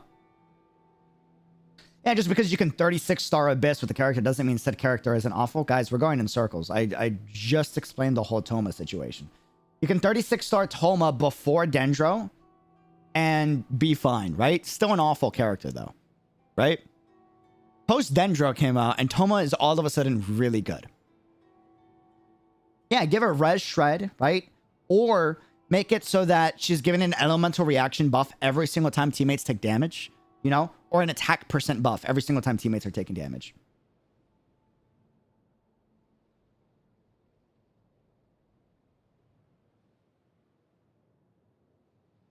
I don't like the we'll make them good later thing. I agree, 1000%.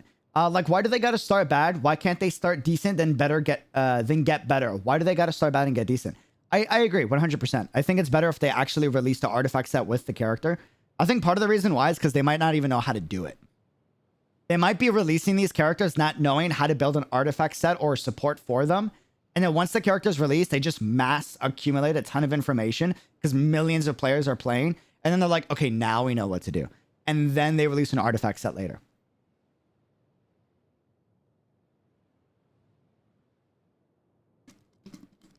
Like Nilo, for example, was okay. She was solid when she released. She wasn't great, but like she was solid. She kind of got outclassed and everything. And then, you know, now she has a set that slightly makes it better, right? But then Nahida came and just cracked it open, right? Yeah, something like a team-wide buff would be absolutely awesome. Maybe something like an EM buff, an attack buff, and an elemental damage buff. Right, that's what I'm saying. There's so many things you can do with artifacts. You can't say an artifact set designed specifically for a character can't fix a character. It can. It can. Because you can fill up all the holes and absolutely make them cracked.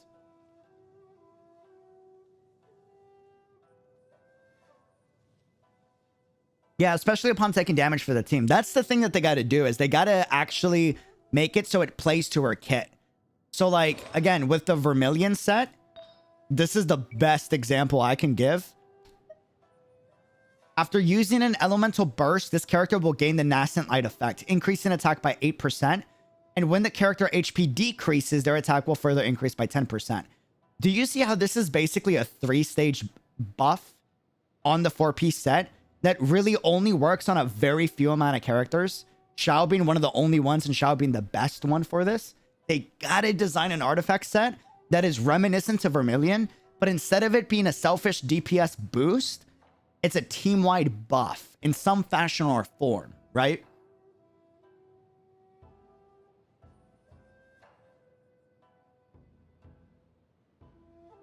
If that's the case, then that means Hydro Archon should also crack open Dehya, right? There's a chance Hydro Archon does absolutely nothing to Dehya, though. There is. But maybe another 4-star character will. Or maybe another 5-star character will, right? Like, Eula hasn't gotten there's like no support for physical in the game besides an artifact set. Yes, Pale Flame does make Eula a lot better, but Mikachu is coming out, and ideally from what we're predicting, not sure, Mikachu should be making Eula a lot better, right?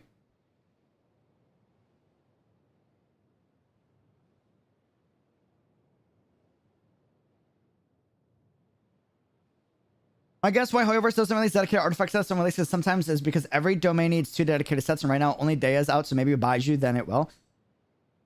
I could see that. I could see it. I don't agree with it, but I could see it. I can respect it.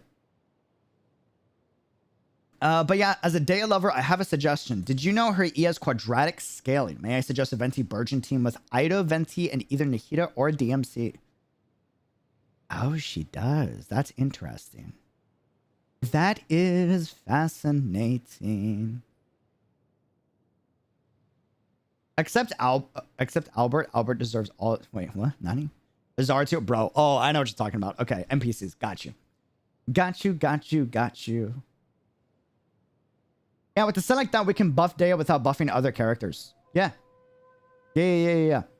But yeah, that's my take at the end of the day. That's the end of the day. I'm going to be trying a ton of other Copium artifact sets in the meantime before we get a set for her to see if we can like make her A-okay. Not great, not good, but okay, like playable. And really enjoy her playstyle because she's got a really dope playstyle. I like it a lot.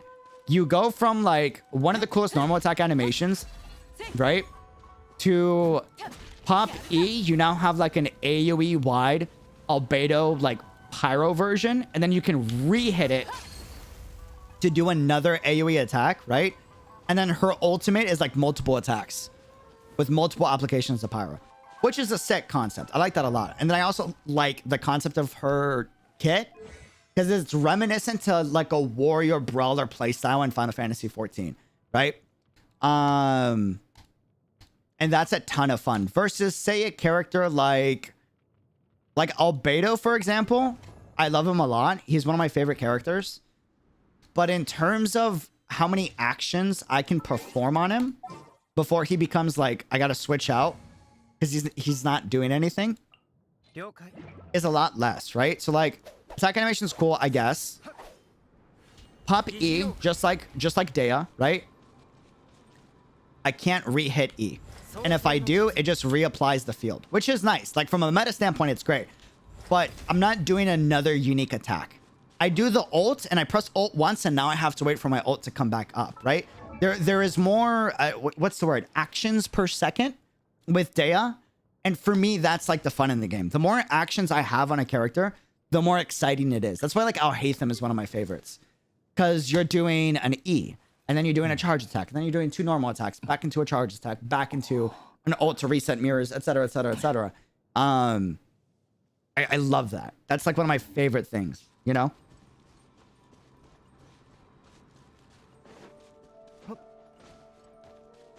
An ability which can hit more enemies in a single instance. Think of Child of Riptide, Ganyu, and Ido burst. I'm curious to see like what Ido, or sorry, not Ido, Tartaglia with Dehya and a Dehya artifact set would look like.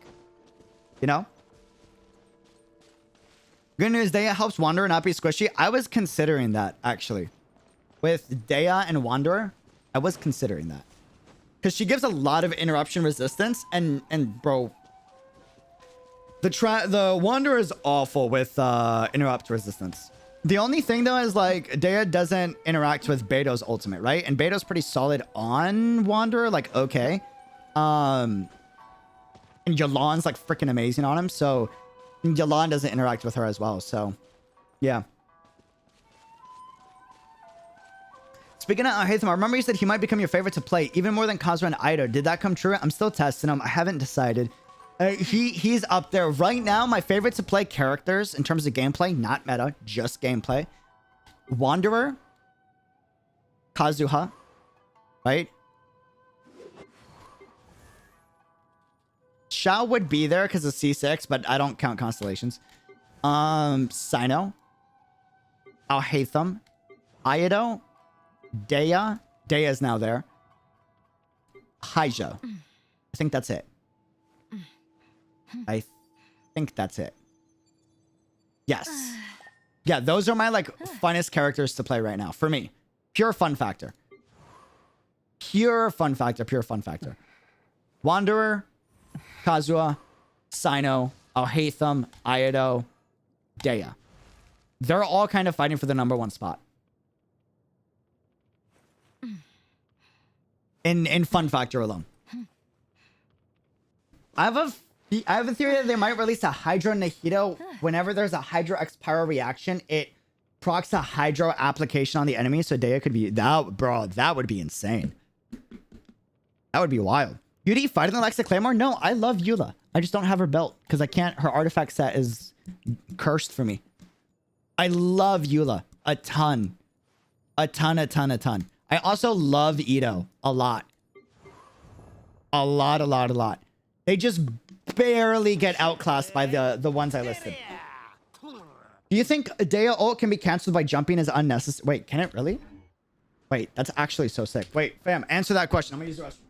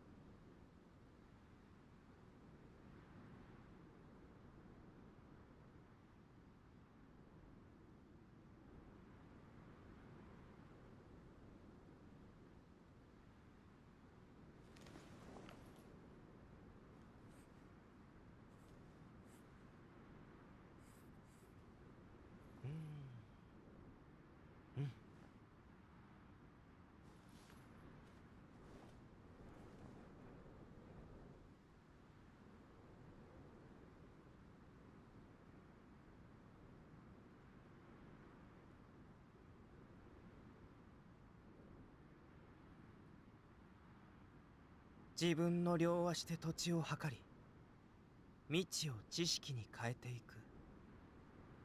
この感じ、懐かしいな。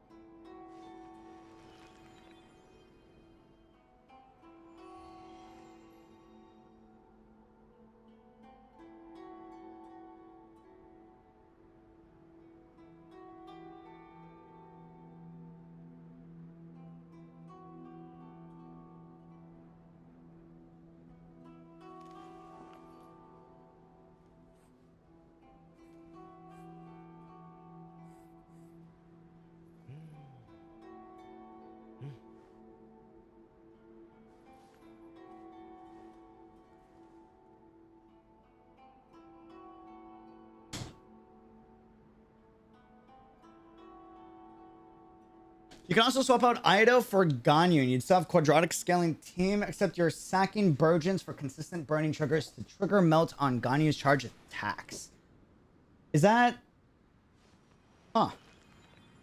Dude, please tell me that the Ido domain and the Wander domain is just freaking cursed, yo. Wander domain, yes, 1000%. Ido domain... Bro, one of the fastest art... Oh, hold on, he doesn't got the right set. It is this... and this.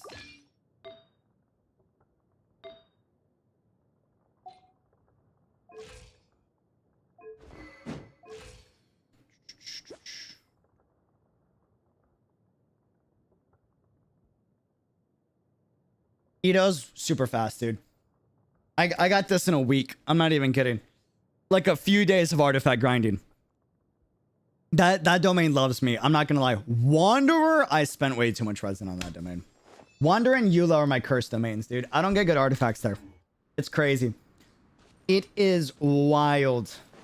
Wild. Like, I'm cursed in those domains for the life of me. And which is kind of sad because I really want to play Eula, but I literally can't get any good main stats. It's all like HP % for the most part. For the most part. Wait, yeah, her ult is cancelled by jumping. Wait, that's actually really nice. That was actually one of my complaints that you couldn't cancel it. That's pretty good. Took me months to get a good artifact for A. Oh, dude, A was quick for me. A and Yelan was some of the fastest. I got to get like a 3rd or 4th emblem set just to have for a few teams I want to do. But for the most part, like, pretty good. Pretty good. Can our ult get canceled by interruption? Can it? Nani? Question mark?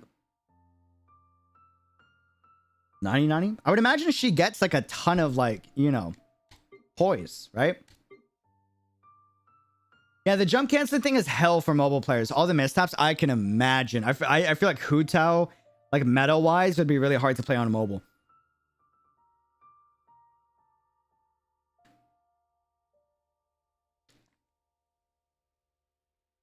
I have never, except for Shapo Farazan, farmed for a set that hard, and let's just say never again. For the emblem set, you know, it's resin efficient. It's worth it, I feel like. For the most part. Kinda. Copium, a little bit. Yeah, she's immune to interruption during ult. That's good. That is very good.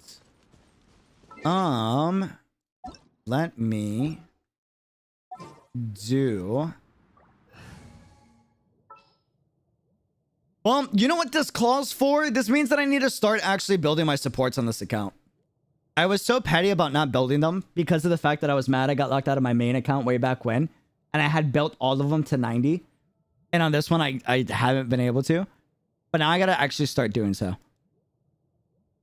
It must begin. I think for priority's sake, Xiangling is probably one of the... Or no, Toma is probably one of the first...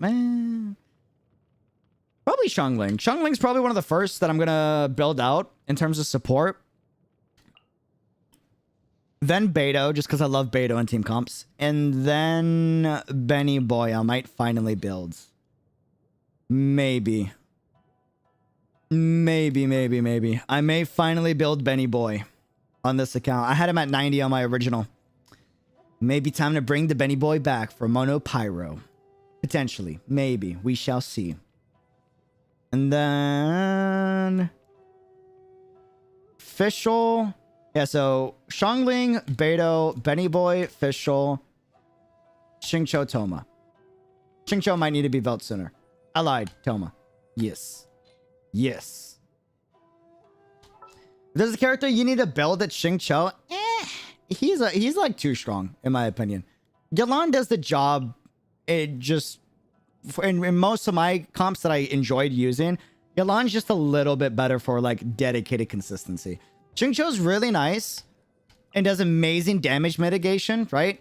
And a ton of Hydra application very quickly because of those blades coming out really fast. The only thing though is like the blades have a chance to miss. Yelan's don't miss at all, right? So for me personally, I just get more consistency out of Yelan. On certain characters, I typically use Yelan in team comps like with Cyno, for example, or which, like, you could argue interruption resistance and a shield from Xingqiu is better on Cyno, but I prefer like a Yelan Beidou combo on Cyno than a Xingqiu Beidou combo on Cyno, if that makes sense. Yeah, Yelan's burst tracks. Yeah, 1000%. Wait, Xingqiu's blades can miss? Yes. That's why I'm like a huge Yelan advocate. You can get more a Hydra application with Xingqiu, and it's rare for his blades to miss, but they can miss.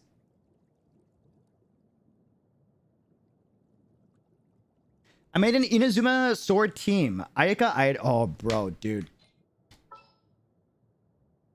Hold on. Kamisato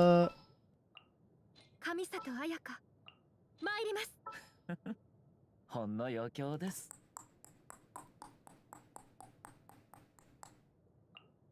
これでよし。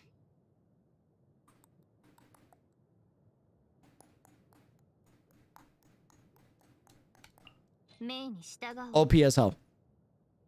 OPS, bro, the amount of damage numbers you're pumping out with these four is ridiculous. It is insane. Is your Yelan C2?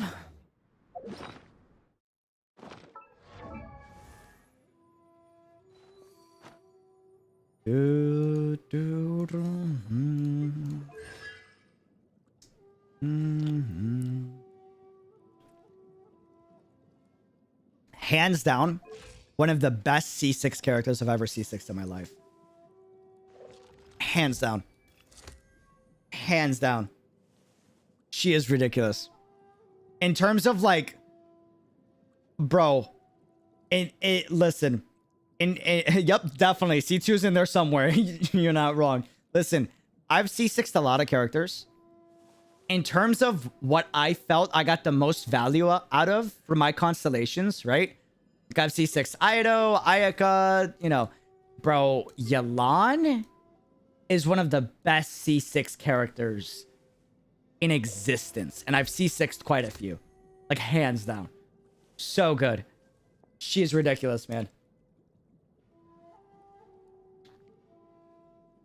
You know? At C2, she can somewhat keep up with Xingqiu. At C0, she can still be a viable replacement over Xingqiu. She can. Literally. Again, like, Xingqiu's blades miss. Her blades never miss. So on certain hyper carry team comps, like, you could run Yelan and actually get a lot of benefit from it. Reason why is because of the simple fact that... Hold on.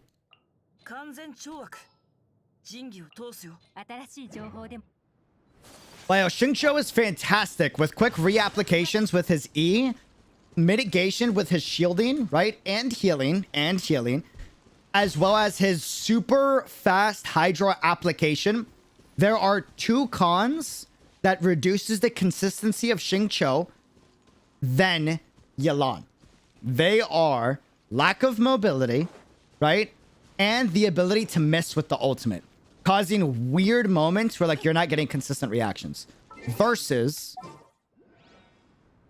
Yelan, who doesn't apply Hydro as much, but scales a lot harder on her E, as well as being able to dash around all of Spiral Abyss and assist grouping up, which nobody ever talks about.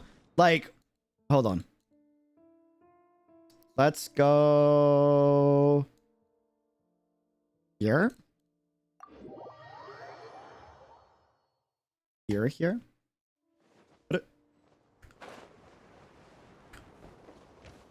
Meow. You can aim and gather towards you based off of how you use your E.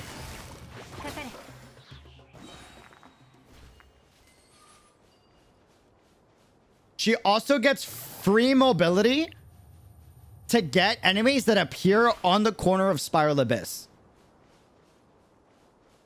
Does she really group up? I didn't know that. Yeah, it's like a minor group up. Like, she does a lot in terms of consistency. Not to say Xingqiu isn't better in a lot of situations. He is, right? But in terms of, like, just consistency for playstyle, I'm just a lot more consistent with Yelan over Xingqiu. Xingqiu requires you to have literally perfect positioning in Spiral Abyss. 1000%. You know?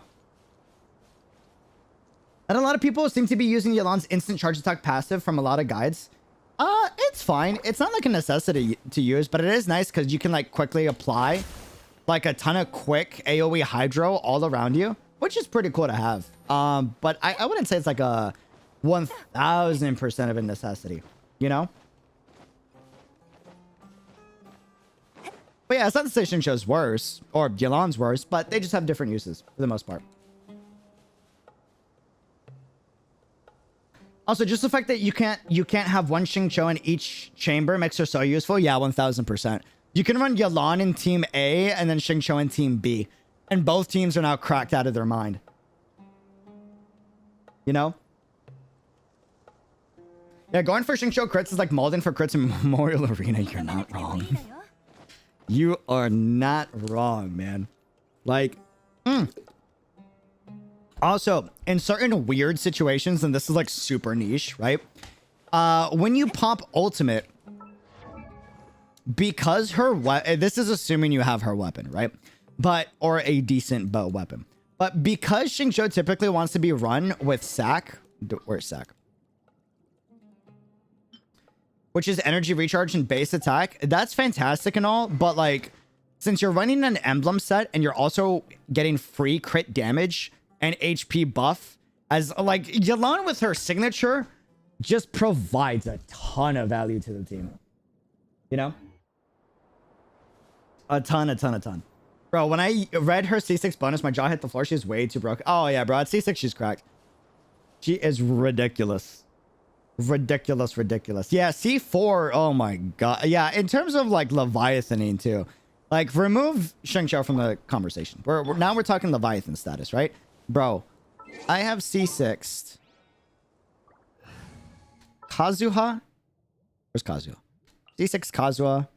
I have C6'd Ayaka. And Ayaka's a monster, by the way.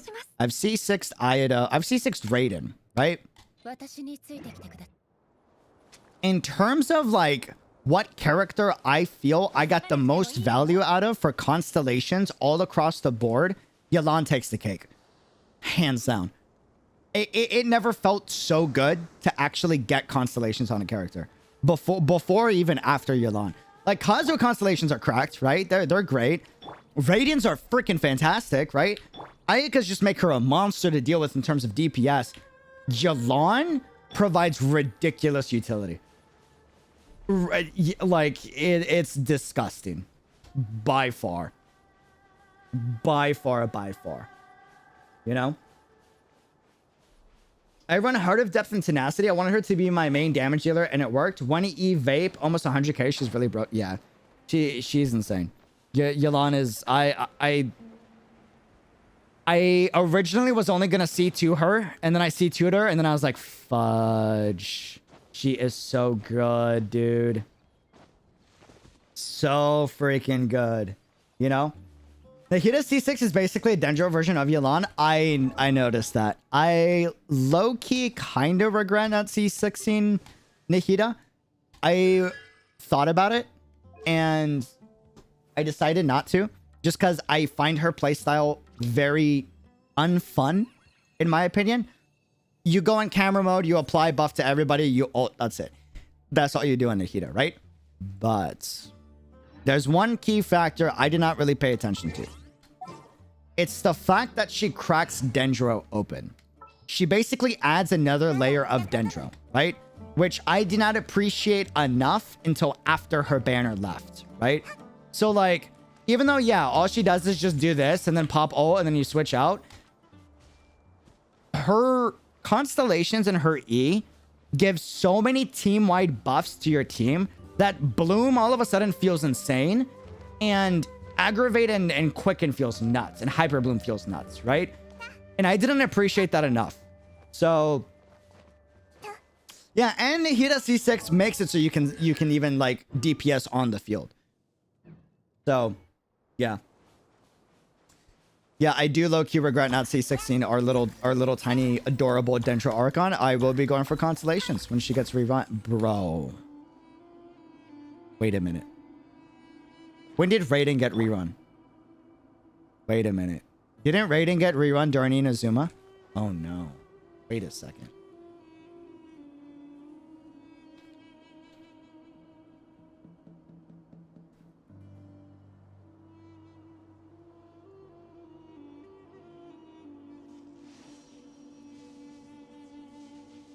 Was it when was it? Was it like, hey Dreamer, just want you to know that I really appreciate how much you explain all of this for us with such enthusiasm. Hey, I appreciate it, man. Such a delight to hear you talk about your builds and characters. Thank you. Thank you. It's appreciated. I'm glad you guys vibe with it. I know we I know we disagree on a lot of opinions. I'm fully aware of that, but like, at the very least, we can be respectful about it and, you know, have a discussion about it. Nahida rerun should be close, right? 2.5 was fair. Oh no, bro. They're gonna rerun Nahida next banner or next patch. I can see it. Baiju comes out next patch, bro. I see it. I can see the cheeky bastards. I can see the cheeky bastards rerunning Nahida next patch. Son of a gun. Son of a gun. I'm excited for Baiju. I'm worried he's going to be the most boring character I play in Dendro and I won't roll for him. I'll roll for like one copy and that's it. Or I may need to C6 him. I'm scared. I initially said I would C6 him. I did. And then I came to the realization that he was a doctor. And I was like, oh, Dendro healer.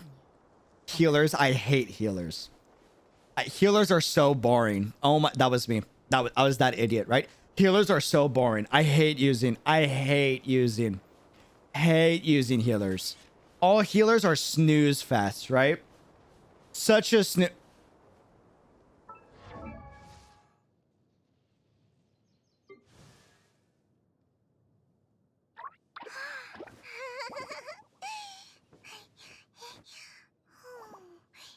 Bro, Yao has single-handedly been the only character to completely shut me up and actually admit she is so damn... This character is so much fun.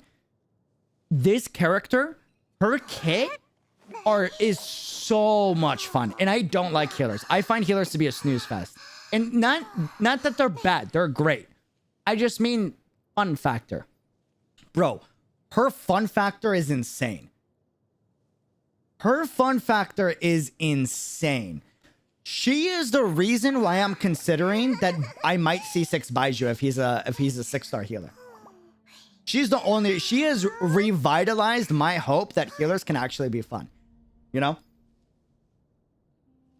I'm usually not a fan. I usually don't really build healers for the most part. It's why my Benny Boy isn't built on this account, even though he was built on my previous. And it's why, like, you know, like, I mean, Chi-Chi's bad. She's Chi-Chi, but still. What's another healer? Yeah, like, I'm just not a healer guy, you know? For the most part. Yao has completely changed my mindset on that.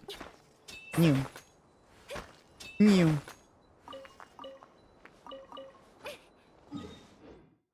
Chi-Chi is fun. What the hell about? No, Chi-Chi is boring, bro. You press E, you apply healing buff, switch out.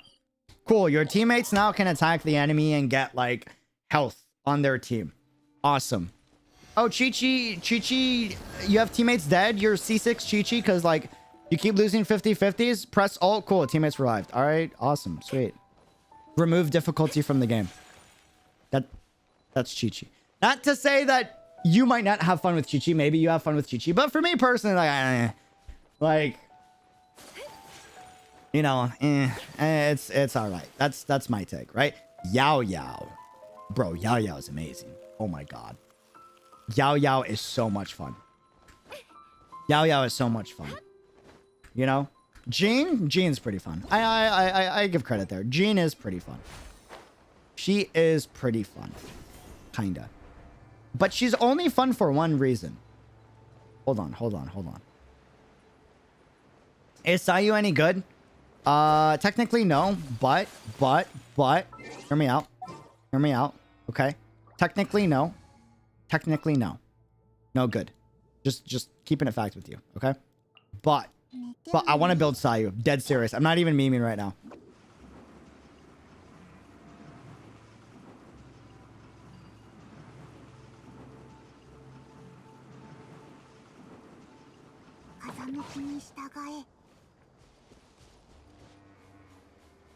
You know what I'm saying? You know what? Dude, do you know how satisfying it is to do something like this? Hold on. Give me a second.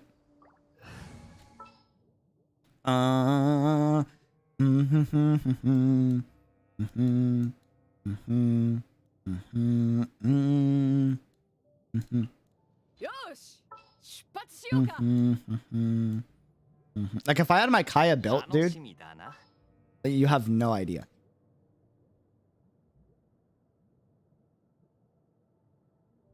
What am I thinking of? Is it Toma? I don't think it's Toma. Is it Toma? I don't. I forgot. But dude, do you know how much fun it is to be like, and then pretend Kaya's ult is there and pretend Beto's ult is there, right? And then just.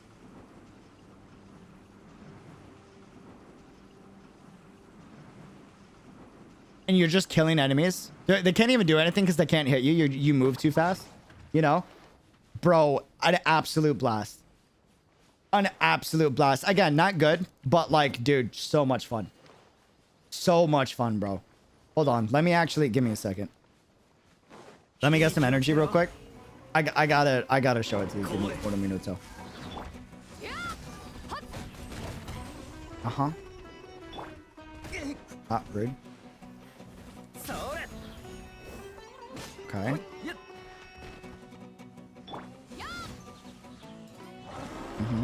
That's gonna take a while. I at least want you to see the Toma ultimate. Almost there. Almost there. Almost there. Okay. Now my Sayu is level 20, so it's gonna do no damage. But just fun factor. Hear me out.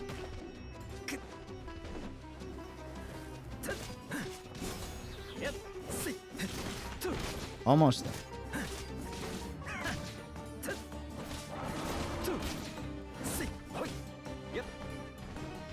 3 more seconds. 3 more seconds for research purposes. Listen, listen, listen. Okay. Here it is. Do you know how No, my E. Wait. 3 seconds. No, Kaya ultimate. Wait, I messed up. No! Imagine Kaya's ultimate was that. No, I messed up. Feels bad, bro. So sad. I messed it up, dude. No, but y'all get the vision. Y'all get the vision. Y'all get the vision. Okay. Y'all get. Hold on. Give me a second. Give me 1 minuto. Artifact weapon.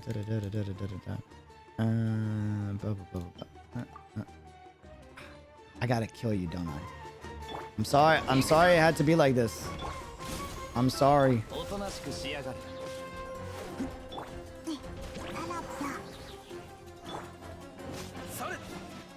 Okay. Hold on. Weapon. Yes. Weapon.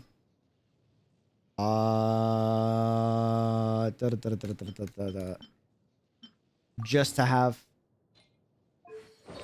Let me take Raiden's set real quick.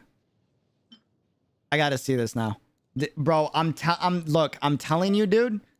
Once you've tasted Rainbow Sayu, there's no going back. It's like a drug. I'm letting you know right now. Sayu, is it good? No, it's awful. Maybe not awful, but it's not good. It's bad. Okay? It's no bueno. Let me tell you. All right? But once you've tasted it, once you've had a taste, all right? You can't go back. There is no return. Okay? Rainbow Sayu? Yes, that's what I call it. Hold on. Where's Yelan? Yelan! I'll take Raiden's. Thank you. Get this off Dehya. Get this off Yelan. I'm only doing this for the energy recharge substats, and that's it. Okay. Cool. And then switch this out. Awesome. Cool. Cool. And alright, cool. Alright, now I need enemies. Come here. Jeff calls it Soup Sayu. Oh, really? I call it Rainbow Sayu because it's so many colors. And then 1, 2. Awesome. Cool. Almost there. It's insane how much energy recharge makes a difference. Okay, are you ready?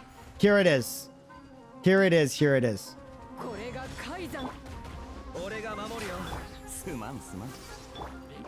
Look at this. You're gonna tell me you don't want to experience this at least once in your life. Bro. Again, my Sayu's not built. But like, tell me not. The pure entertainment factor on that, dude. Like... Bro, can you not? The Jeff and the other TCs all call their team comps after food. Get it? Because they're always hungry. Oh, yeah, no. I was there when the theory crafters all came up with that before Dendro even came out. Because they were all on Discord talking about it. Dude, funniest thing ever. Have y'all heard of refrigerator comp? There's a vegetarian comp too. I forgot what it was though. Cool. Mew.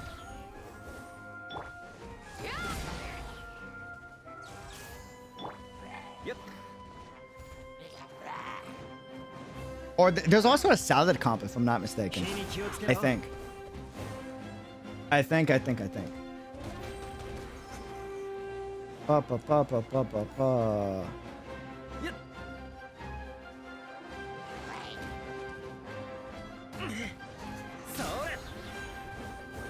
Oh yeah, cookie would be better. Because you don't have to wait for the ultimate. Actually, a really good point. Okay. Bro, tell me not.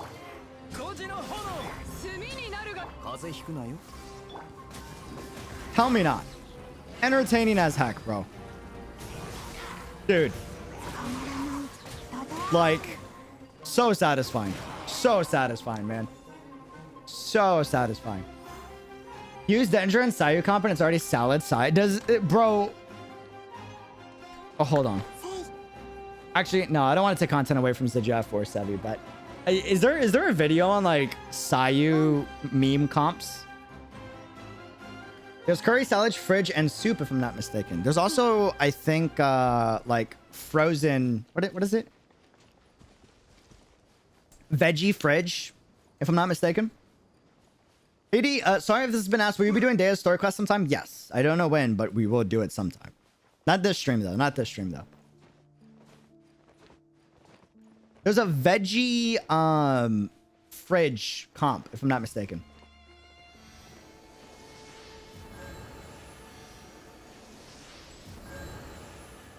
I did Dehya's story quest. It's great. How does it stack up against the competition? I remember someone doing a great Sayu Shatter comp last year too. Really? Oh, like... Oh, interesting. Huh. Fascinating. But wait, what time is it? Well, fam, guys, listen. I didn't realize we've been streaming for 5 hours. I gotta have food and I gotta go to bed. I gotta wake up at like 7 in the morning. It's currently about to be 2 in the morning. Guys, thanks for joining the stream. I appreciate it. Love you, deuces. Have a good one. So next time, be unreal. Leave a thumbs up, subscribe, all that good stuff. We'll be back with another stream, you know, sometime this week. Oh, look at the time. Time flies. Yeah. We were streaming for 5 hours talking about builds. Good Lord. Bro. Wow. Yeah, I'm gonna go touch grass before I go to bed. Thanks for joining the stream. Love you. Deuces. Have a good one. Adios. Sayonara. Peace. Peace. Also, I will be listen. To many people's great dismay, probably. As you see, level 90, I will be building Dehya. I don't have her talent books just yet. I gotta grind them out. Right? And more of these. Also for Al-Haytham. But I will be building Dehya. It is gonna happen. Even before her artifact set comes out. Hopefully, we get an artifact set soon, though. Hopefully. We'll see. We shall see. Zayu helped Bram make a salad Sayu comp. That's interesting. Cardinal, thank you for the supers. Appreciated. Adios. Sayonara. Till next time. Be unreal. Peace.